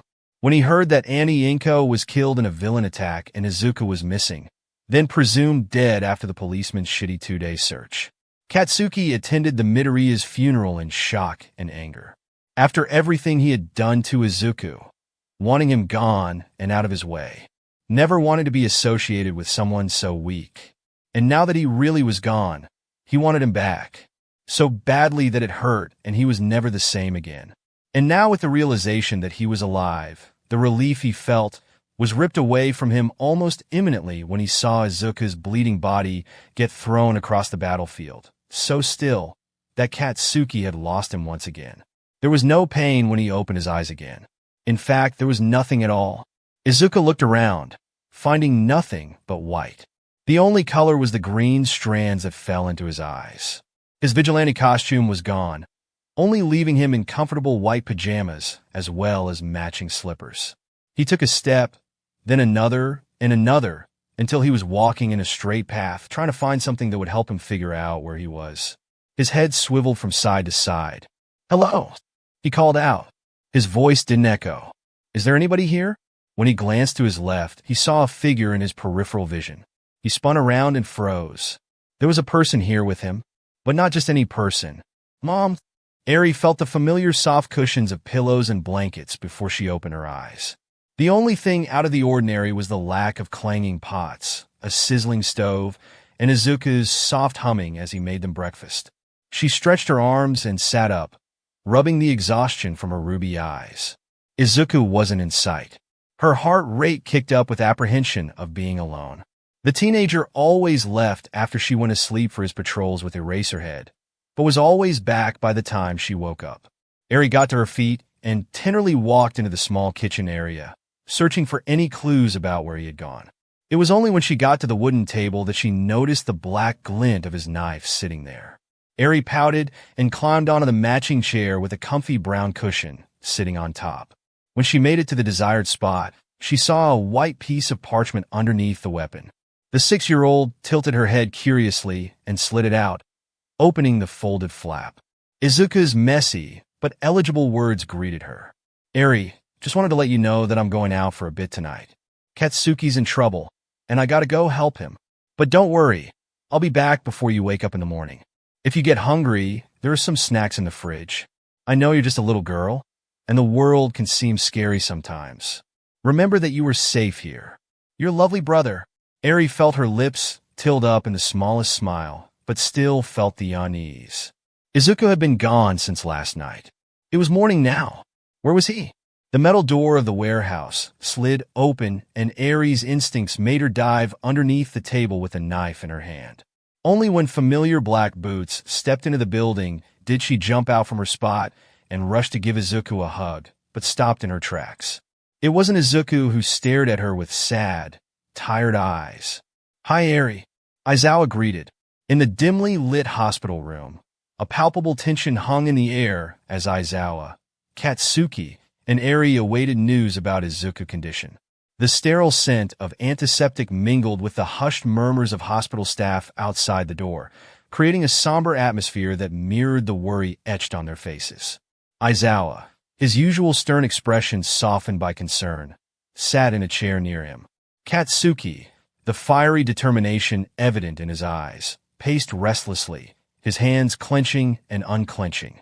Eri, small and fragile, clutched a plush toy close to her chest, her eyes wide with a mix of confusion and concern. The silence was broken by the occasional ticking of the clock hanging on the wall. Aizawa cast a glance at the closed door, mentally urging the medical team to bring some news. Katsuki, unable to contain his restlessness, stopped his pacing and turned to Aizawa. "You know all this time, and you didn't tell me that he was alive?" He muttered, betrayal etched in his features. Aizawa sighed, his gaze fixed on the closed door. "He didn't want you to know, Bakugo." "Not yet." He wasn't ready?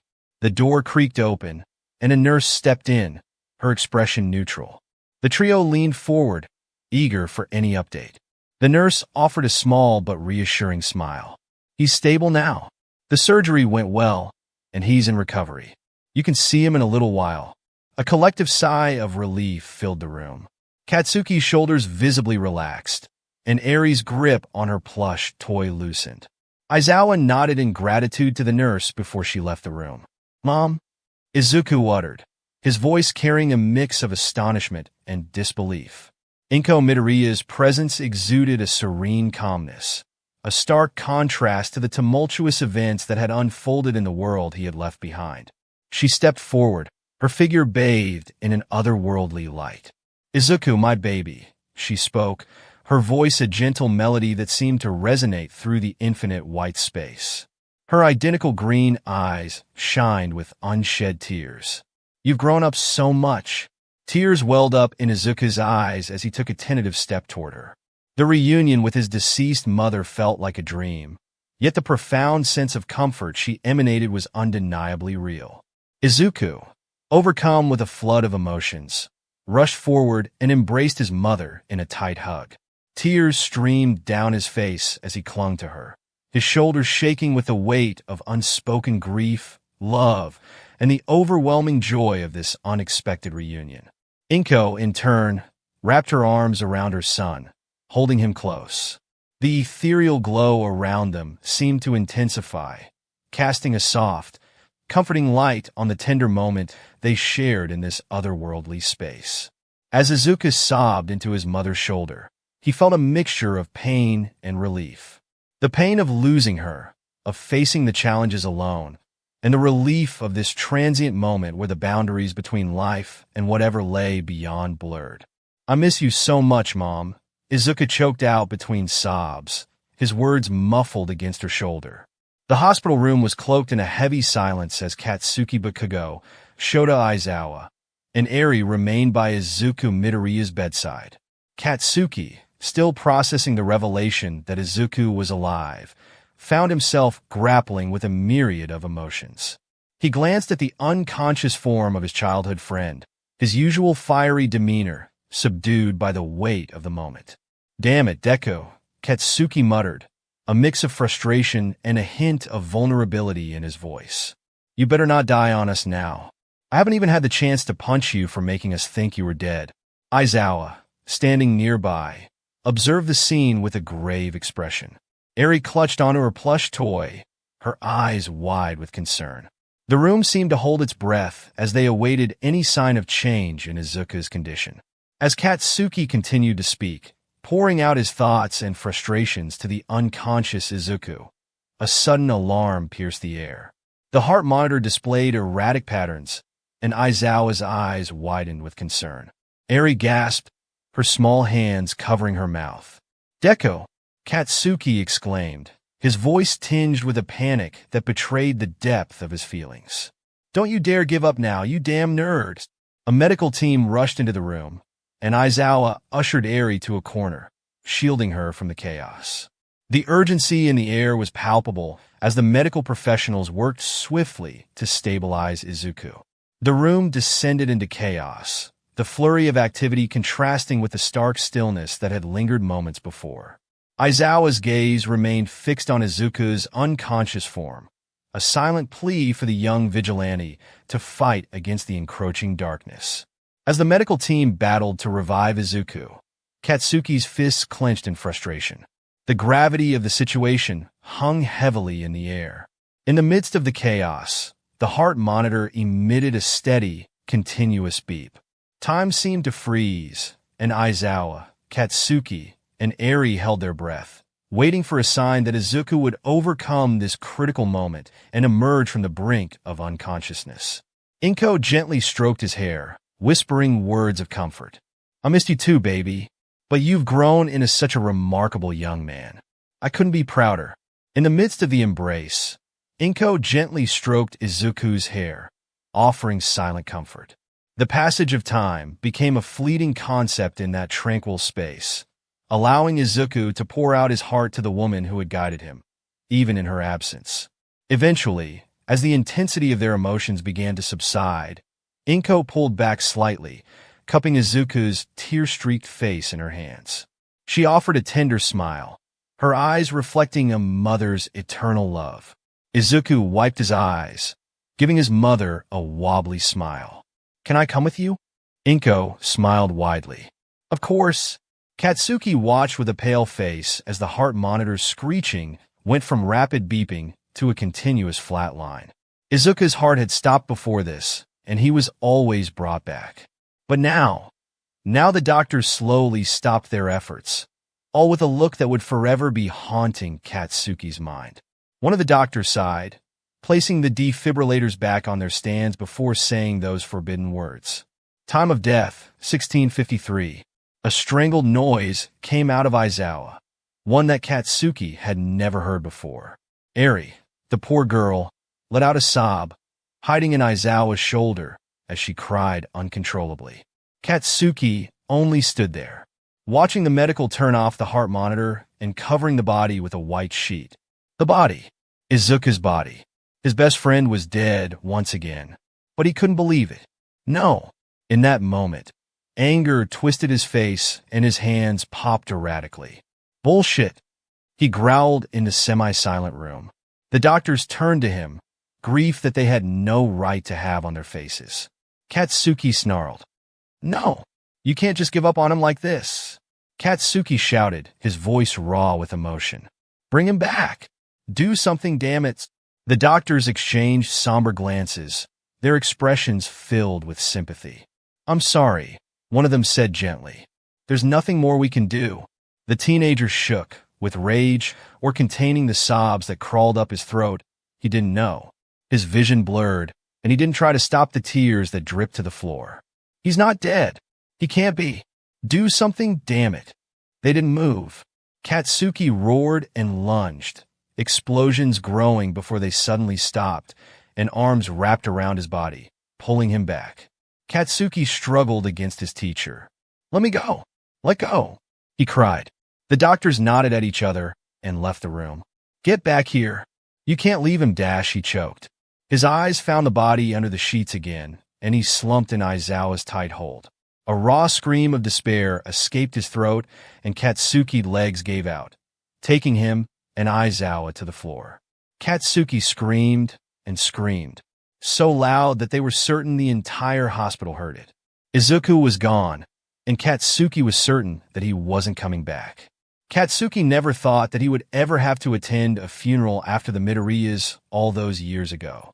But there he was watching the grave of his best friend get lowered into the ground, as the earth enveloped Izuku's casket, sealing him away from the world forever.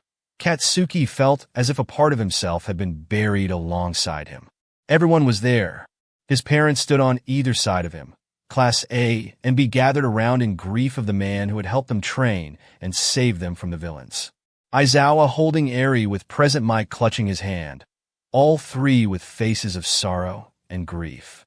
The heroes that Zero had greatly impacted during his time as a vigilante.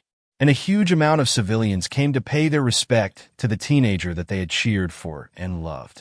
The ceremony was over in just an hour, and everyone started dispersing. His parents squeezed his shoulders before walking away too.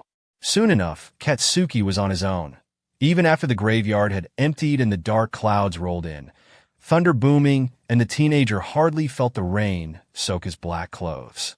He just kept staring at the fresh lump of dirt and the new gravestone that stood next to Inko. Izuku Midoriya, a friend, son, and brother. A hero. Katsuki stayed until the rain stopped, until the sun set over the horizon and he couldn't see the words on the gravestone. And only when Kirishima returned to the graveyard and guided him out did he leave Izuku. But he could have sworn that as he walked away, he felt the faintest arms lay over his shoulders, hugging him from behind. Izuku's final goodbye. Life was never the same after that, but it moved on. After the fight between All for One and All Might, the League of Villains was in custody. All Might had retired, and everything slowly went back to normal, all thanks to Zero. Everyone had mourned the vigilante that they had acknowledged and accepted for 4 years, but Aizawa, Eri, Present Mike, and Katsuki mourned Izuku Midoriya, the boy that they had come to know and love. The boy who saved Eri from her dark past. The boy who Katsuki had ever wanted to be a part of his life. Katsuki was never the same again, but he kept trying, and in the end, after 3 years of climbing the ranks, he became number 1, just like he had always dreamed. With his friends by his side, he became the person that everyone loved and admired. Life moved on for everyone. They married and had families. Kota and Eri grew up and became hero students. Aizawa was still a huge part of their lives, still treating them like they were his students, but became the confidant in their lives as they continued their work as pros. The only thing that Katsuki needed was the boy that he buried 15 years ago. The boy that he would swear he kept seeing in his reflection, always wearing that damn smile that Katsuki missed. And now, as he walked to meet with his friends, he stared at the sky with a soft smile. "I'll see you again someday, so you better be fucking ready, Deku. 'Cause I'm never letting you go again." "Hey, but Kugo." Katsuki looked forward again, where the entire class of 1A stood, all waving with smiles. The blonde rolled his eyes, his scowl replacing the smile he had only moments before, and he stomped over to them. The people that he never wanted, but never knew he needed. Inko gently stroked his hair, whispering words of comfort. I missed you too, baby. But you've grown into such a remarkable young man. I couldn't be prouder. In the midst of the embrace, Inko gently stroked Izuku's hair, offering silent comfort. The passage of time became a fleeting concept in that tranquil space, allowing Izuku to pour out his heart to the woman who had guided him, even in her absence. Eventually, as the intensity of their emotions began to subside, Inko pulled back slightly, cupping Izuku's tear-streaked face in her hands. She offered a tender smile, her eyes reflecting a mother's eternal love. Izuku wiped his eyes, giving his mother a wobbly smile. Can I come with you? Inko smiled widely. Of course. Izuku sighed and started walking forward, only for his mother to stop him with a hand on his chest. He furrowed his brows and turned back to her. Her smile turned solemn. But not yet. Izuku opened his mouth to protest, but she cupped his face again. It's not your time yet. I can't allow you to pass here. There are people who are waiting for you to return. Don't you worry about me. You will see me again. Just promise me that you will live. I don't want you to come back here until you're ready. She wiped away the tears that still escaped from his eyes. I know you blame yourself. There is nothing to forgive because none of it was your fault.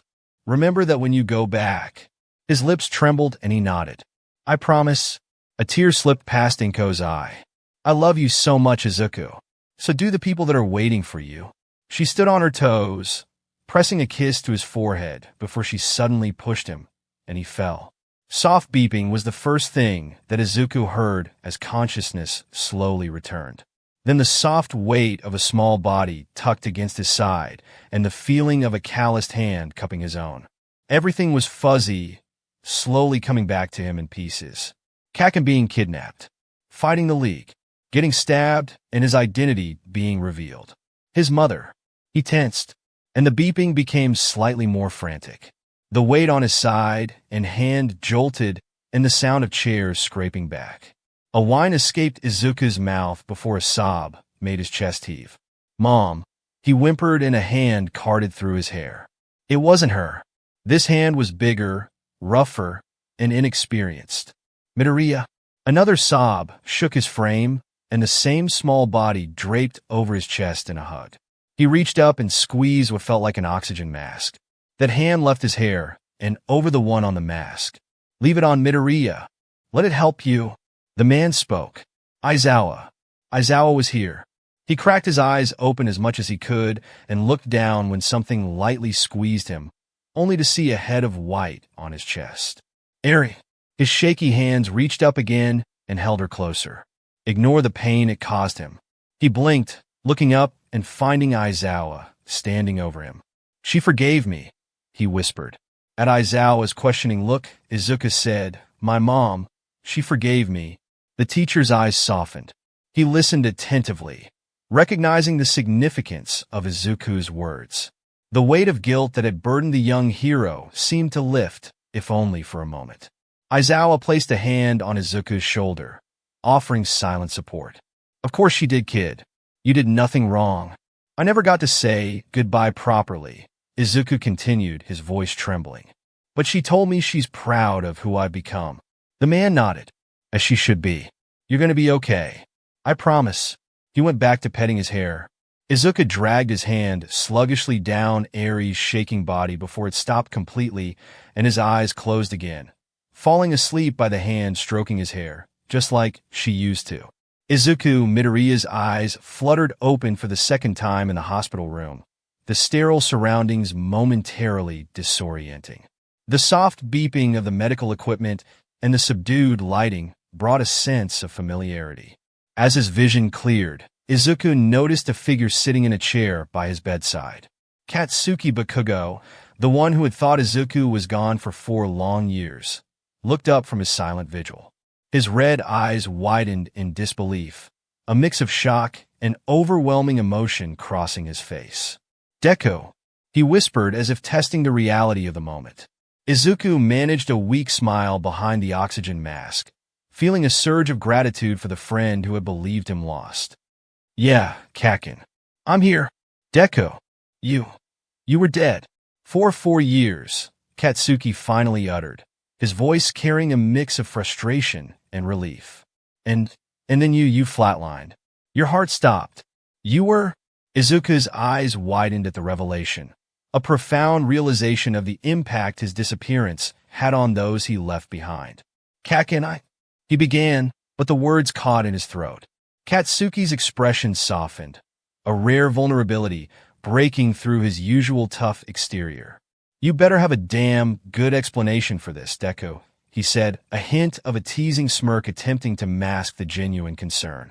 Izuku chuckled weakly, the weight of the years of separation and the recent events settling in. I promise, Kaken, I'll tell you everything. Without a word, Katsuki leaped from the chair and engulfed Izuku in a tight, uncharacteristically emotional hug.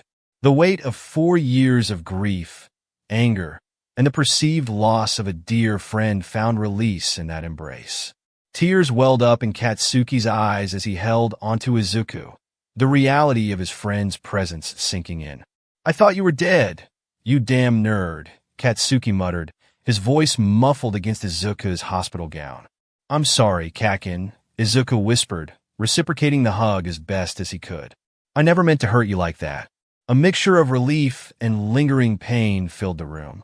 The unspoken emotions that had built up over the years seemed to unravel in that moment of reunion. As Katsuki finally pulled back, his red eyes bore into Izuku's, searching for reassurance and answers. Izuku's gaze met Katsuki's. He reached up and pulled the mask over his head. His lips twitched, and he felt his eyes get hot. A laugh escaped, and then a sob. He pulled his best friend back into a hug, and the teen reciprocated the action with his own, Katsuki's hand coming up to cup the back of his head.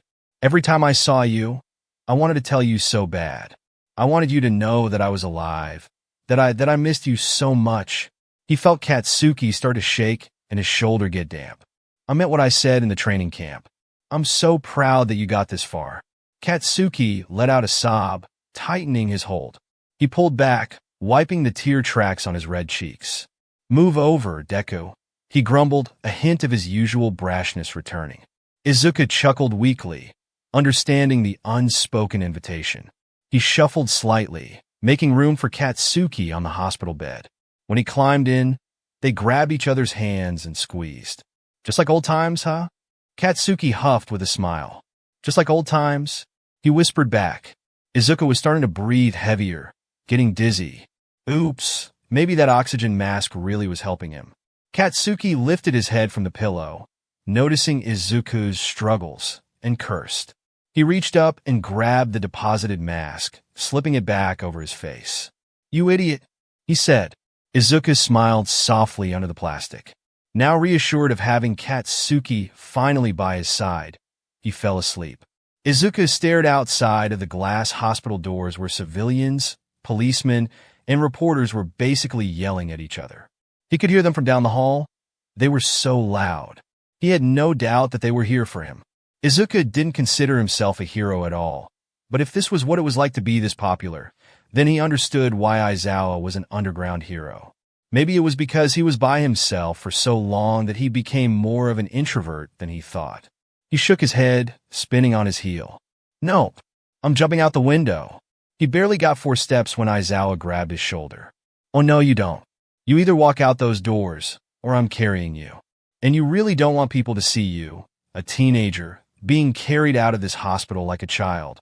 He raised an eyebrow, and Izuku knew the man well enough that he would do it. He huffed, cheeks puffing out. Izuku ignored the stares he was getting from inside the hospital and crossed his arms. Were these the consequences you were telling me about? He sighed, shoulders sagging. What am I supposed to do now? Zero is a part of me. I can't just give him up. Aizawa stared at his defeated expression, the bottom half of his face hidden behind his capture weapon. He reached back into his pocket and handed him an envelope. Izuku took it hesitantly, eyes flicking up to the man and down to the white envelope. His eyes widened, though, when he saw the signature seal of UA on the back to keep it closed. He held his breath and ripped it open, pulling the folded paper out. Congratulations! You have been accepted into UA's rehabilitation program. Izuku's jaw dropped open. Fingers tightened around the paper as he scanned over the long acceptance letter. Now, are we going to stand here all day? Or am I going to take you to the dorms we just had put in place? Aizawa said, stuffing his hands into his pockets. Izuku gulped, then masked his growing anxiety with a dramatic sigh, folding the paper back up and waving it like he didn't care that his life was about to take a turn for the worst. Or better, whatever. He spun around and marched out of the hospital. As soon as the doors slid open, every head snapped his way and microphones were shoved into his face with cameras making his vision white every few seconds. He was bombarded with questions too loud and fast for him to comprehend. He didn't mean to scream. Really. But how else was he supposed to answer all of the thousands of questions these vultures have? Quiet. Everyone stopped. Other than the occasional click of cameras, there was finally silence. Izuku sighed. You guys are so loud, I can't even hear you. I'll cut to the chase. I'll tell you everything you need to know. Yes, I'm the Vigilante Zero.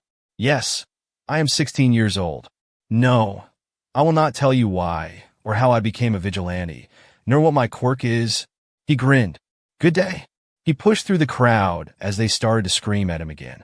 An arm settled around his shoulders, and Aizawa guided him in the waiting car with present Mike in the driver's seat. Izuku sagged in the back seat. As soon as Aizawa closed the passenger seat, the voice hero shot out of the parking lot before the reports could swarm the car. Well, that could have gone better. You need lessons on how to speak to the public problem child. No response. He looked over his shoulder and saw the relaxed face of his new student. He and Hisashi smiled at each other and stayed in silence for the rest of the ride. This is pretty impressive, Izuku said as he stared at the Class 1A dorms. Even more so since you did it in under 2 weeks. Aizawa stuffed his hands into his pockets. We've been thinking about building the dorms ever since the USJ attack. It was easier since we had all of the plans laid out. The teacher walked up the steps and opened the huge doors to the building. Izuku followed and admired the spacious common room. Wow, this is where the students are living? I'm pretty jealous. He chuckled. Don't be. This'll be your home too for the next 4 years or so. Izuku spun around. What? Aizawa rolled his black eyes. Did you forget that you're a part of the rehabilitation program? One of your conditions is to stay on the campus. Both you and Eri. Izuku didn't know what to say, so he just stood there dumbly. Aizawa didn't look fazed. In fact, he just walked past him. Come on, follow me. I'll show you to your room. The boy only nodded and followed him to the elevator. Good call. Even though Izuku was healed, his body was still suffering from the side effects of his quirk. He didn't think he could handle the stairs. When the elevator opened, the hallway split from left to right. Aizawa turned left. The boys' dorms are this way, he said over his shoulder, making Izuku hurry to follow him. Aizawa led him all the way to the end of the hall and stopped in front of the door in the middle of the hall. A key card was handed to him, and Izuku swiped it through the key slot and twisted the handle, opening the door to his new home. 2 twin beds sat in the 2 back corners of the room, with a window and balcony in between. He figured that his bedroom was bigger than the other since 2 people would be staying in there, given that there were 2 sets of everything. Izuku walked in further. It was definitely going to take some getting used to after living in the warehouse for 4 years. Izuku's eyes softened, however, at Eri's apparent side of the room. Unlike Izuku's plain, undecorated space, Eri's was decorated like the princess she was. Her bed was made with pink covers and blankets with many stuffed animals piled on top. Children's books underneath her nightstand. Izuku walked to her dresser and opened the first drawer. Clothes were piled inside, more than she has now. His eyes closed a smile, tilting his lips. Eri is going to love it here. This is perfect, Izuku said, turning to his new teacher. Eri will be happy here. Aizawa's eyebrow raised. And you? He took a deep breath. Yeah, maybe I will be too. Izuku did what very few have done before. He stared Principal Nizu in the eye without falter. President Mike shifted where he sat, and Aizawa was stiff with apprehension. The 2 of them meeting was a terrible, terrible mistake. Izuku Midoriya, you are in quite a predicament. I understand that you still desire to continue your work as Zero. The teenager nodded. Yes, he said curtly. Nizu hummed, thumbing or rather pawing through his file. I see. Since you can no longer return to vigilantism, it only makes sense to become a hero to be zero without legal consequence. Izuku pursed his lips. Becoming a hero was the last thing he wanted to do, but his desire to be zero again quickly overcame it. That's right, he said, a growl slipping through his tone. Niza looked him in the eye again. I'm sure that won't be a problem. I pulled some strings, and with your talent from vigilantism, I was able to get you approved to take the provisional licensing exam. You may need to stay an extra year for your rehab program, but you can still graduate with the others. You'll be a pro in no time. Izuku leaned back, trying and failing to pretend that he was okay with it. Great! With the League of Villains in Tartarus, we have less on our plate to worry about, and we can focus more on the students' futures. Thank you, Midoriya. You were a huge help in the capture of the League. I'm sorry that law enforcement interfered with it in the end, and that becoming a hero is the worst idea for you. But I'm afraid that this is the only option I can give you. Izuku sighed, rubbing his eyes. He was so tired. It's not like it's your fault. Besides, you've done a lot of things to help me go back to being zero faster. So, I should be the one thanking you. Niza smiled. Oh, and one more thing. I don't think you'll benefit from being a student. Your IQ is extraordinary. No. I think that while you are here, you could become Aizawa's assistant and help the students improve. What do you say? The teenager blinked, looking at Aizawa, who nodded. Izuku smiled. Yeah, okay. I like the sound of that. I believe I mentioned this already, but your main focus this summer is obtaining provisional hero licenses. Do not take this lightly. A hero license means that you're responsible for human lives. You can imagine that the exam to receive one is very difficult. Only a few % of students pass the tests required for these permits each year. In order to prepare, today you'll concentrate on creating something new. 2 ultimate moves. Ultimate moves? An exam is a normal school thing, but this is total hero work. The door slid open. Cementos, Midnight, and Ectoplasm walked in. When we say ultimate, we mean a move that will ensure you win against your opponent. An action so unique to your identity that no other person can hope to copy it. Simply put, you must learn to lean into your strengths. Your moves represent who you are. These days, most pro heroes have an ultimate move. Those who don't are fools. This may sound abstract, but we'll explain more as the day goes on. For now, change into your costumes and meet in Gym Gamma. 20 minutes later, everyone walked through the doors of a huge empty space. Gym Gamma, also known at the Academy as the Training Dining Land, or TDL. Cementos walked forward and created a small structure for training. This facility was my idea. We can prepare unique terrains and obstacles for each student here. Here you will learn to serve up justice. Hence the name. That's pretty cool. Ida's hand shot into the air. Please allow me a question. What is the advantage of having ultimate moves for our provisional exam? May we know your reasoning? Aizawa's eye twitched. That's 2 questions. Calm down. The job of a hero is to save people from all sorts of dangers. Crime, accidents, and natural or man-made disasters. Of course, the licensing exam analyzes how well you're able to deal with such things. It won't just be fighting. Your ability to gather information and make quick decisions will be judged, in addition to how well you communicate, cooperate, and lead others. Every year a new test is used to evaluate these qualities. One thing is especially important. If you want to be a pro hero, you must be able to prevail in battle. He paused, ignoring the hands that shot into the air. Also, someone will be joining us today. A new student, if you will. He'll be doing the exam with you all. Just then, the doors to the gym opened and everyone gasped.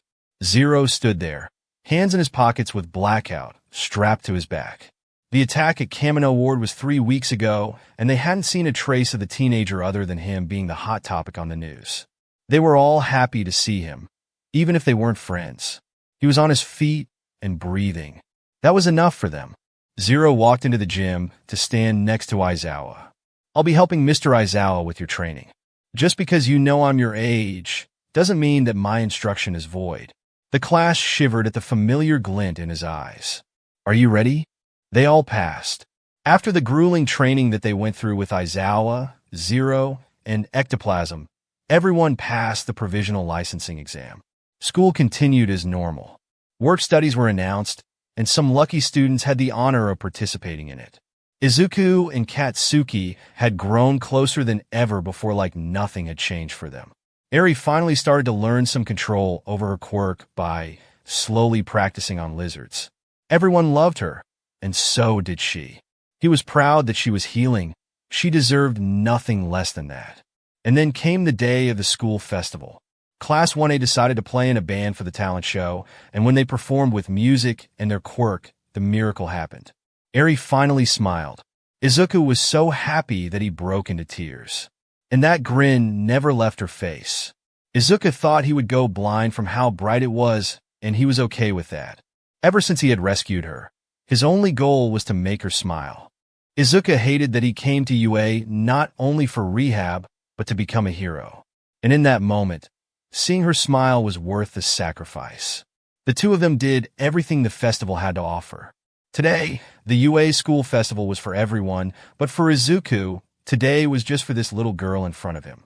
He never wanted to see a tear escape her eyes again, never wanted to see the fear, sadness, or tension in her shoulders ever again.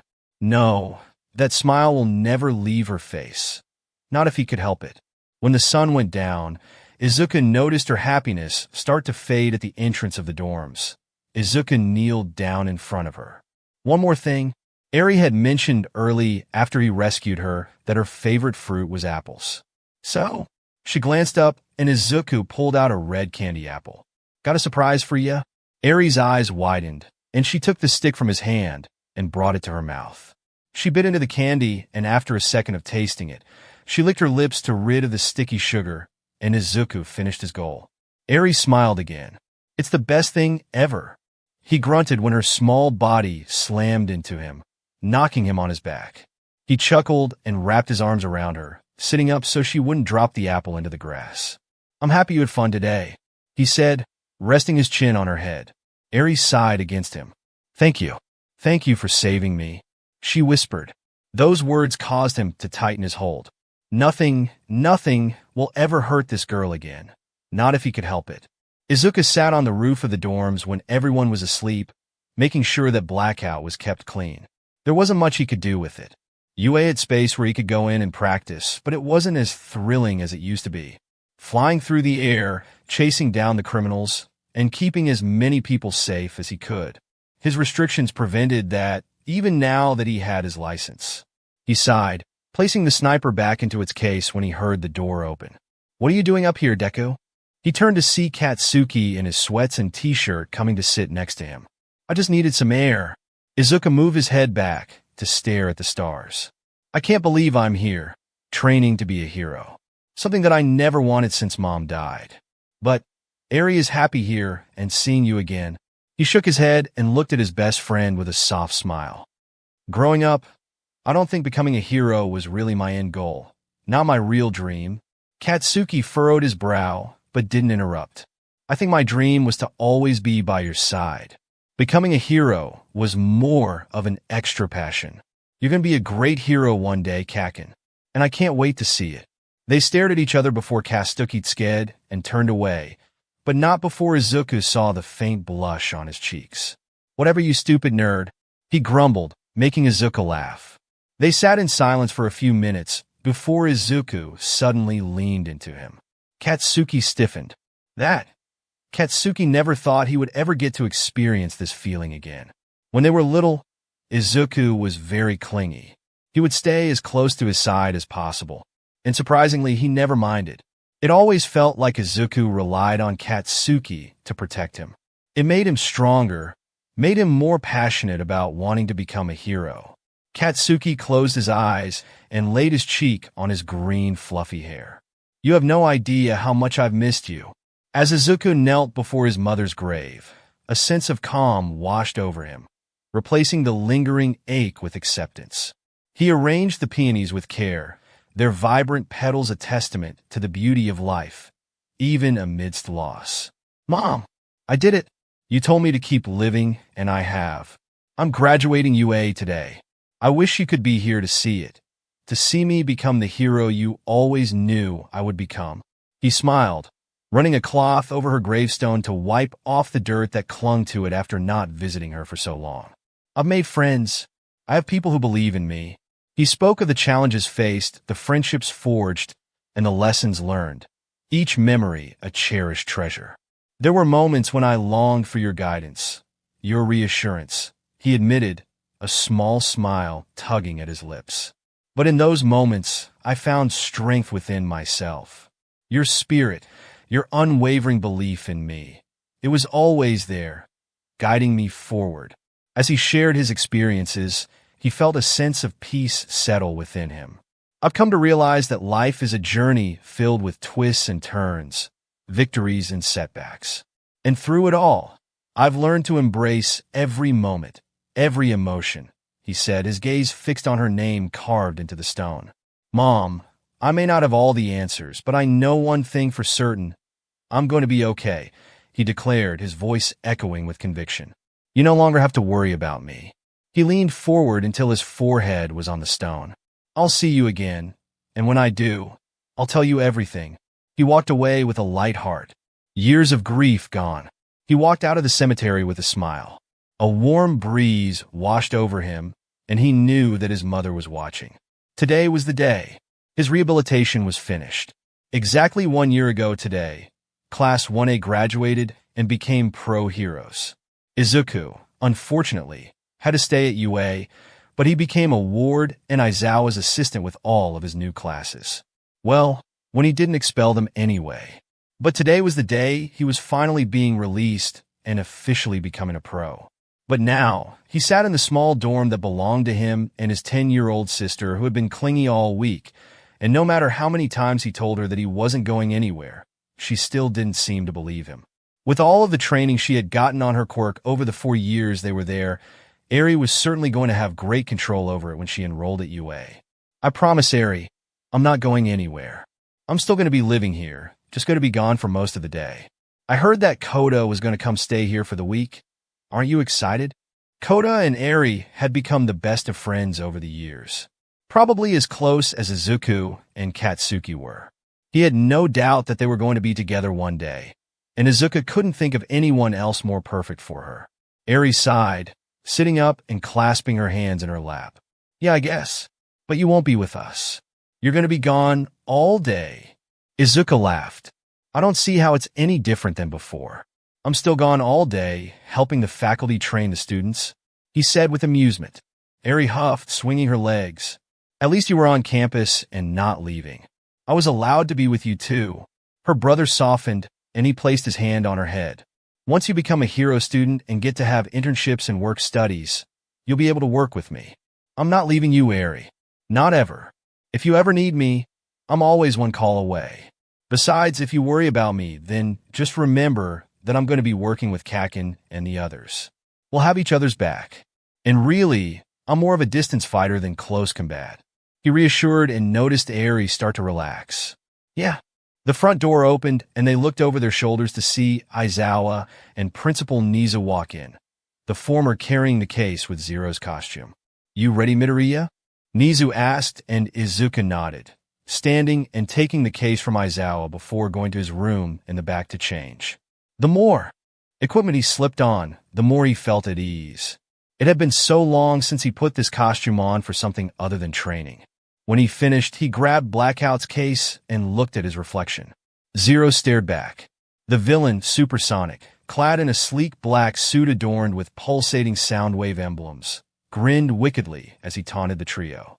You heroes think you can stop me? He sneered, his voice amplified by the waves of sound rippling around him.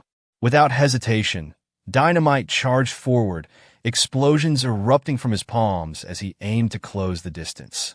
But before he could unleash his full firepower, Supersonic let loose a deafening blast of sound, sending shockwaves reverberating through the air. Dynamite gritted his teeth, his ears ringing from the assault, but he refused to falter. With a roar of determination, he pushed through the disorienting noise, his explosions lighting up the sky as he closed in on the villain. Think again, you bastard.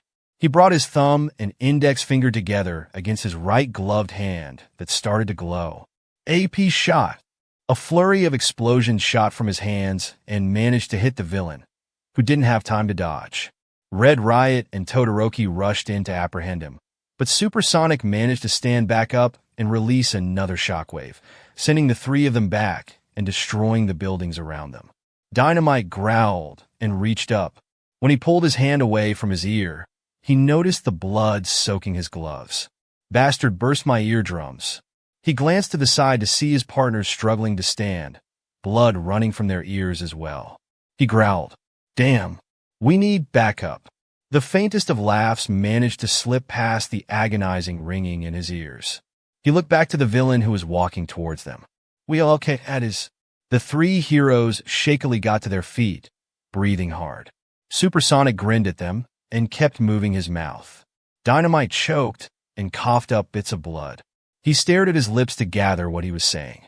"Fun, but this is the end." He sucked in a breath, and the three of them prepared to counter it. How? They didn't know, but they won't give up. Not until they die. The villain hardly released his quirk when another explosion sounded. It didn't belong to Dynamite, though. Boom! Something whizzed past his head and struck the villain, cutting off his attack and making him convulse. The three heroes' eyes widened, and they spun around where another hero walked out of the dust cloud, reloading his sniper. "Looks like your plans hit a sour note," he quipped, his voice laced with confidence as he stood tall. "But don't worry, I'm here to remix them into something a little more heroic." He smirked underneath his mask, looking at Red Riot and Todoroki's relieved faces, before turning to his best friend. "I'm back," Zero sang. Thank you for joining us on this journey through. If you enjoyed this video, please give it a thumbs up, share it with your friends, and subscribe to